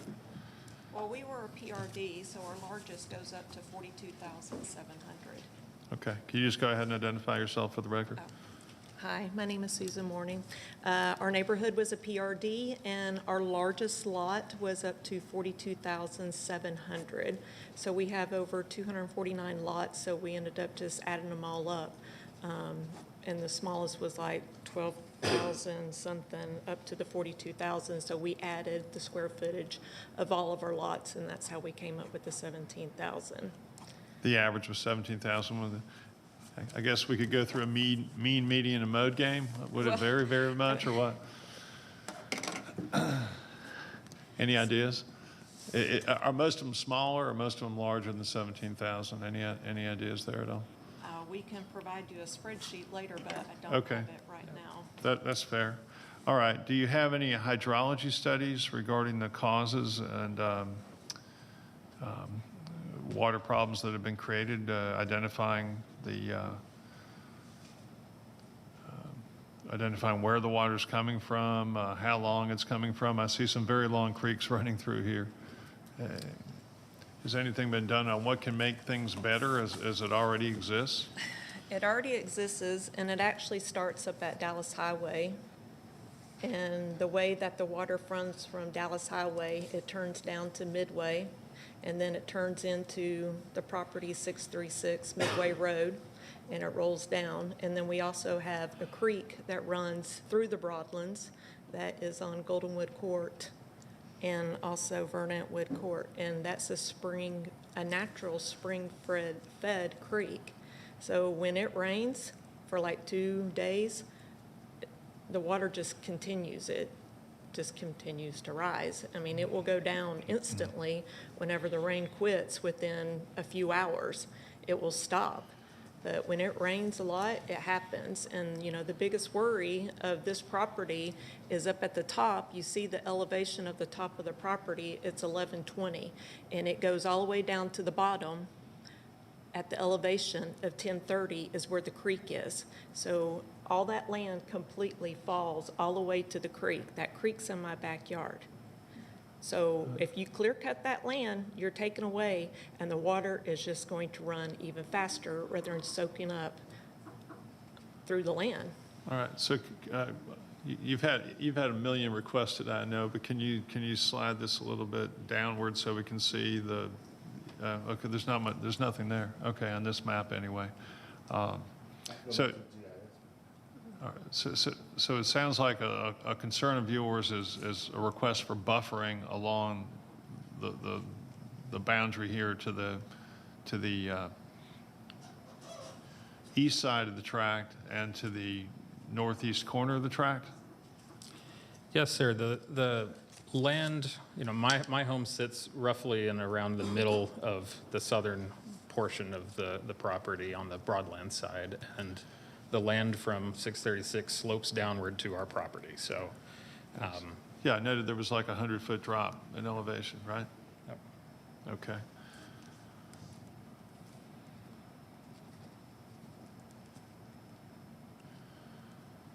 All right. So is that part of your requesting? How much buffering are you asking for there? Do you think would be beneficial to your purposes? We're asking for a 100-foot undisturbed and looking to the Kyle Farm similar buffer as an example for that. Okay, other than Kyle Farms, which, okay, I'm sorry. I'll get back into those notes in a minute. And can you delineate for us where you're asking for that 100 feet? Would it be the entire eastern boundary or just a portion of that eastern boundary? So the southern line of the property. Okay. Additionally, the easternmost, and I don't believe they're planning to build on the, the westernmost. I don't believe they're planning to build on the west. On the east, along Midway, we're asking for 50 foot.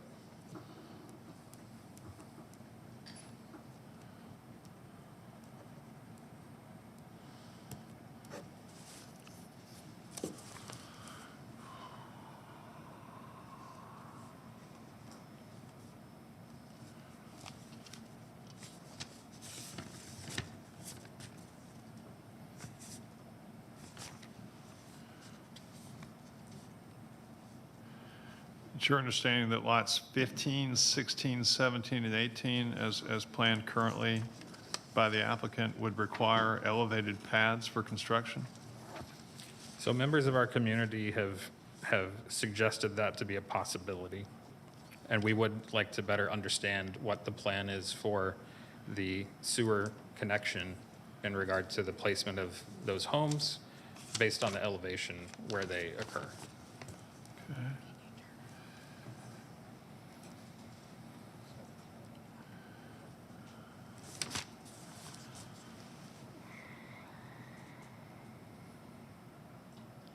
Okay, can you tell me precisely where you're asking for the 25-foot buffer?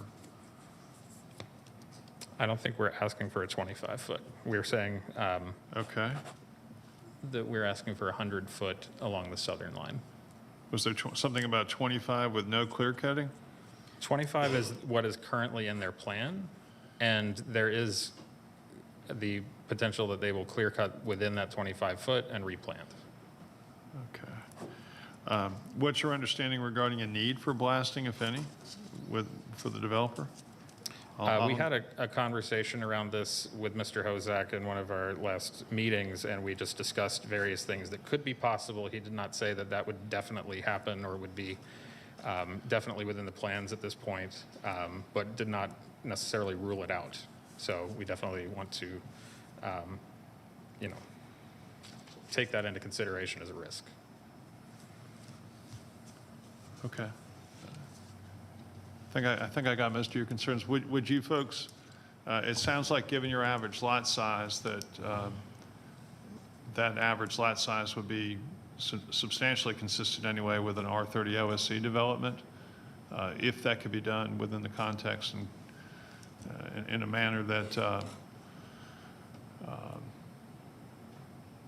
address the flooding and topo concerns. Is that something that you'd be interested in pursuing with the developer or having discussions with the applicant or developer if they are interested in that? So we would like to see that plan. We would certainly discuss it with the developer, but would want to see the plan to know exactly what we're dealing with.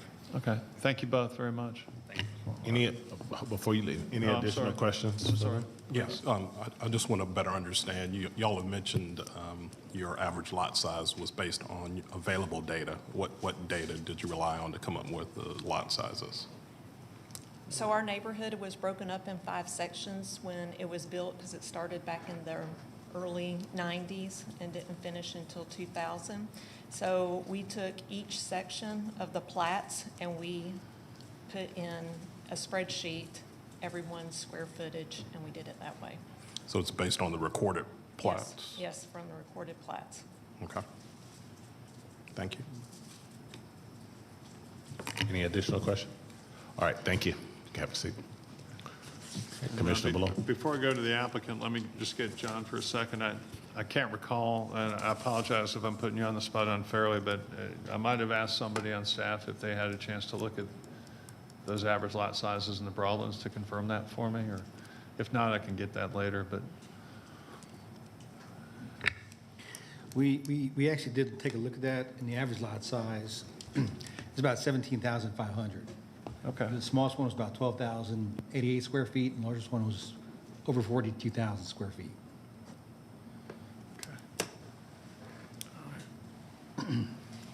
Any other questions of staff? I'd pass the witness. Additional question? No. Okay, thank you. All right, let me go ahead back to the applicant then.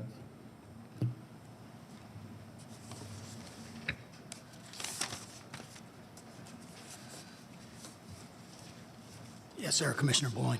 Okay, so have you folks already had some hydrology studies done, or is this something that would take place down the road typically in the process? Yes, sir, Commissioner, we actually have prepared a preliminary hydrology study.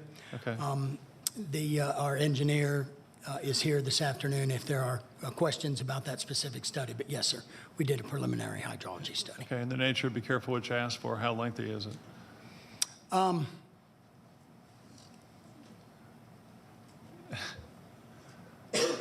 It's, Commissioner Beloin, it's probably calculations, probably topo, pipe sizes, I suspect.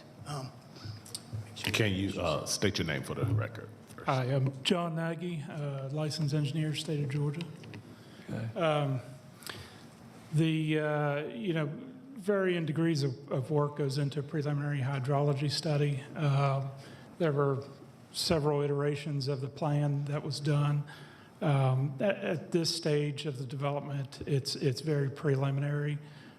We use rule of thumb engineering practices to size the pond. We located the pond in the lowermost corner, elevation-wise, to capture as much runoff as we can from the site. That's about the extent of the study that we did at this time. Okay. Is it something a lawyer might be able to understand, or without the benefit of an accountant, forget those, engineer being nearby, or maybe a physicist, but probably an engineer? I guess I would need a specific question to. Okay. I guess I would leave that to the stormwater folks. How do you folks propose to deal with this 100-foot drop in elevation going towards other folks' houses and such? Well, it's the 100-foot drops there now. We'll abide by all the Cobb County regulations and all the state regulations. There's a unmapped flood zone on the property that extends down into the adjoining subdivision. Requirements won't allow us to raise that flood elevation. So there'll be flood studies done pre and post to make sure that we're not raising that flood study or that flood elevation. And Cobb County Carl can attest to the pre and post flow rate requirements. Okay. So the applicants of the opinion and thought that you have some portion of the overall tract that you would be acquiring that would essentially be difficult to get to, hence an OSC type of format would be beneficial to you, and that's why that's been presented, is that correct? Well, the other side of the creek, I mean, it's certainly developable. The Army Corps engineer permit would allow us to cross that creek to get over on the other side to develop that portion of the property as well. But there would at least be development cost savings by putting lots on one side of the creek rather than on both? It would be cheaper to not build the culvert than to build a culvert. Okay. But you also wouldn't recoup, you could recoup the cost with the selling of the lots. Okay. And I don't know whether this question is better posed to to Mr. Hozak or to you, but is the possibility of pursuing an R30 OSC plan something that the developer would at least entertain? Commissioner Boulogne, I have not spoken to the applicant directly about the R30 OSC concept. I can tell you my experience with Pulte, and I think that the couple of meetings that we've had and the iterations of the plan, Pulte's always willing to listen, so I think if there's a way to try to find a buffering situation that might be a little bit more fair to Pulte and the property owners as it relates to what the code requires and what we are provided, certainly we're willing to listen and have a conversation. But a direct answer to your question, I have not talked with them about an R30 OSC, sir. Okay. Well, do you think they'd provide such a plan if requested, if we asked? If we asked for, if I made a motion for a hold and it succeeded today, for the purposes of allowing the applicant to present a plan, is that just a waste of time, or is I wouldn't, no, so I wouldn't say a waste of time. I can, no, sir, Pulte is always willing to listen. Pulte's willing to engage with folks. I'm not sure they have contemplated at their team level an R30 OSC and whether that makes sense, but if that's the direction of the commission, I can assure you they will comply and they'll do whatever they're asked to do. Okay.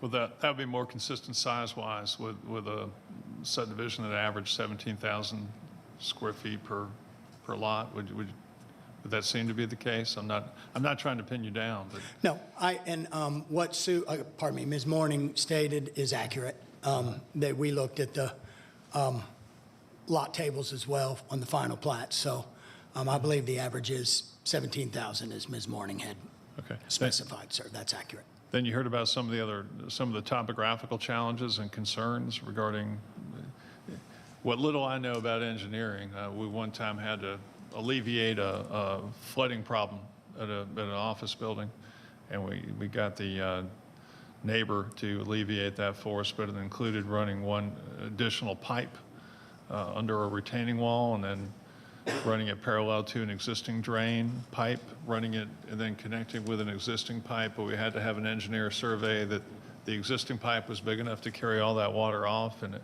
had something to do with the slope of the pipe that made the water run faster. Does that sound about right generally, that water runs faster when you have elevation?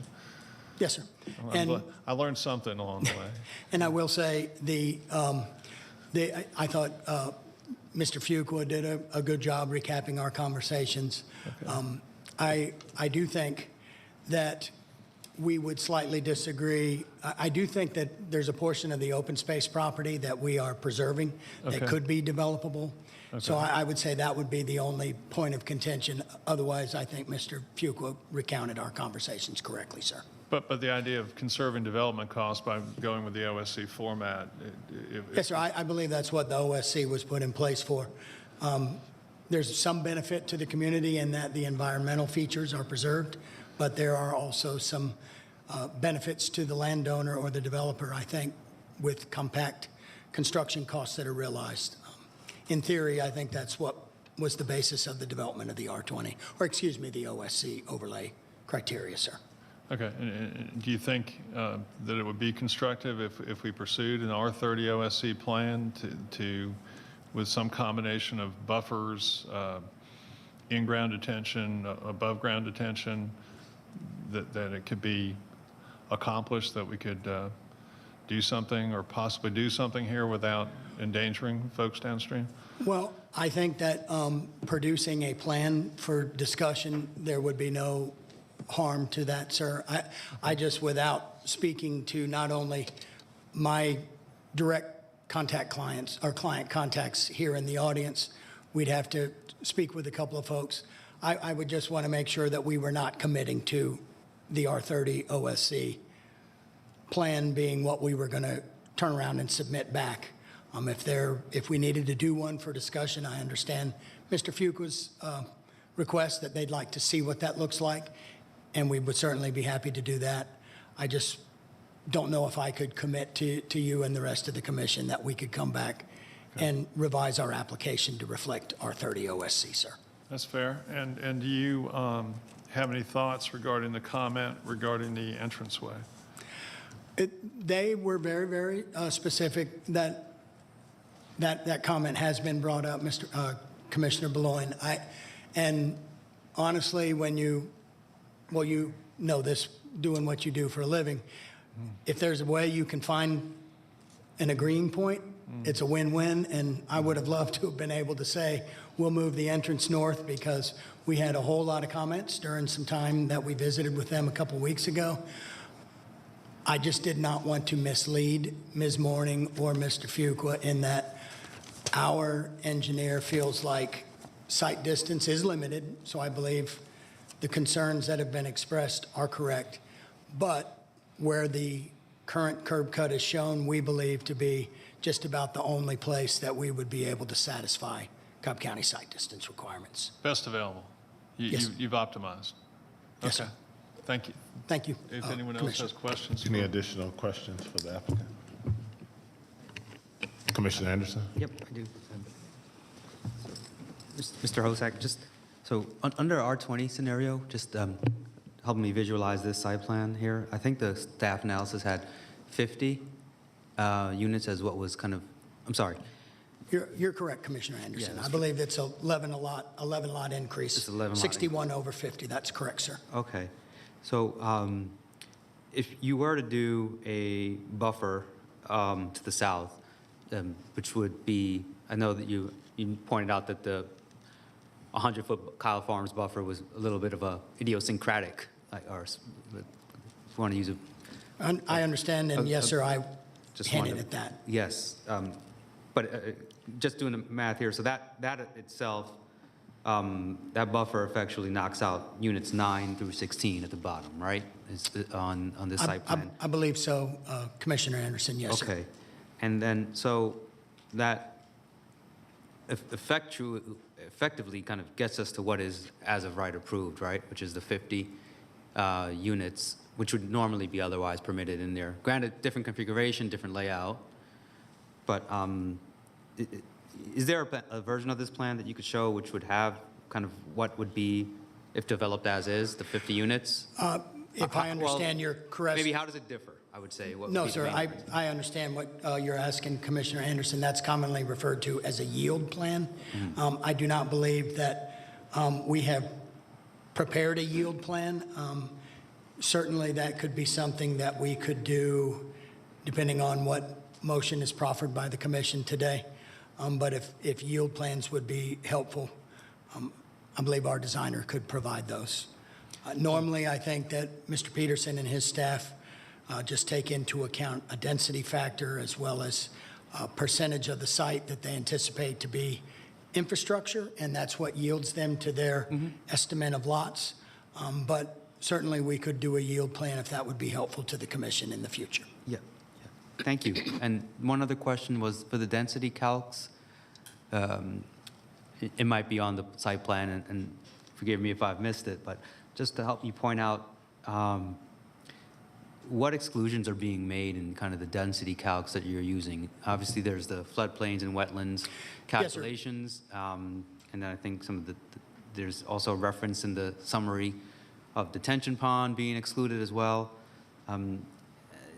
How much net density is going into your calculation? Well, we backed out the floodplain and the required stuff that the code requires to be subtracted before you calculate your density, sir. We did that. I will say that Mr. Carver's comments were correct. There was about 25 or 0.25 acres that Ms. Payton pointed out that we needed to further back out of our open space calculations because that particular property is where the detention pond was on top of. And we have since revised the figure that I provided at the beginning of my presentation as far as the percentage of the open space. That included the deduction for the detention pond that was not originally done when we submitted. Got it. And in terms of the determination of the floodplain, given, and maybe this is, I know this is all usually site plan and letter of map amendment type stuff, but do you anticipate there being during the review a redetermination of the floodplain that will be required to either get Army Corps approval or any of the particular permitting around that, given the increased, I don't know if it's increased flooding activity or how long it's been there, but do you have any sense of whether that floodplain calculation, once it does go through and you do have a FEMA letter in place, are we talking about a 10% increase in the area that needs to be removed from the calculation, or something where, and more than likely it'll be within the realm of what already is determined to be the floodplain acreage? Very good. Understand your question, sir. I would say I think that has been recently studied. So the data that we recited or that our designer used was fairly recent data that was obtained from the most recent firm update or the community panel update. I do believe that if this were to proceed forward and with a recommendation for approval and was going to include Mr. Carver's comments, I do think that Mr. Carver had asked that we just verify that the firm is indeed up to date and that we don't need to expand or delete any of the delineated floodplain, sir. Okay, great. So just to kind of summarize, because there are a lot of things, and that was really helpful. Thank you for the context. Yield plan would be helpful in any kind of, I think just, and we could certainly ask Carl about the floodplain, but I think the yield plan would be something that would be helpful for me to see, just to see how that relates to, from a lot size and unit count perspective, what already is, as of right, kind of Understood, sir. there. Okay. Thank you. Yes, sir. Thank you, Commissioner. Just additional question. Yeah, I'm sorry. I have a quick question. All this talk of density and buffers, I just want to be sure I've got clear in my mind. So currently, the current plan, what's the current density of your proposed plan now? 1.3, Commissioner Hughes. And the Broadlands is 2 plus. 2 plus. But we're talking about putting, normally when I think of buffer is to buffer from a more, the new use is more intense than the existing use, but we're talking about you providing a buffer from something that's more dense than Yes, sir. I have proposed. We have advanced that argument that from a density standpoint, perhaps Broadlands is more intense than our proposal, sir. Just it's a little bit backwards to me. No, it's a valid question. Yes. Further question, back to you, Commissioner Malone. Thank you. Assuming a willingness to provide a yield plan and to provide a R20 OSC or R30 OSC plan, do you know about how long it would take to provide those?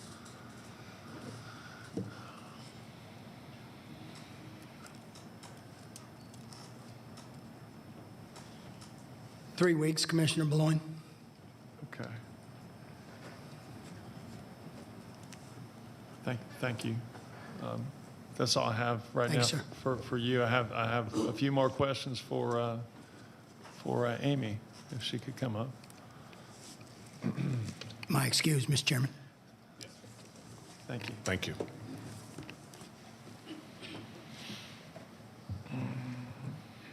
Amy Diaz, DRT. Okay, you heard the comments that essentially that they've done the best they can to come up with the safest location for an entryway. What's your understanding? My understanding is that we don't have the engineering profile to contradict or support that at this time, that that's something that's submitted during plan review. That we would require them to make that minimum, but whether or not it can be made if shifting the driveway further up and down is not something I had the information for at this time.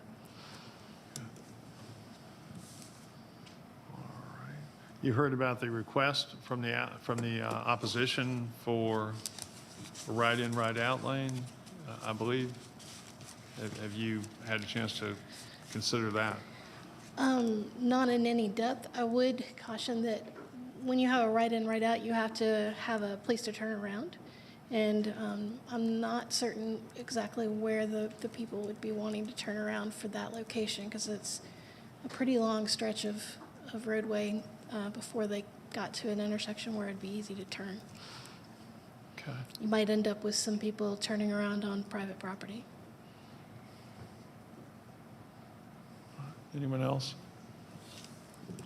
However, if they can't make sight distance and the limiting distance is in the one that would be impacted just for the left turn, then prohibiting a movement is something that we look at. Any other questions for DOT? Thank you. Thank you, Amy. Back to you, Commissioner Blown. All right, I'd entertain any other comments from my fellow commissioners before I make a motion. I think it's clear there's some open items that I think from a commissioner standpoint we'd like to see. The motion? No, not the motion, yield. but just The as a yield comment. The yield plan would be great to see. Yes, okay. I'll rest my comments there. So my motion would be that we hold this for 30 days to give the applicant a chance to submit a yield plan and an R30 OSC plan if the applicant so desires.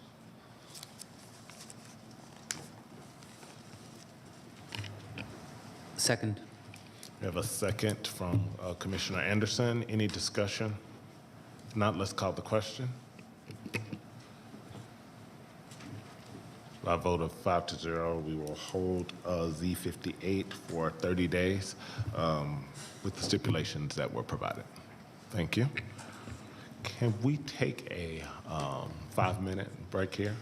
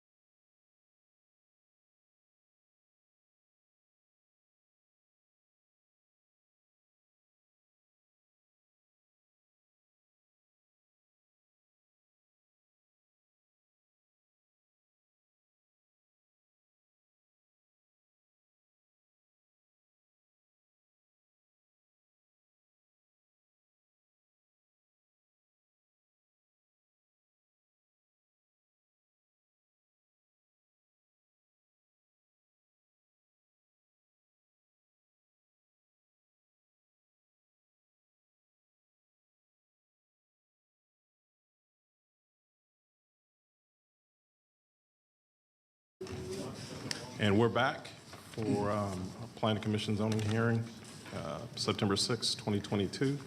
John, our next case, please. Yes, sir. Before I read that in, the next zoning case also has a companion special land use permit with it. It would be the board's desire to hear both cases together and to make a separate motion. Okay, thank you. Rezoning case Z59, Glenside Mapleton LLC. Request rezoning from GC to O&I for a climate-controlled self-storage facility in land lot 297 of the 18th District. The property is located on the southwest side of Mapleton Parkway, north of South Gordon Road. Together with its special land use permit, LUP11, Glenside Mapleton LLC. Request a special land use permit for a climate-controlled self-storage facility in land lot 297 of the 18th District. The property is located on the southwest side of Mapleton Parkway, north of South Gordon Road. The applicant is present. Is there anyone here opposed to these two cases? Let the record show there's one person opposed. All those wishing to address the board, please come forward and be sworn in.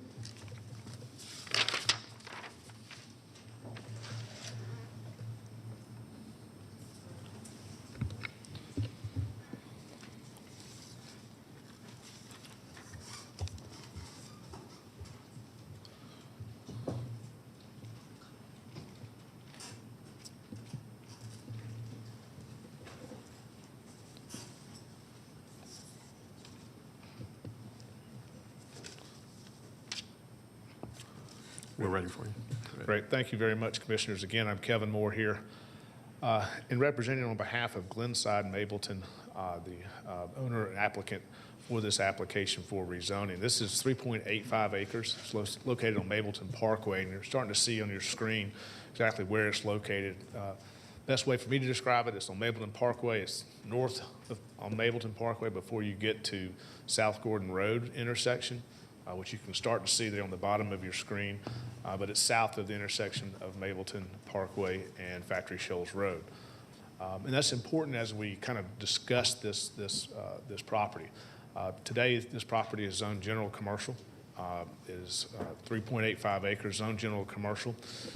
You can see some of the other properties located along Mapleton Parkway begin to be zoned GC as well. Some of those are grandfathered general commercial zonings and uses. And then you also see a couple of NRCs once you start to actually get to an actual signalized intersection. Where this property sits is not on the signalized intersection of Mapleton Parkway, but it is within a neighborhood activity center.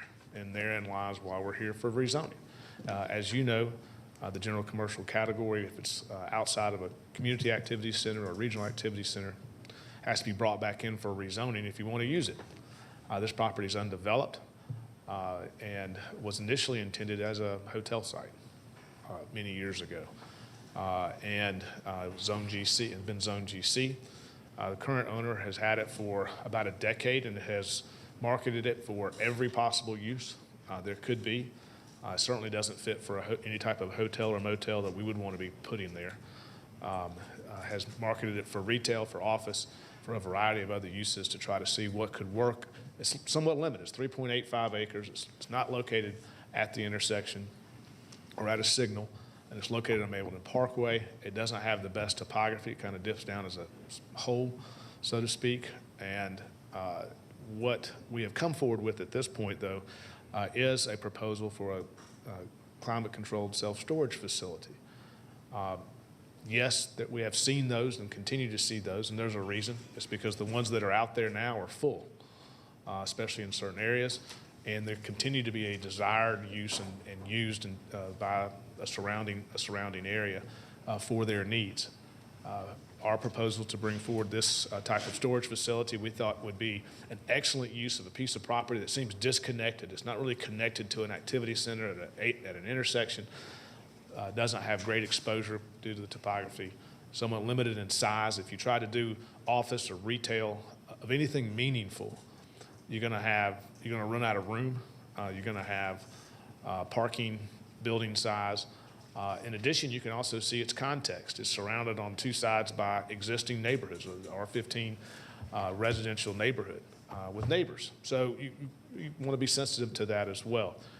As you know, climate-controlled self-storage facility is one of the least intensive uses there is. It's least intense from a traffic generation standpoint. There's very, very few trips. It's a very quiet use. There's not clanging in deliveries like you would see with a retail or restaurant or those types of uses, even though that wouldn't really be appropriate here either. And you can really work with the style of the building, the look of the building, and architecture of the building to really blend it in with any kind of look that you're trying to achieve in a particular area. With Mableton Parkway, we have the Mableton Parkway design guidelines, and we want to make sure we incorporated those so we can present both landscaping frontage and building frontage to make that consistent as well. So when we turn to the site plan, we'll look at that for a minute and show you a couple of interesting pieces to it.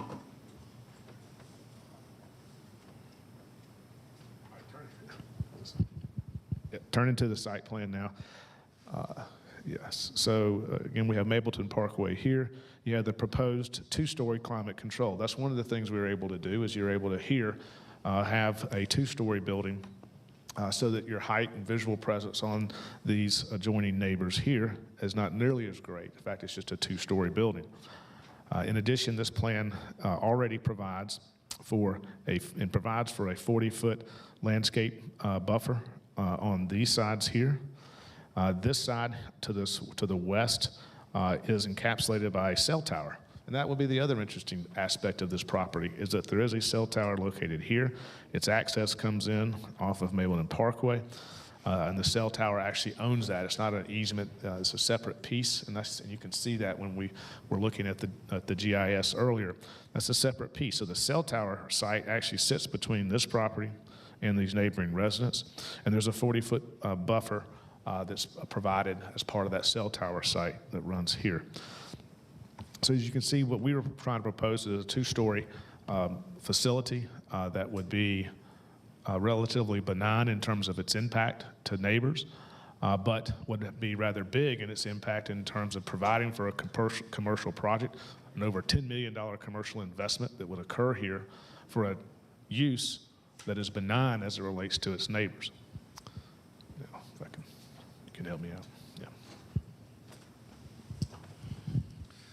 Now, as part of this application, as we usually do, we've had two full official meetings with Mableton Improvement Coalition to review this application in detail and have received some great feedback. In fact, our most recent meeting was last Thursday night. Prior to that, they had given us pretty detailed feedback in terms of look. We really went to them and said, what's the input? What's the look that's being that y'all want to try to achieve? Because you can do a lot of different things. And they actually, the ones who supplied this photograph, and it's attached to the most recent supplemental letter because they provided that. When we got that and had those discussions, we wanted to make sure we were agreeing to it. And we've agreed to provide this look. In fact, we're going to get a rendering done from our folks to match this type of look. What is this look? It's heavy on some brick. It's heavy on some mixture of materials. More importantly, it's heavy on appearance. It's heavy on style as it relates to the way the roof lines interact, the way you have dormers and windows and so forth that make it seem much more of a neighborhood-friendly or residential look or feel to it than it does more of an industrial or box or commercial look to it. And we've agreed to provide that look as part of this application. Again, you can see the two-story look. You can see kind of how this all fits together to provide for, again, a very benign use when it comes to its impact on its neighbors, but a very important and impactful use as it relates to the amount of commercial investment that would occur.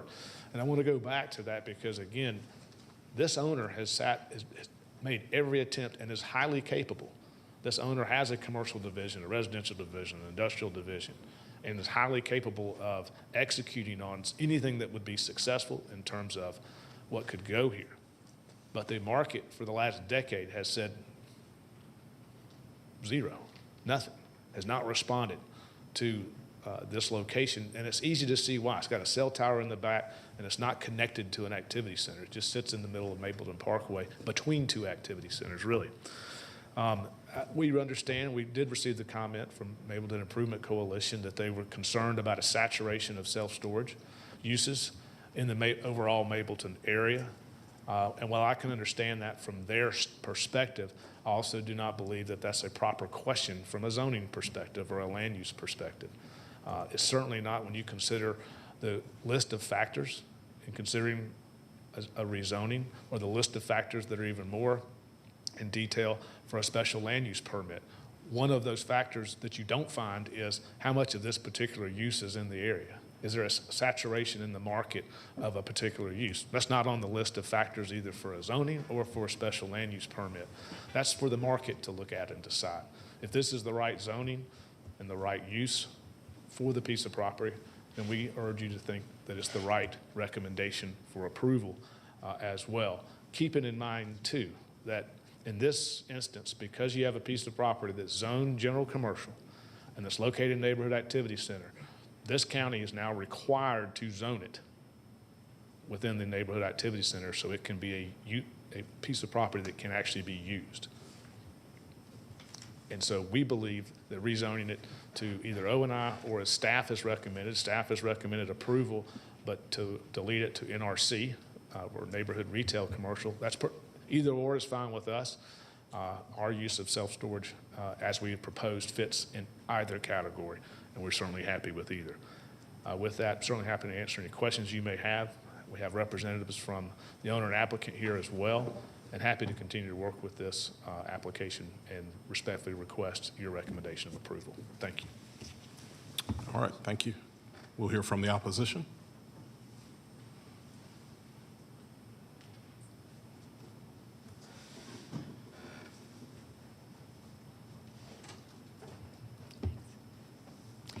Thank you very much. My name is Robin Meyer, and I chair the Zoning Committee of the Mapleton Improvement Coalition. First, I'd like to say that we very much appreciate Mr. Moore and his clients speaking with us and being willing to listen to our concerns and issues related to their application.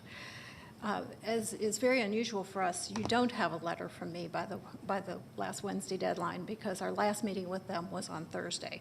And we wanted to hear them out and make sure we had all our information before we took a position. However, that position is that we would ask that you recommend denial of this application, really for two primary reasons. First, if built, this self-storage facility would have a negative impact on adjacent homes.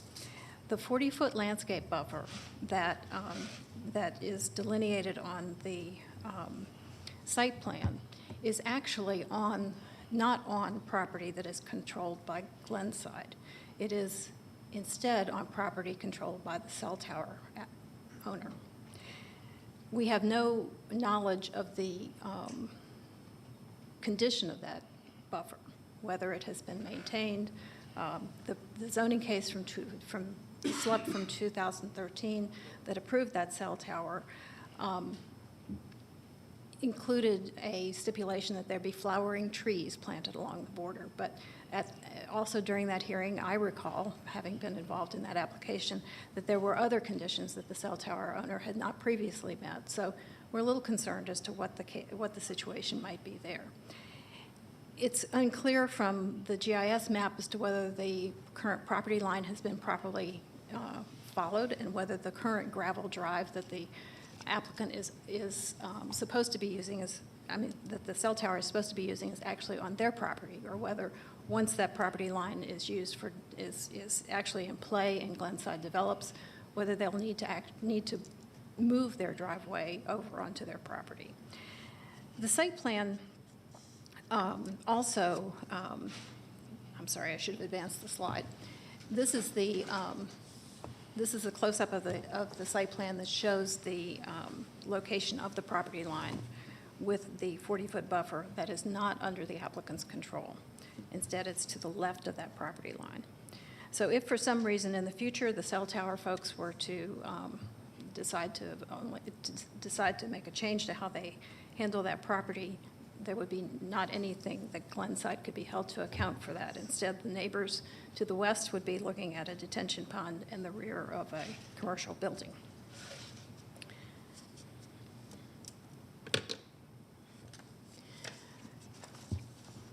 There very much is a saturation of self-storage facilities in Mapleton and in South Cobb. Google Maps is very frequently my friend, and in this case it was very helpful in determining that there are already 16 self-storage facilities within a 5-mile radius of this site. You and the Board of Commissioners approved a self-storage facility, Z27, earlier this year, and there are another 16 that are in operation now. That is a lot of self-storage. So to find out more about that, we conducted a telephone survey of 4 competitors that we thought were most likely good competitors to a new self-storage facility, and that were close by, that were not tucked away someplace, that were on the usual travel routes of the folks in our community. And we were pretty open-ended about it. You can see what we said. All 4 had units of every size available. 2 offered the first month free rent. 2 even went so far as to offer that they had plenty of units. 1 offered to hold a unit for free for at least a month. And none made the usual sales pitch of, oh, get down here and sign up now before they're gone. And I can hardly remember the last time I talked to a salesman who didn't have that in their toolbox. The current self-storage facilities are meeting the needs of our community now and will continue to do so for some time. And I can tell you with all certainty that we have no interest in being the self-storage facility for the rest of the county. We have at times been the warehouse district for the rest of the county. We do not wish to add self-storage to that category. This is not just a zoning, of course, but it's also a special land use permit application. And so we looked at those criteria. And we see them, probably not to your surprise, differently than does the applicant. Redevelopment is just beginning along this corridor.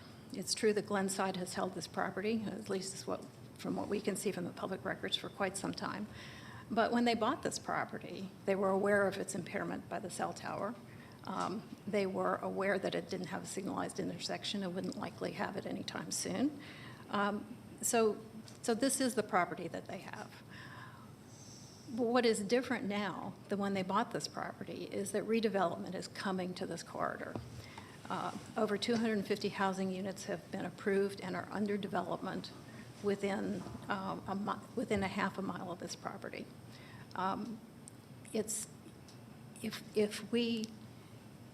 If we are to take up valuable highway frontage property with self-storage, a use that doesn't need to be at the curb in order to be visible, then we're going to not have the commercial property that we need for the other kinds of businesses in our community, the other kinds of businesses that we need. This use is not compatible with the neighborhood. This area needs other kinds of businesses besides self-storage. There is some limited commercial in this corridor, but it is outdated. It's ready to be remodeled. We're beginning to see some of that happen. But if you are a business, if you are a restaurant that needs a 3-acre parcel, there's not much left on Mapleton Parkway unless you're going to rezone from residential. These LUP criteria has to do with the property values in the surrounding area. We think that that there are not adequate landscape plans to protect the neighborhood to the west. Those plans are really dependent upon the cell tower property. The storage facility itself has no landscaping, no buffer at all to the cell tower property, so which normally you would think would be fine if the cell tower property were not such a narrow little strip. And then lastly, whether or not the use and intensity of the site is appropriate. We do not think that this is an appropriate location for a self-storage facility. The use of the site for self-storage will negatively impact our ability to attract other businesses that we need for a complete and diverse commercial and residential community. These storage buildings are permanent fixtures in a community. They are unlikely to ever be converted to any other kind of use. And just as we were once overbuilt with wholesale warehouses that were used for home decor imports, we can now see the same situation coming with self-storage.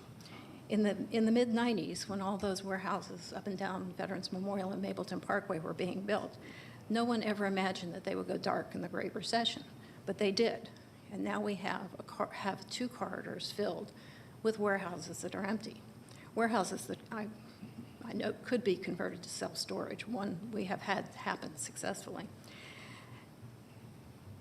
Please recommend denial and prevent a similar fate for our community as it relates to self-storage. The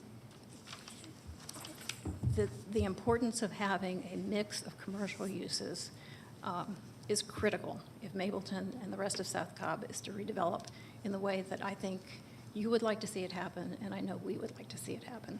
Thank you. Thank you. All right. Seeing that this case, Z59 and LUP11 are actually in District 4, I will lead the discussion on that. If I could have the applicant come back up, I appreciate it.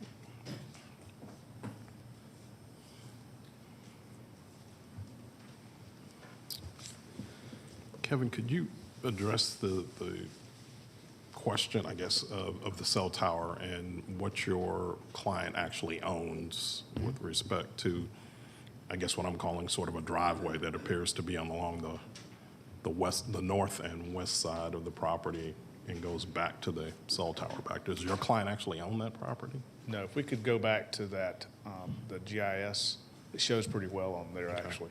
That's a separate tax parcel? Is that a separate tax parcel, or do we know? Yes. Okay. So if you'll see on the GIS, the property outlined in yellow, with the yellow outline, is our property. Gotcha. But then you can see then there's that thin strip that, that runs to the back. Gotcha. That's the cell tower piece. Gotcha. So going a little bit further, when I looked at your stipulation letter, you talked about a 40-foot undisturbed buffer. Where exactly would that be in We relation? provided, I'm sorry. No, go ahead. We were providing for the buffer for adjacent residential properties, which is on the south side. Okay. Okay. Which continues the 40-foot buffer that's on the cell tower parcel side. Gotcha. So looking at the single-family homes that are on Gordon Hills Drive, I guess there are one, two, three, four, maybe 5 of them that are immediately adjacent. Yes. When they come out on their back deck and they look, what are they going to see? Right now, they see trees. Well, if this were to be approved. Those same trees, because those are all on the cell tower parcel. Now, from there, then if this is developed as this proposal or any other proposal, they're going to see a commercial use of some sort. Well, there's a difference, I guess, between a 2-story one and maybe a 1-story building. Right. So if it's they're 1 gonna story, see then you through wouldn't the see it. trees and so forth, then yes. I mean, you're saying what are they going to see? Yeah. I would suspect they would see some sort of building. I mean, they've got trees in their backyards as well. So how much they can see through there is debatable. But I'm just going to, for the sake of argument, say, yeah, you're going to be able to somewhat see a building back there. Okay. Whether it's 1 or 2 stories, you would see a building. Gotcha. Can we go to the site plan real quick? I had a couple of questions for you on that as well. Sure. So the 2 proposed stormwater management areas, what are those exactly? And I'm assuming they're underground stormwater infrastructure is being proposed? Is that what that is? In part, yes. Correct. Those are just the stormwater, because of how this property sits. That's very preliminary hydrology showing where it might be needed to have 2 stormwater management systems as part of it. Gotcha. Okay. But either way, those would be, because they're, yes, they're mostly, some of it's underground, but either way, they would be also, any exposed would be fully landscaped to the exterior. Okay. Are there any other questions of the applicant from other commissioners? I have a question. Mr. Moore, for the cell tower owner, do you have any context on requirements that site might have? I know it's not the one that's under application, but in terms of STIPs, conditions, any existing kind of deed restrictions or covenants, anything that requires them to maintain a certain level of visual barrier in perpetuity. Is that anything like that, are you aware of for that particular strip? What I'm aware of is what Ms. Meyer reported as well. When it was approved, I guess in 2013, is I think, I've not seen it or read it, but based on what I have seen, it provided for a buffer and provided for some landscaping and that kind of thing, and that's what's reflected on their property now. Now, how much have they taken care of it or done or complied? I don't have any answers to that. We don't, because it's just not our property, so it's not something we've been connected with like that. We're happy to look into it and can report back to you if you'd like, but we don't have that personal knowledge or firsthand knowledge. I think that's fine. I think I'll probably have a follow-up question for planning regarding that. As perhaps if that's a code enforcement on that site, query or something where there could be some protections put around here that would allow for that visual coverage. One thing just to confirm, and this might be in the stip letter, in terms of any infrastructure related to HVAC units or any of those, are any of those going to be on the ground level, on pads, or are those all going to be roof mounted? For this building, the majority would be roof mounted. Okay. And it's required to be screened at that point as Okay, well. just wanted to That's part of the confirm there ordinance. wouldn't be anything that would be exterior. No. Okay, great, thank you. Yeah, per ordinance, they're required to be screened. Yeah. It's rooftop as well. Yeah, and I've seen some which are pad mounted on the sides of buildings, which are screened, but not really screened. Right. So would want to make sure that those were at least visually, truly screened and not visual. Certainly, and we would agree to that. Thank you, Vice Chairman Hughes. Kevin, do you know the height of the cell tower? I do not. Okay. Do you know how far the base of the cell tower is at the nearest point to any portion of this building? I would only be able to do it based off of kind of measuring my finger with the I'll take your with the rough scale, but I would say it's probably, I don't know, 75 feet or so, something like that. But I'm just looking at it, but no, I do not, because again, the cell tower's location in our building was not something that we're concerned with as far as our folks made it work for their purposes, but in terms of any other reason, that's not something we have. We can find out for sure. I would also, I would just note that could be a concern, although generally speaking, most of the time there would be very few people in your building, which is kind of a good thing relative to a cell tower. But do you know if any rolling doors would be visible? Any interior rolling doors that are often painted a bright shade of green or orange would be visible through any of the windows that you show in your plan? No, they would not, based on the design we're putting together. Okay, and I would commend you on that being an attractive plan as self-storage buildings go. Yes. Well, Mapleton Improvement Coalition picked it out, so okay, we can commend them. Okay, very good. Then I'll commend Robin. Thank you. But to be fair to Ms. Meyer, I mean, we're saying this is what we would want, but we still haven't made a full decision on this. So I'm not trying to imply they did a double take. I'm just saying that we didn't come up with it, they did. That's where the community input came in. Okay. All right, thank you. Appreciate it. Thank Kevin? you. I just got a quick question, I think, for Carl Carver, Stormwater, please.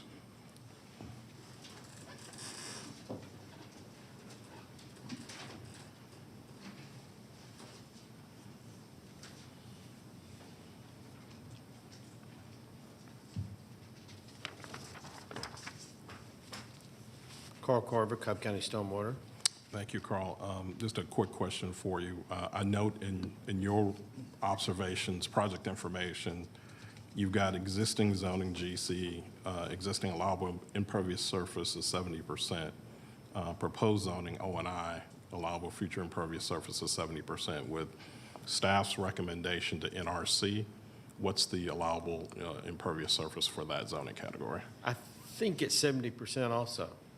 Okay, I just wanted to confirm that. Thank you. Okay. Appreciate it. I'm sorry, before he leaves, any other questions? Okay.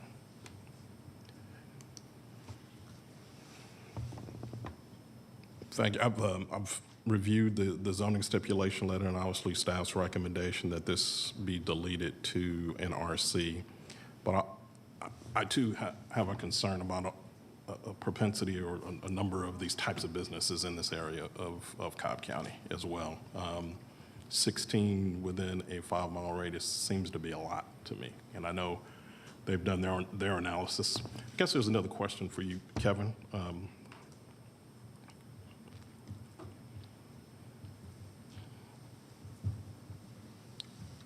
I'm just curious, what sort of market analysis has your client done with respect to demand for this type of business in the area? Have they done something as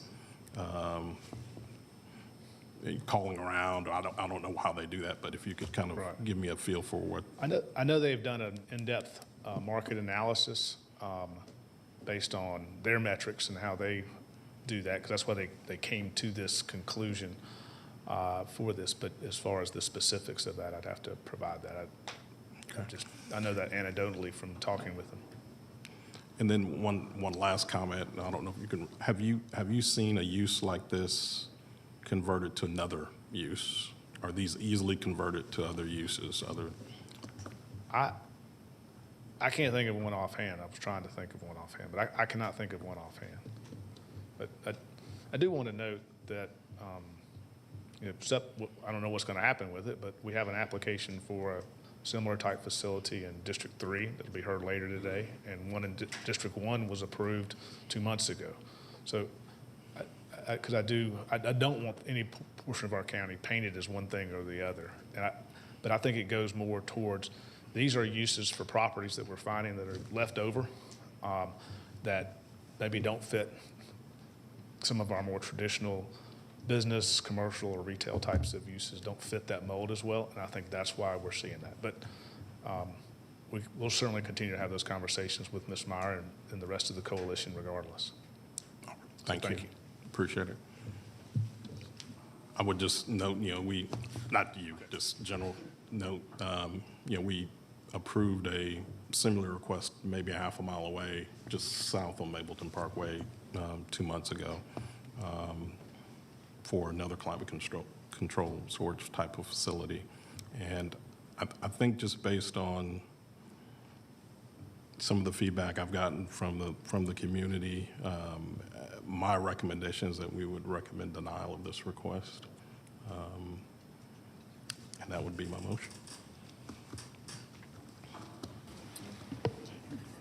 Oh, I'm sorry, and for Z59 and the companion LUP11.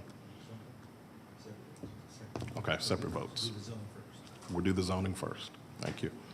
So the motion only pertains to Z59. Commissioner Hughes, could I ask just a follow-up question on, before we look into the motion on absolutely of Mr. Peterson, just so I can make sure I have all, kind of all the facts. Absolutely. Can I get a second or for discussion purposes? Yes, second. Okay, discussion. Okay, great. Sorry. So, Mr. Peterson, for the situation with the property owner next door on the cell tower, do you have any sense of, I don't know how much background detail we pulled on that and any kind of obligations they have, but is that something where that use has buffering requirements that are not being adhered to? Do you have a sense of that? And I know that's different from what's being, that's not the applicant's site right here, but is that something that you have any information on? I do. The cell tower parcel has been a parcel for probably decades. That cell tower has 2 special land use permits. The most recent one was in 2013, 2014, and that was just to expand the tower compound 300 square feet. The original special land use permit for this was done in 1994 for a 195-foot cell tower. So that's been there for a pretty long time. And its most recent zoning in 2013, it was approved, and they are required to have a 15-foot landscape buffer adjacent to the residential property. So we can send code enforcement out there to see if they have a 15-foot landscape buffer. If they don't, they can take some action on that.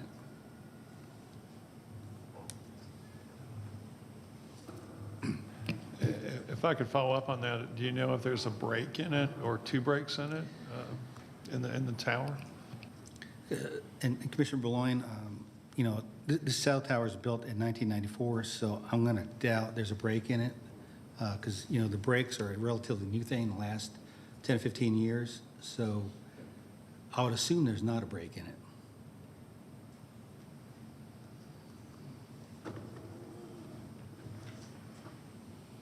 Any other discussion? All right, we'll call, It's more of a comment to help us think through kind of saturation of cell towers. I'm sorry, not cell towers, self-storage. The FAR for this one is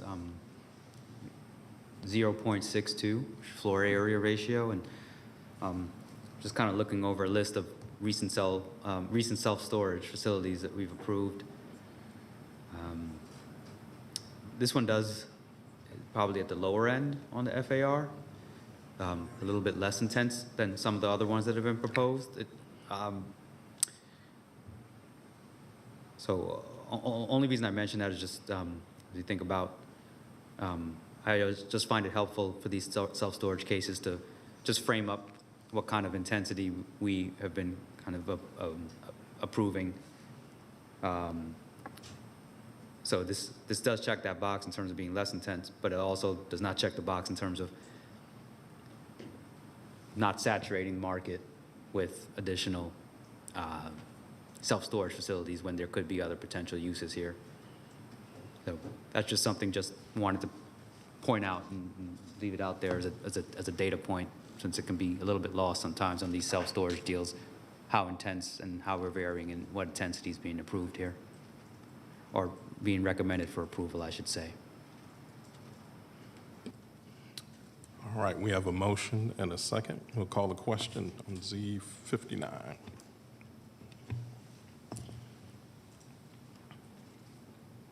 All right, it passes 4-0. Now we have a LUP11, also recommending denial of that as well. Second. All right, we have any discussion? All right, call the question. Recommend denial 4-0. Let the record reflect that Stephen Vaught is not here, just for the record.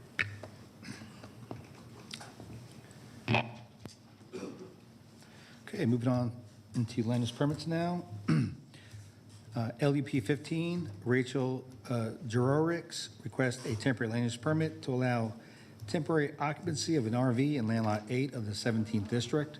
The property is located on the east side of Cunningham Road, south of Shannon Way. Is the applicant present? Let the record show the applicant is here. Is there anyone here opposed to LUP15? No. Let the record show there's no one opposed.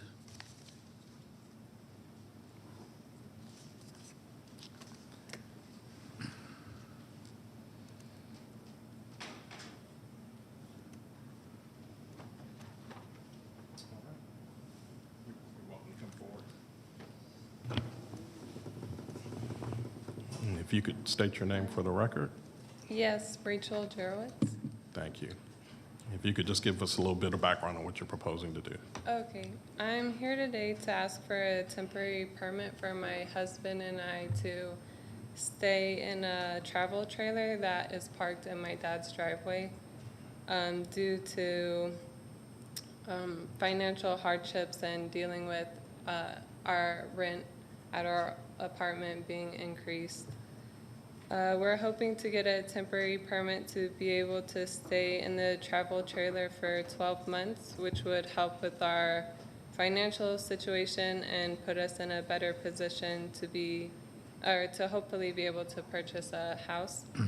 My dad lives on about 1.3 acres.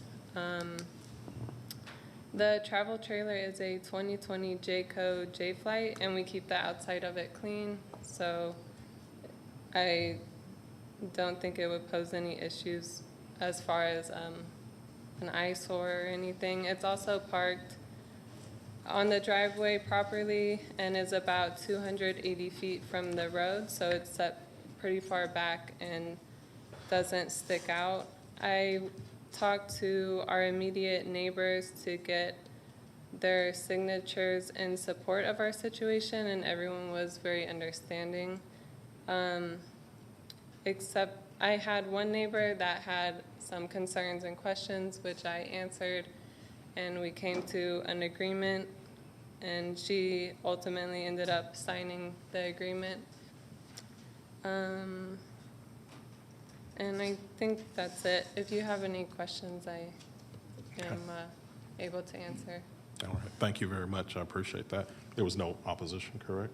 All right, this is in District 1. And we'll let Commissioner Boulogne lead the discussion. Thank you, and thank you for that presentation. Just had a few questions. So the trailer is fairly new, is that correct? Yeah, that's correct. Okay, who owns it? I own the trailer.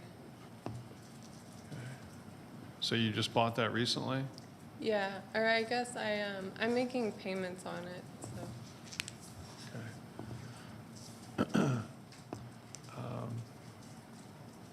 Tell me about your parents' house. You told us about the acreage a little bit. Can you tell us more about the house? It's on 1.3 acres. I believe it was built in the 70s. That's all I really know about it. Okay, how many bedrooms? 3 bedrooms, 2 baths. Okay, who lives there? My dad, my sister, and my brother.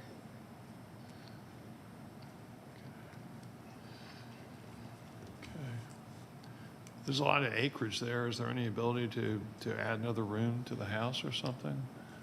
The issue is my dad's dog and my dog don't get along. And we actually had an incident where his dog attacked, I have a smaller dog and he has a bigger one, and she attacked my dog. So we keep them separated, and living in the house or even adding on an additional room would pose a problem. Okay, tell me about the structure that we see to the bottom of this picture. Yes. Yeah, that's my dad's workshop. I believe it was already there when he bought the property in 1996. Okay. So our trailer is right in front of that. What's your dad do? He's a painter. All right, if anyone else has any questions for the applicant, I'll pass the. No. Okay. I have a few questions for the county staff. Thanks. You can have a seat. Thank you. All right. First, can you tell me the status of the case and whether there were any citations issued?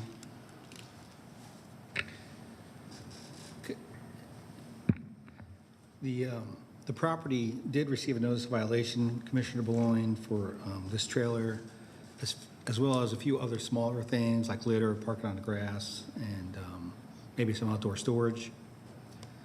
And right now, everything's being held in abeyance until we get an outcome from this board or from the Board of Commissioners. Okay. Did anyone gain a perception as to whether there would be an ability to move a temporary housing structure to the rear of the property where it wouldn't be visible at all from the road? Are you talking about the RV that's currently being used? Yes. I don't believe so.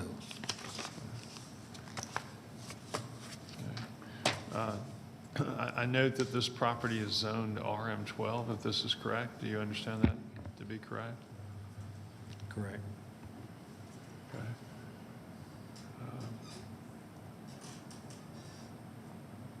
What else could be done then in terms of the use of this land to accommodate housing more people if they wish to pursue other options if this one is foreclosed? Well, there's a few different options. You know, you hit on one earlier with putting an addition onto the house, but it doesn't sound like that's going to be possible due to the pets. You know, second one, I guess, would be to subdivide the lot and build another house on the lot. There's plenty of room for another house. Third thing is the board could consider approving this for a limited period of time. You know, we've had these in the past, but they've been for things where the house is burned down, or the person has a building permit to build onto their house, and they need to live on the property for a short period of time. It's not meant to be a permanent solution to housing. And what's staff's recommendation? Staff's recommendation was for denial. If anyone else has any questions of staff?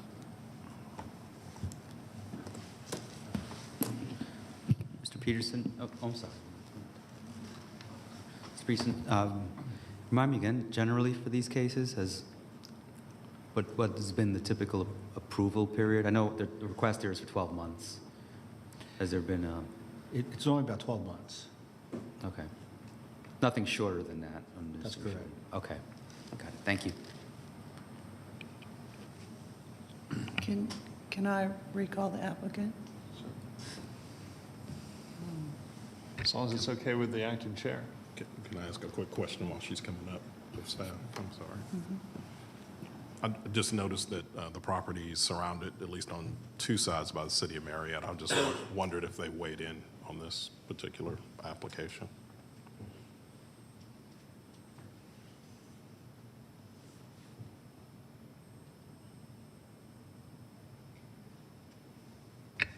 The city was notified. Commissioner Hughes, I'm unaware of any response from the city. Okay, thank you. Hi, I just wondered if you could express to us in a little more detail what circumstances you're in. I know you said you gave us some perspective, but what are your prospects for work, or your husband's prospects for work? So I also am a painter. Is this a house painter or artist painter? Residential, yeah. So Okay. house painting, interiors and exteriors. My husband does handyman work, and then I also clean on the side. So this was meant to be only temporary. It's not a long-term solution for us, or even something we want to pursue long-term. It's mainly for us to save up to get to a point where we are in a situation where we can pay off some debt and save up for a house. So this is just,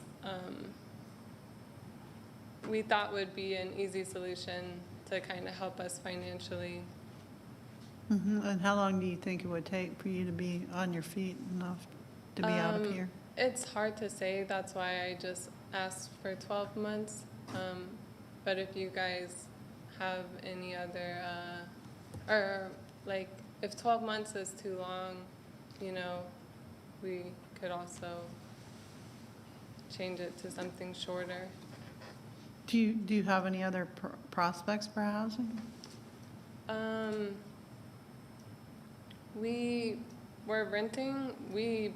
My husband and I moved out when we were 18, and I didn't ever think I would move back to my dad's house.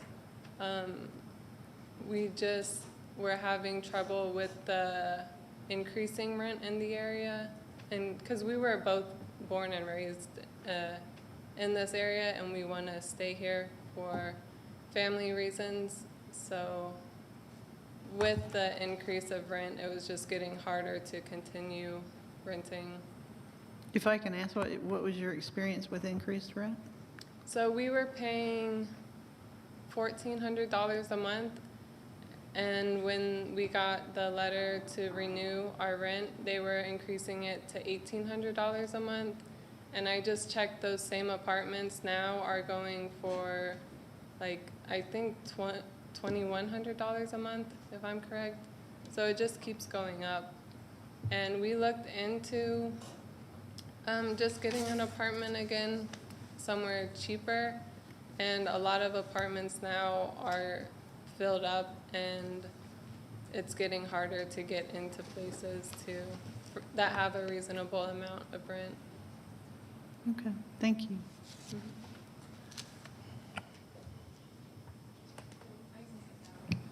Can I ask you one more question? Hate to keep bringing you up here.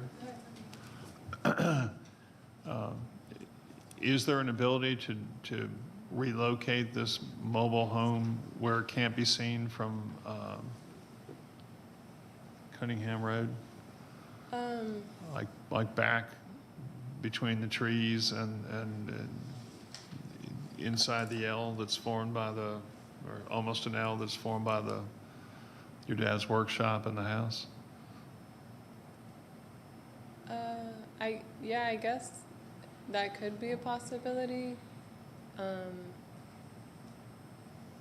It would be in the backyard, so it would be on grass, which I'm assuming we would have to put pavers down. But as of right now, even, like I said, it's about 280 feet from Cunningham Road, so it's really down at the bottom of the driveway.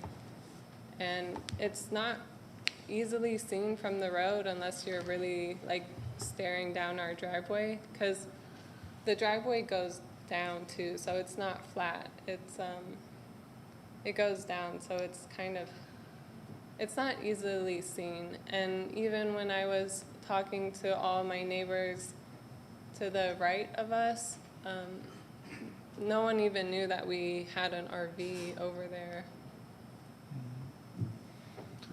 Okay, thank you. John, did you have some more comments on what would be required if we put something back there and would it be hidden from view? And what the applicant stated is correct. You know, if it's moved to the backyard, it will have to be placed on pavers or concrete or asphalt surface. A hardened surface, the entire structure, or just the corners of the structure, or what? Well, the entire pathway back to wherever it sits, and where it sits, it needs a hardened surface also. Okay. And how far down does that driveway go? Does it go all the way to the workshop? Yeah, it goes all the way to the workshop. And we're directly in front of the workshop, so there's trees all to the left of us too, which kind of provide a buffer.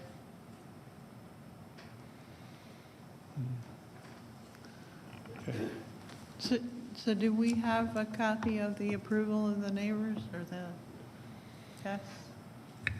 Yes, that petition's in the folder. We did check it, and every single person who touches their property did sign off on it. Okay, so did we have an understanding of why there were citations on the property? Was there a complaint from the area? There was a complaint. I'm not sure who complained about it, but it was for the RV, litter, outdoor storage, and parking on the grass. Okay, but all neighbors are signed off. That's correct. Thank you. And I think I do know who the complaint was our neighbor to the left of us, because when I spoke to her at first, she didn't want to sign the paper, but after answering questions she had, we came to an agreement and understanding. She also just wanted us to put kind of a lattice around the bottom of the structure to make it a little more appealing for her, because she was just worried about her property value going down because of the RV. But I do think we're in compliance as far as having an RV on the property, because it's in the driveway, parked correctly and everything. And did you install the lattice? Yeah, I did. And Do you have any photographs of your vehicle? I think on my phone I do. Feel free to take a look if you want me wish to to. get it? That'd be great. Okay.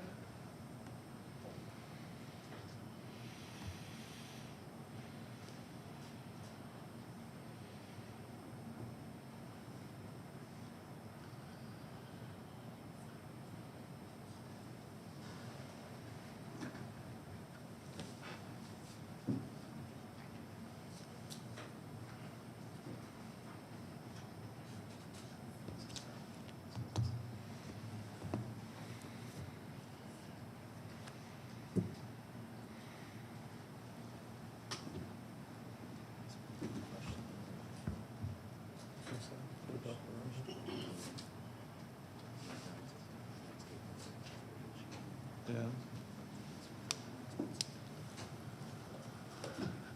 So that's the side that faces her property that she can see. So that's where we put the lattice.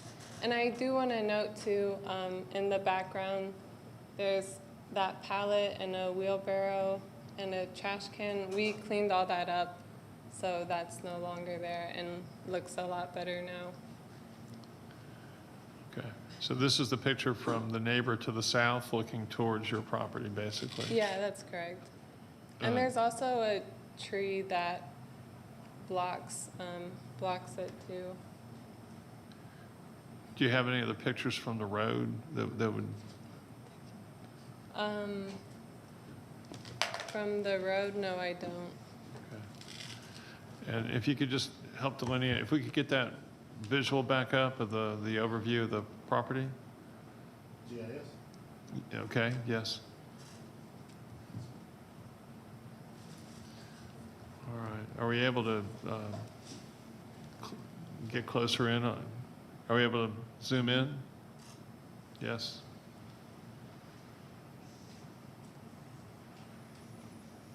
So it's directly in front of the shop. So can you just point to exactly where the trailer is here?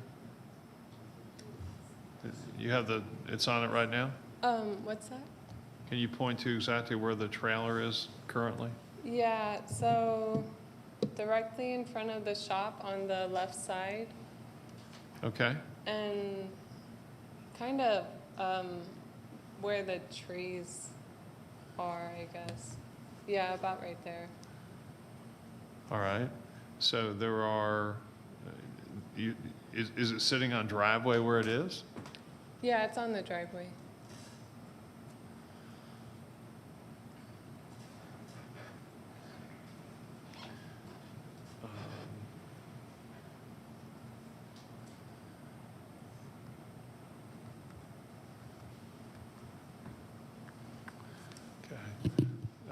John, are there any other ideas? In the past, what we've done is we've tried to prevent these things from being viewable from the public roadway, even when we've granted any exceptions. Is there any ideas to what can be done in that regard here? It sounds like it's so far back, kind of in the trees, that it's probably not even that viewable from the road, Commissioner Beloin. I mean, because just look where that house is on the GIS. The trailer's kind of in that area, so it's far back from the road. It's in a grove of trees, and it's probably as hidden as it's going to be. If you put it in the backyard, then it's going to cause them to put more pavement down in the backyard to get to it. And she is only asking for 12 months, so she probably shouldn't put a whole lot of money into putting more pavement into the backyard to put a trailer there for 12 months. Right. All right. Any of my fellow commissioners have any recommendations or thoughts they wish to share before I'm required to make a motion? I believe she's presented a hardship. I believe the consent of the neighbors ought to be taken into consideration. The only other thing that might happen would be that your division might take a look at what it actually looks like. That's the only other. I mean, we haven't put eyes on it, but we don't have any opposition here either, so. Okay. My only comment, I think similar to what John just said, in terms of screening it from the roadway, it to me, just viewing what we're seeing here, it seems to be far enough away from the roadway that I don't think it would be all that noticeable. That's just my opinion. I'd agree. I'd say worst case.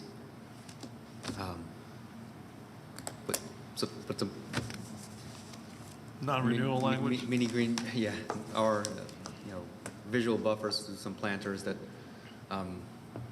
maybe you can put up, and maybe some crushed stone. I don't know if that's applicable, but I think it's overkill to try to, for this particular use, to try to pour down new pavement and erect a permanent structure. Okay. All right, thank you. You can have a seat, thank you. Okay, thank you. I'll go ahead and make a motion that we recommend approval of the recommendation on a non-renewable basis for 12 months only, and that if staff could, between now and the board meeting, just make a recommendation as to what screening might be appropriate or necessary to prevent this from being a adverse visual condition relative to the public roadway running in front of the house. So that's my motion. We have a motion. Do we have a second? I'm sorry. Staff wants to know if you consider putting it on consent. Fine. It may not stay there, but yes. Okay. All right. Second. We have a motion and a second. Is there any discussion? If not, let's call the question. Motion passes 4-0 with Commissioner Vaught absent. Okay, thank you. Hey, Margie, can you get with the applicant real quick and let her know we need some photos in the front? Okay, thank you. And to come back to the Board of Commissioners in 2 weeks in this room. All right, next case is SLUP12 East Piedmont Storage LLC. Request a special land use permit for a climate-controlled self-storage facility in land lot 565 of the 16th District. The property is located on the south side of Piedmont Road, east of Canton Road. The applicant is present. Is there anyone here opposed to SLUP12? Let the record show there's no one opposed.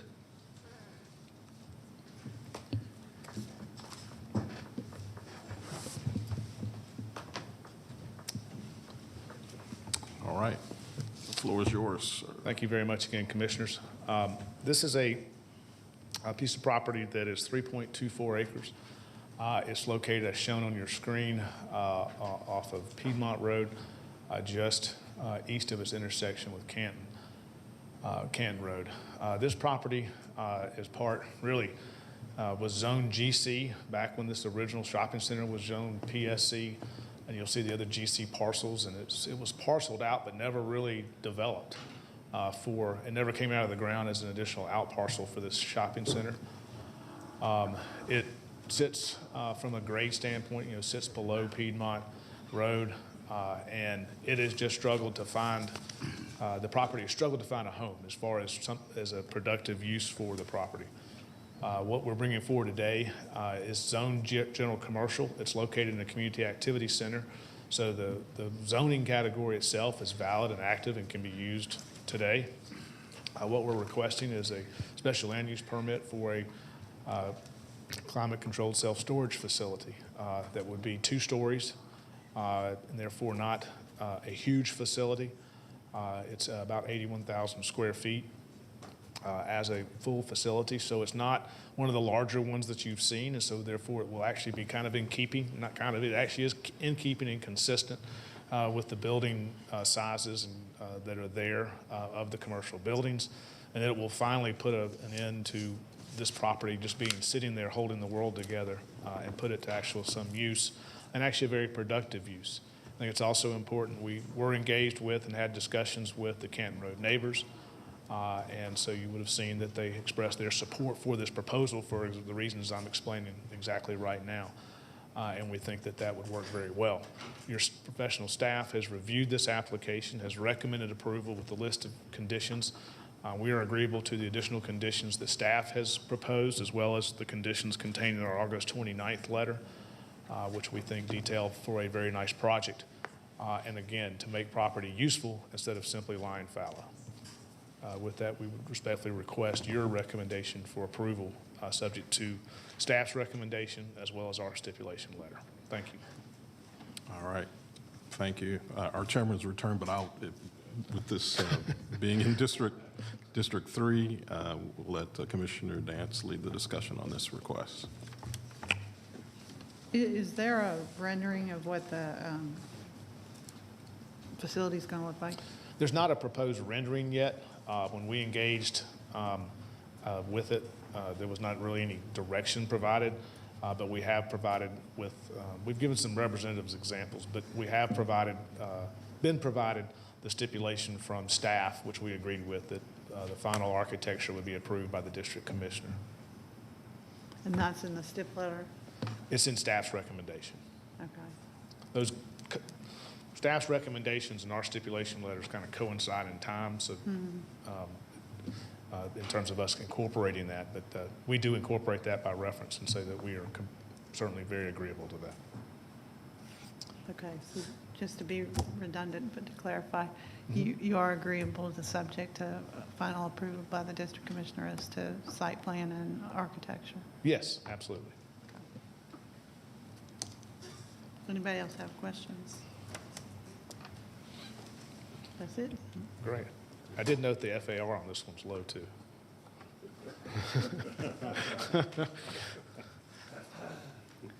Okay. Thank you. Yes, see, takes me a little while.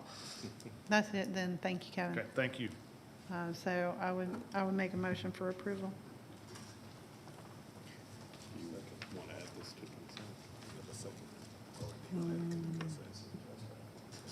You want it on consent? Oh, with the recommendation also to be put on the consent agenda for the BOC. Right. Second. Before we vote, is that subject to all staff comments and subject to all stipulations? Yes. Yes, okay, thanks. Call, if there's any more discussion, I'll call the question. Thank you.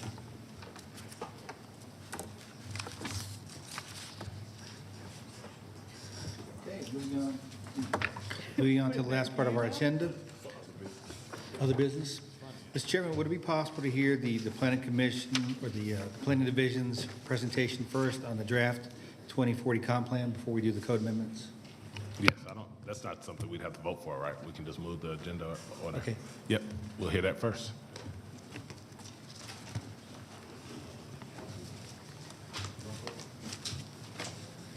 Good evening, or afternoon, sorry. Actually, you asked about something that you did have to vote for. We will be asking for a recommendation to the board. Yeah, I meant like moving you up on the agenda to hear this now. No, you're good. Go for it. All right. Well, let me get started here. Philip Westbrook, Senior Planner with Community Development and Project Manager on our 5-year update. I'm here to brief you, the Planning Commission, on our 5-year update to the comprehensive plan. And then I ask that you open the floor for a public hearing. And then would respectfully ask for a recommendation to the Board of Commissioners. As way of background, community planning activities is mandated through the state of Georgia's Planning Act of 1989. Every jurisdiction in the state is required to conduct these planning activities, and the rules for local comprehensive planning is done through the Department of Community Affairs Standards and Procedures for Local Comprehensive Planning. And those procedures ask us to update our comprehensive plan every 5 years. Every 10 years, they ask that we actually do an overhaul, and then those 5-year increments, we basically do sort of a limited scope update, which is what we're doing today. We're basically updating our 2017 comp plan, doing our normal 5-year update. And again, this is to extend our qualified local government status, which expires on October 31st of 2022, so that we still can continue to have potential funding for different programs that the county is involved in from the state and federal jurisdictions. Quickly go through this progress. We started out probably well over a year ago, last spring of 2021, conducted a framework plan, did data gathering, held our first public hearing with the Board of Commissioners on October the 19th, or October of 2021, let's put it that way. That was our kickoff meeting. Once we kicked off the community engagement phase, we conducted our community engagement for about a year, conducted feedback analysis, and then drafted a plan. We held our our second public hearing this past July. This was a draft that we put available online for a 30-day public review, and of course letting the community know that they had options to comment further, and we did end up getting a lot of good feedback, and we actually entered that feedback integrated it into our most recent draft that you have access to, and also that we have forwarded to the state for our regional and state review, which is currently in process. And this is to make sure that we can get this adopted by October before our QLG expiration date. The focus on this update looked at the needs and making sure that the current needs in our 2017 version are still relevant. We did look at land use changes, and we also, I don't know if you're familiar, the Comprehensive Transportation Plan was recently adopted earlier this year. So we took a look at that and integrated the new transportation plan into this plan. The state requires a new broadband element that we included,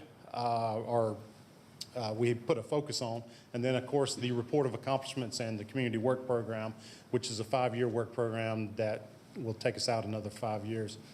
The biggest part of this process was community engagement. Really two different types, face-to-face that did include live virtual meetings. You got to remember, we started this back earlier January, December of last year. The COVID pandemic was still going on, and so we did a lot of virtual meetings, workshops. We also, and I will say that we got a lot of good feedback. I will say that it seems like in person, people are a little reluctant to comment, but virtually, they spit it out there. So we got a lot of good feedback virtually. Digital participation was online, and this is where you could participate at any time, at any point, at your own leisure. There was a survey. There was the community input application, which was an innovative GIS tool that allowed folks to pinpoint their comments on the future land use map, on parks, on any type of map. They can make a comment. Others could come in behind them and they could see the comment and they could like it or expound on that comment and so forth. So all in all, with the digital aspect, we were able to gather up about 3,000 to 4,000 views and had over 1,000 comments. Some of the key strategies, I'll be honest with you, in the last 5 years, there's been really, the sentiment in the community is still the same. Growth management policies that look at protecting the neighborhood characters, the suburban characters that are out there, as well as the redevelopment of areas where infrastructure is in place. Broadband, there was really no issues with broadband. It's pretty prevalent across the county. There were some affordability and reliability issues. Housing, a mix of housing types and attainable housing. That was some comments that we looked at, and really some of the needs or some of the policies that are in our plan kind of fit with the comments that we had. Parks, was looking, again, we always get need more park land, both active and passive connectivity, and there's a lot of park land where there are master plan developments for these parks. The community wants to see these master plans get developed into parks based on the concepts that are out there. And of course, placemaking and sense of place and creating that healthy, active living area. To kind of just quickly go through this, this is what we ended up doing the update with, making some minor adjustments to the needs, goals, and policies, just some really minor text changes to kind of reiterate the intent of these policies. We looked at updating the future land use plan and potential land use changes. That's in your land use document that you have there, along with some small area policy guidelines. Of course, added the broadband element with all the needs that the state requires there.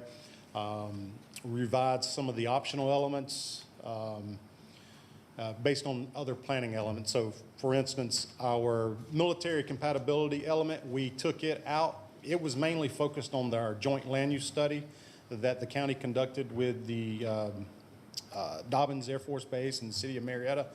We took that element was based on that study. So it was redundant. We took it out, but the actual JLUS study is still part of the supplemental plan section of the comprehensive plan. We did a status report on our report of accomplishments on our past 5-year work program, created a new work program that will take us out to 27, and then made some other edits and streamlined the document. And this is the future land use proposals. There are zoning decisions that were made in the past year and a half that were incompatible with the future land use. So our land use amendments focus on those as well as the community feedback we received. Those would be in our, what you call our commission proposals, some small area policy guideline adjustments, and then the supplemental plans.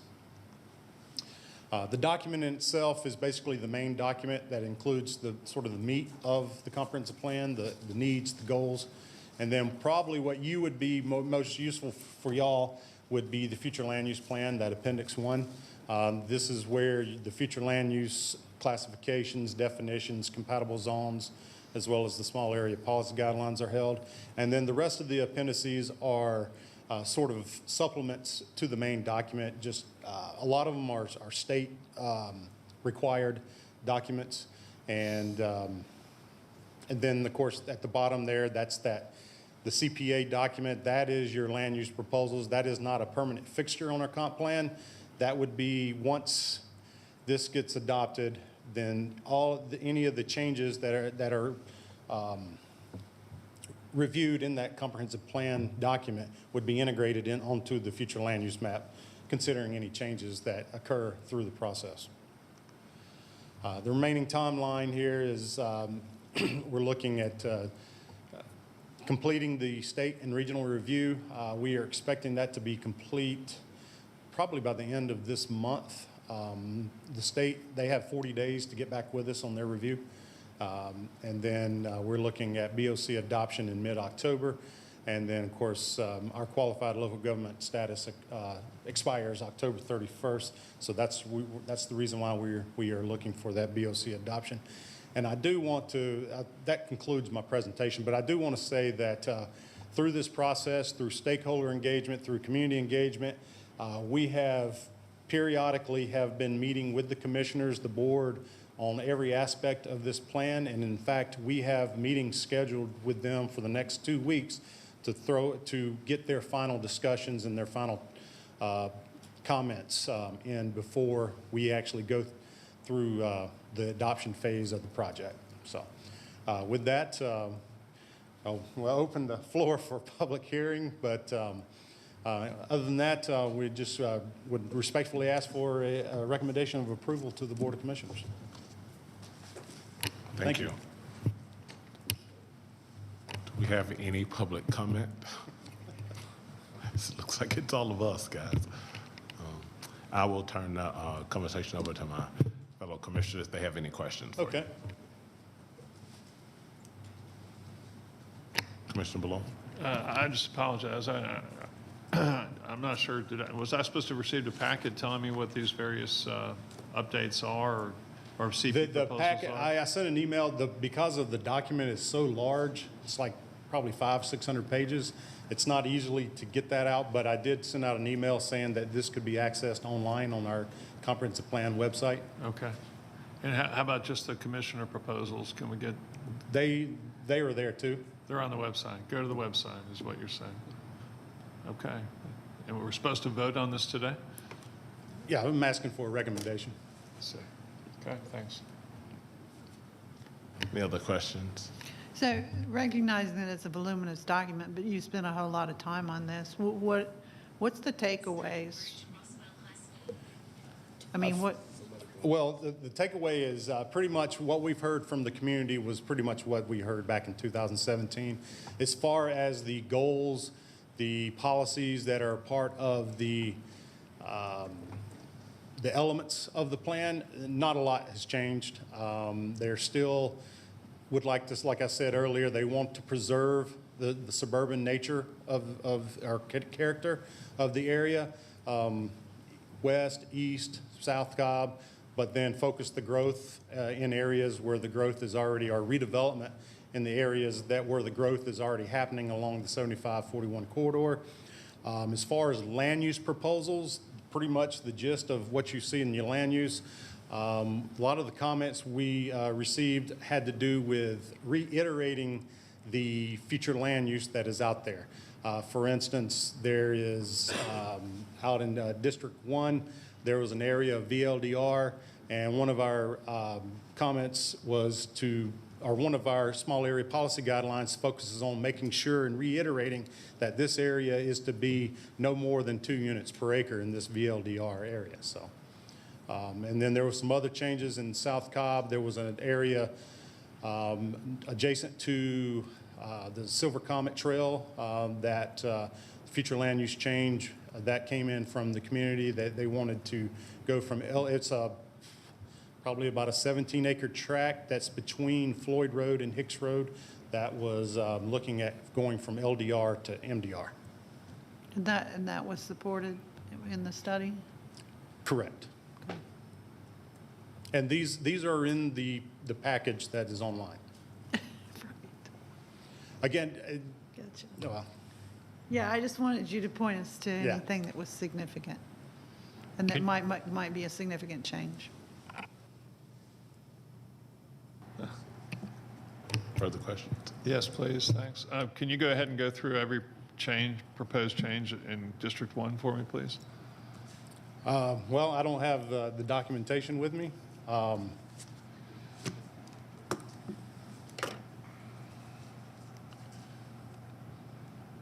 mean, I can't vote to approve something I haven't read. I don't know how else to.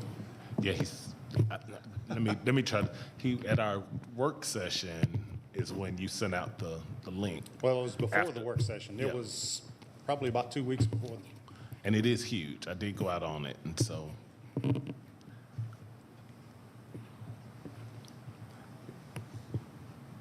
If we need to take a few minutes to pull up our phones and go to that link, that'd be helpful.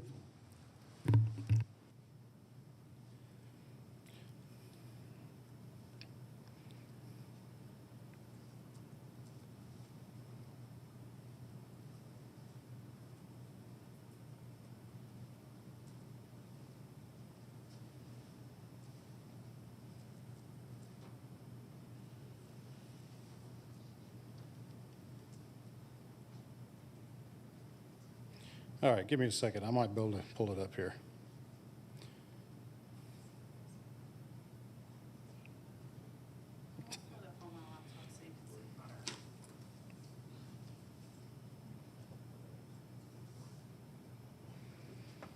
Okay, we're gonna take a, how long, 10?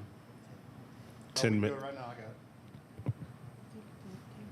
We'll still take the break. We'll take the 10-minute break, let you pull that up. 10-minute break, we'll, back at 5:16. Thank you.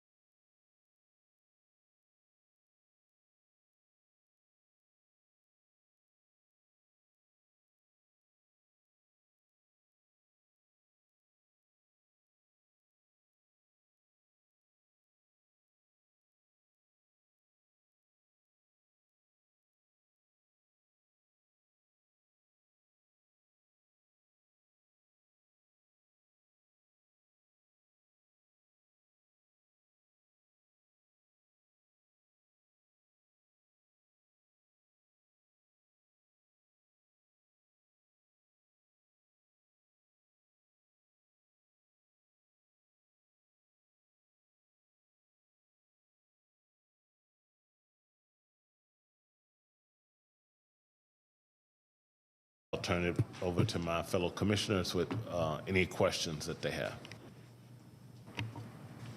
Commissioner Ballon.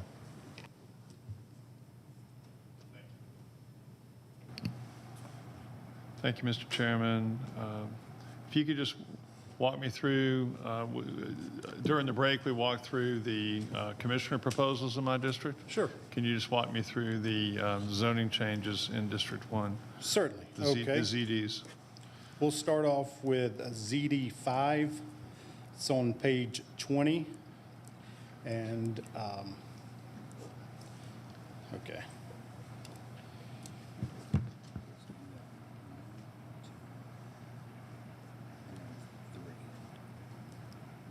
I'm showing This 1478.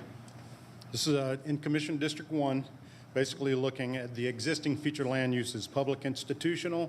The proposed future land use is going to neighborhood activity center based on a zoning case from 2021. If that was changed from R30 to LRC. If I'm not mistaken, I believe this may have been the former fire station off of Mars Hill Road, just south of. Right, I'm familiar. South of Stylesboro Road.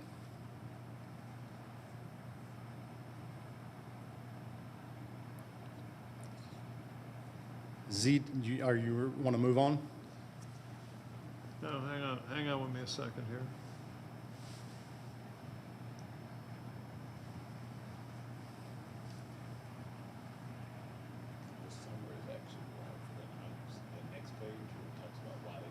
Okay. Thank you.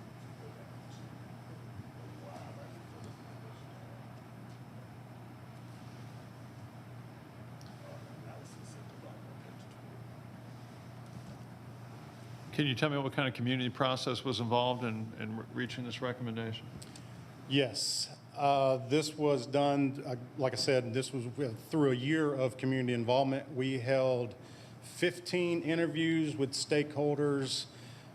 We had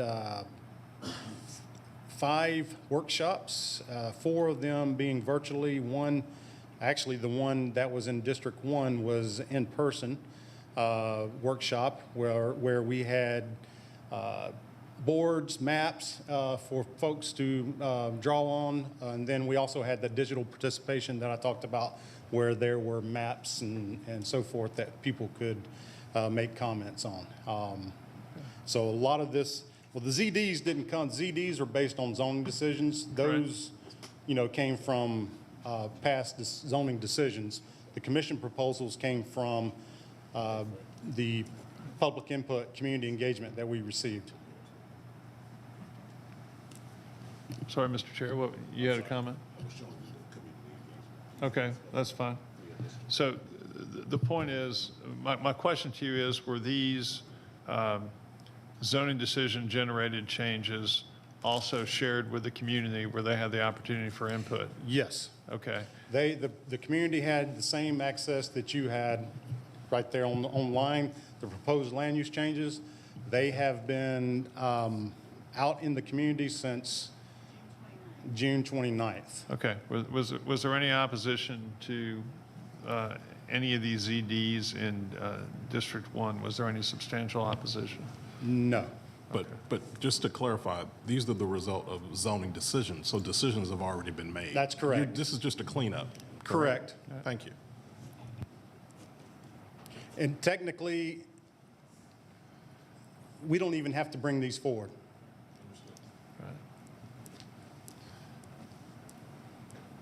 Let's just quickly review those in District 1 for my benefit if we could, so I can make an informed decision.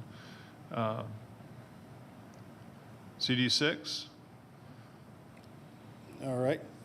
ZD6, existing future land use, community activity center, and very low density residential. The proposed land use is very low density residential based on Z8 from June 2021, that the zoning changed from R30, NRC, PSC, GC to R20 OSC. I remember that one. Okay, very good.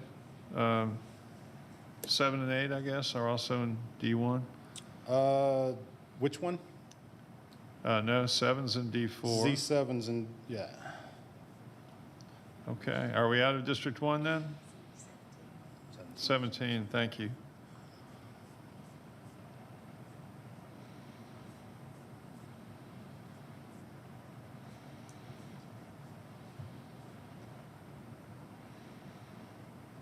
All right, ZD17, this is existing future land use, very low density residential, rural residential, and park recreation conservation.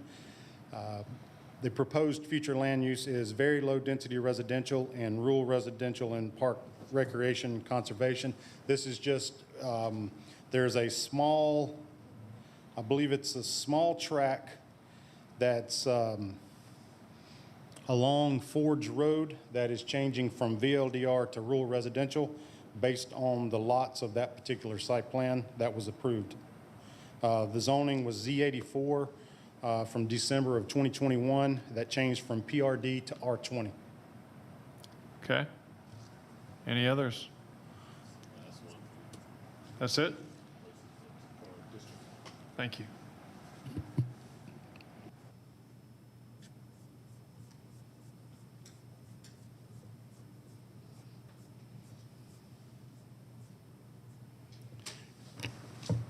Additional And question. I'm sorry, like I said, every one of these proposals, ZD, commission proposals, the plan has been vetted through the community as well as the Board of Commissioners. And, you know, that's, we're just looking to move it forward to get our state requirement to make sure we continue with our KLG status.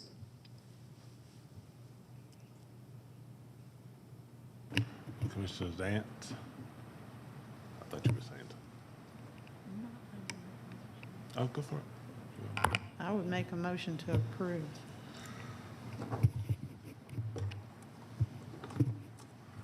Second. Is there any discussion on the motion? If not, let's call the question. By a vote of 5-0, we recommend approval of the draft 2040 comprehensive plan 5-year update to the Planning Commission. Thank you. Thank you. Next on the agenda is to consider amendments to Chapter 134 of the Official Code of Cobb County.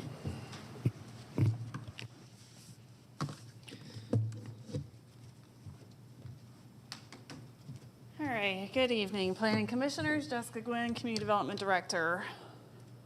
I presented these, of course, last week in your work session, and seeing that it doesn't seem we have a huge contingent of the public here to hear my presentation, I will not belabor it tonight. Again, we will only be presenting Chapter 134 tonight because that is the chapter that the Planning Commission, of course, has purview over. There are some other code amendments that will be moving forward along with this package, though.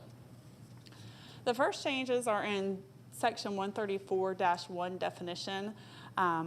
One recommendation that was a commissioner-sponsored amendment that came at the recommendation of the community was to add a definition for bulk landscape materials business and to clarify the definition of farm and garden supply store. Currently, the farm and garden supply store definition does allow for bulk material sales of landscape materials such as rocks, dirt, mulch, those sorts of things where you perhaps would back up your pickup truck and load up versus having sale of packaged or prepackaged materials. So those uses that are bulk materials are a little bit more appropriate in industrial zoned areas. So that's what's being proposed here, is to separate that use out. There's an accompanying amendment to 134-192 to add bulk sale of landscape material business to the use chart and to specify that that new use is only permitted in the HI and LI zoning districts, so the industrial districts. And then also an amendment to 134-230 and 134-231 to add that as a permitted use in both of those zoning districts.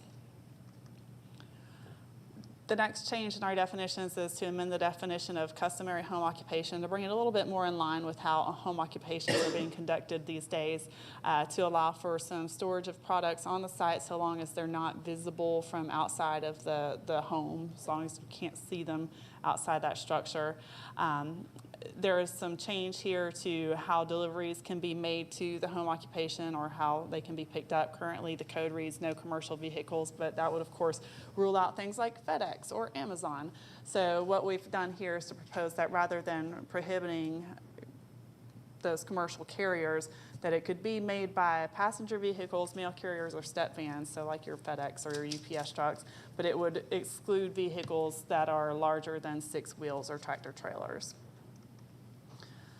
The other definitions that we've changed here in the definition section is to incorporate a definition for heavy automotive repair establishment that is currently found in the GC and HI district regulations, but we've carried that over into the definitions section where it was not previously. So it's the same definition, but we've added on to that it would be a maximum of 3 vehicles per storage bay to be stored outside overnight. No outside storage except in dumpsters or other appropriate containers into the rear of the principal structure, and no outdoor dismantling of engine, transmission, or body. And of course, heavy automotive repair would be that type of use that would be dismantling of engines and transmissions, that type of repair, versus light automotive repair, which is more in line with your oil changes and that sort of thing. We've also added to the standards for light automotive repair in that definition section the same standards with regard to the limitation on the number of vehicles to be stored outside overnight, and also with regard to the outdoor storage.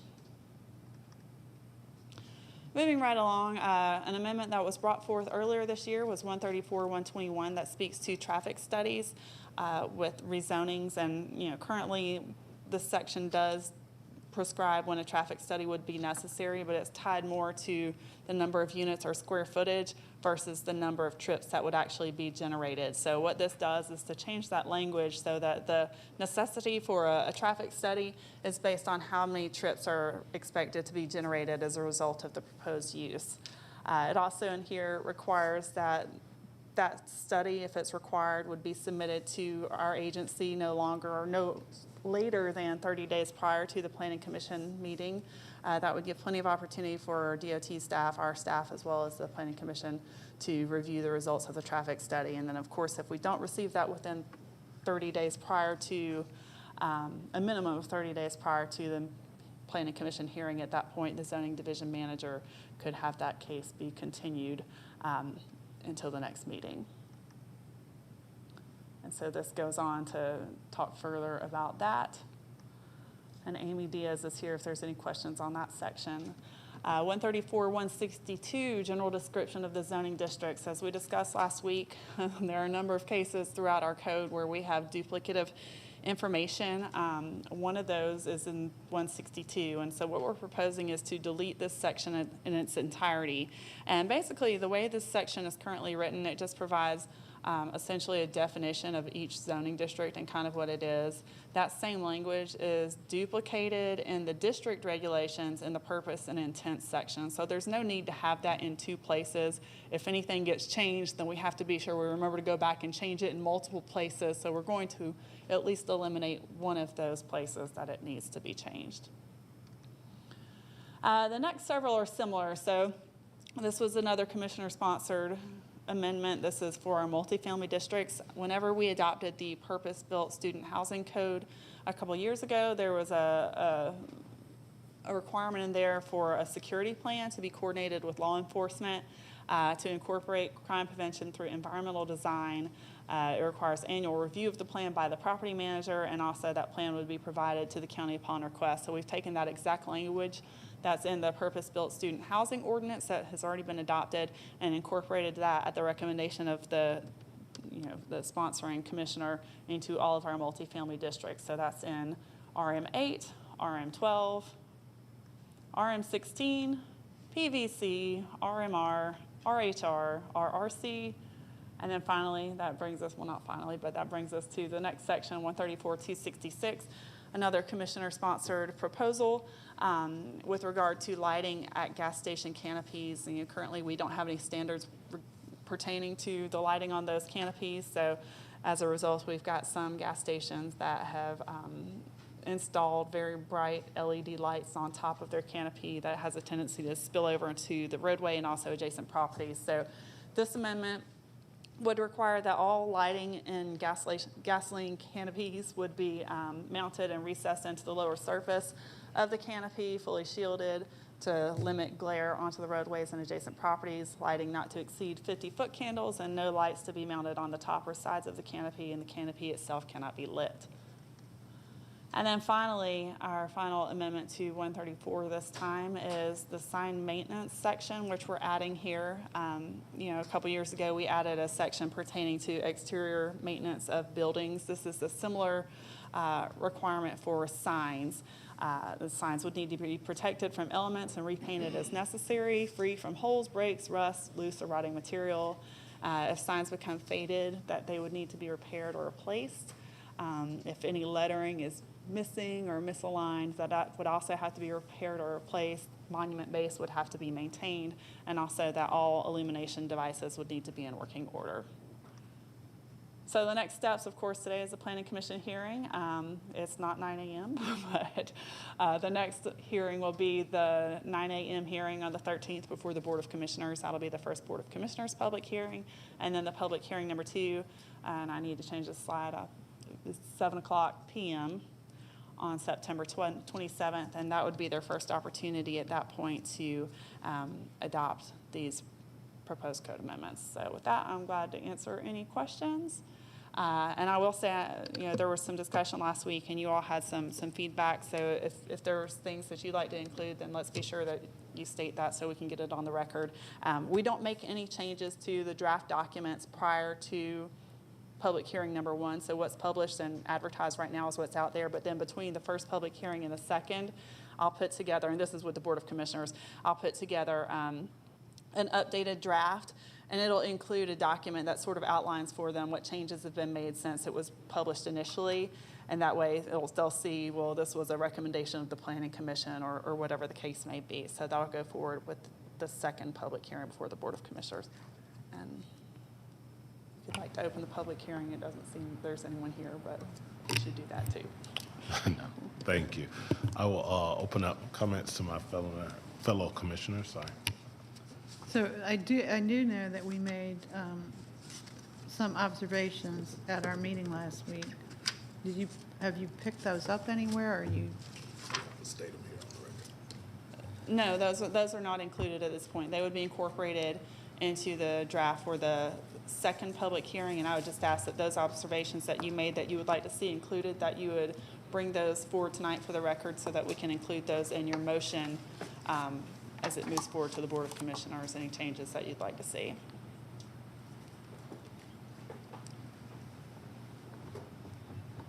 Well, I believe they had to do with the change sections on heavy automotive repair and light automotive repair establishments. And I did note, Commissioner Dance, on my copy here that your recommendation at last week's meeting in light automotive repair establishment, there's some language there that speaks to abatement measures. It says light automotive repair establishments adjacent to residentially zoned properties shall be required to incorporate noise abatement measures such as, but not limited to, landscaping, fencing, portable noise screen, or other equally effective industry accepted alternative. And you made the recommendation that perhaps we should incorporate that into the definition for heavy automotive repair. So if you would like to incorporate that as part of your motion, then we'll be glad to work that language in. Right, and then I believe that we were just going to put an effective date Yes. notation in there. So, I mean. We talked about an effective date of October 1st. Right. And was that? And those would be my recommendations. That was the gas stations, right? I think I've got that note on here. Yes, It was I've got gas, that noted gas here. pumps, and lighting. Just a quick question for Amy, actually.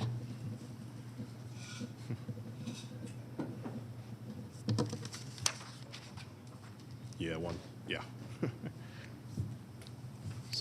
So I think we were all copied on an email earlier this afternoon regarding the changes in the thresholds requiring traffic studies. Yes.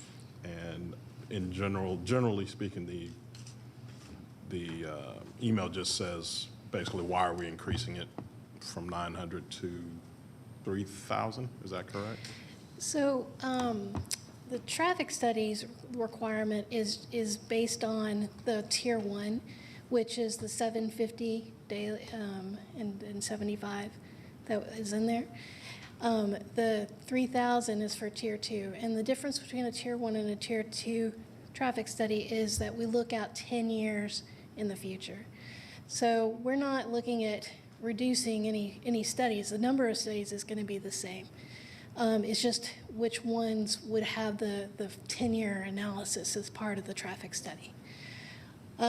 So the 3,000, and this is still under discussion, I know with the commissioners, but the 3,000 was based on looking at not only the residential, but the commercial thresholds. So what would 50,000 square feet, the current code, be if converted to trips? Right. And we also looked at adjacent jurisdictions and Greta's threshold for non-expedited DRIs. So looking at all of that, that is where we came up with the 3,000 number. Gotcha. But I do want to make clear that, it doesn't change the number of studies. It's just, it makes some of the studies more intense. Okay. I'm just, well, I don't know if it's for the code or not. I don't know if there's a way to make that clearer for the public, because I think somebody reading this might interpret it as if there aren't, that the threshold's up here now, and you're missing developments that may cumulatively have a bigger impact, if that makes sense. I don't know. I don't know. If you guys have any observations? Yeah, go ahead, Commissioner Anderson. So I think there are two changes here that we had. One is just what unit we're triggering a traffic study. Just so instead of a unit count, it's more of a actual trip generation. Correct. And then the second is just like, what's the threshold, right? Yes. And so is there, I think if there's any kind of anchor, and I appreciate you telling us like it was a combination of looking at adjacent jurisdictions and kind of some other practices that are consistent with establishing like a benchmark for what the Tier 2 versus Tier 1 threshold is. I guess the only thing would be just for our benefit, what was the issue with kind of having a unit-based driver of traffic count necessity versus a trip count necessity? The issue with having it as unit-based, well, units is not as much of an issue because units, you don't have a lot of variance between different unit types. There's some, as we discussed earlier, much earlier today, between single-family home and multifamily, but in general, they're all kind of in the same ballpark. There is vast number of difference between 50,000 square feet of high turnover restaurant versus 50,000 square feet of warehouse. Right. The trips is totally different. And so the current code is based on square footage for commercial development. And what that's requiring is we're having to require submittal on traffic studies from developments that we know they're not generating a lot of trips, but by code, they have to submit a traffic study. And we want to line it up with trips, which is really where our impact is.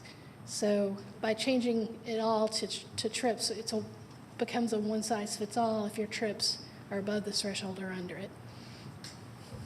So I'll just for me, I guess, I think it's helpful for the public to have context. And so maybe, not that maybe it needs to be put in written form. Doesn't need to be part of the code, but maybe here's the current code, here's what we're proposing. This is why we're proposing this change. I don't know.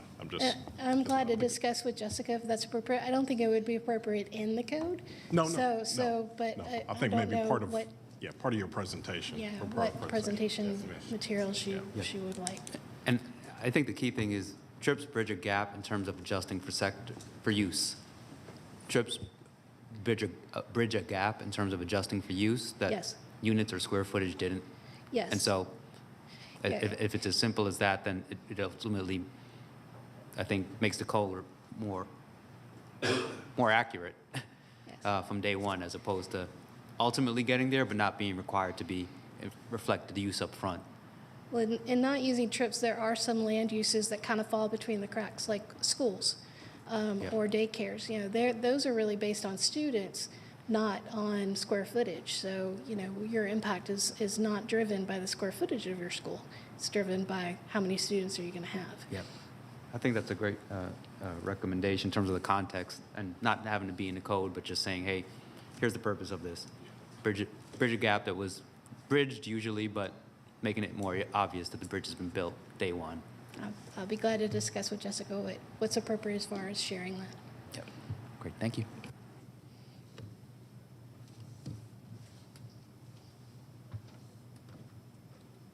Are there other comments from the commissioners? Questions? Okay, not, I will entertain a motion. Because we're voting to recommend this send this back to the Board of Commissioners for public comment, or what are we doing? So, and typically, there's a few ways you can handle this. If you would like to have a motion for all of 134 and a vote for all of 134, you can. And I think since there are just a couple of the changes that we already mentioned that Commissioner Dance pointed out, it may be easier to just do that motion, just all-encompassing versus. And we can call out the changes. Yeah, I was taking some notes per Commissioner Dance, per Commissioner Hughes, which is not a change to code, but asking for additional context as it relates to trips. So, and then the Planning Commission's recommendation would be to recommend to the Board of Commissioners adoption of the changes to, or amendments to 134 with those, whatever the additions are that you'd like to make. Got it. Okay, thank you. For the instruction, I'll entertain a motion based on what we just heard.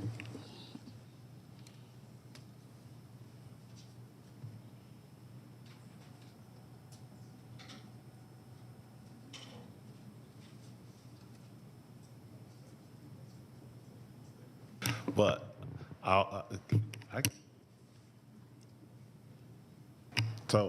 I move that we recommend for approval the amendments to Chapter 134 of the official code with the additional language provided by Commissioner Dance in 2 sections. I just don't have the section numbers. I missed that. And that would be section 134. In section 134-1. And 134-266. And 134-266? Yes. And you've recorded those changes? Yes. As well as the need for additional context as it relates to trips. What section was that? 134, 121. In 134-121-8. Subsection C. I'm looking to make sure that was all captured correctly. And that would be my motion. Second. A second by Commissioner Anderson. I'll call the question if there's no discussion. Okay. By vote of 5-0, we recommend amendment changes to Chapter 134 of the official code. Thank you. Okay, thank you. All right, we have some minutes to approve. The first, the minutes of the zoning hearing, Cobb County Planning Commission from August 2nd, 2022. Can I entertain a motion to approve the minutes?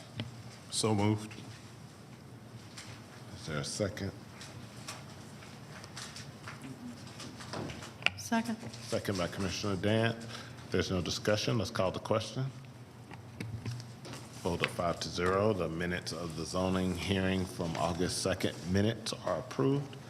Second, we have the minutes of the special call meeting agenda review work session that took place August 29th, 2022. Do I have a motion to approve those minutes? So moved. Second. A second by Commissioner Hughes. If there's no discussion, I'll call the question. Sorry. By a vote of 5-0, we, those minutes from the August 29th planning agenda review work session are approved. And with that, I think we can adjourn. Thank you.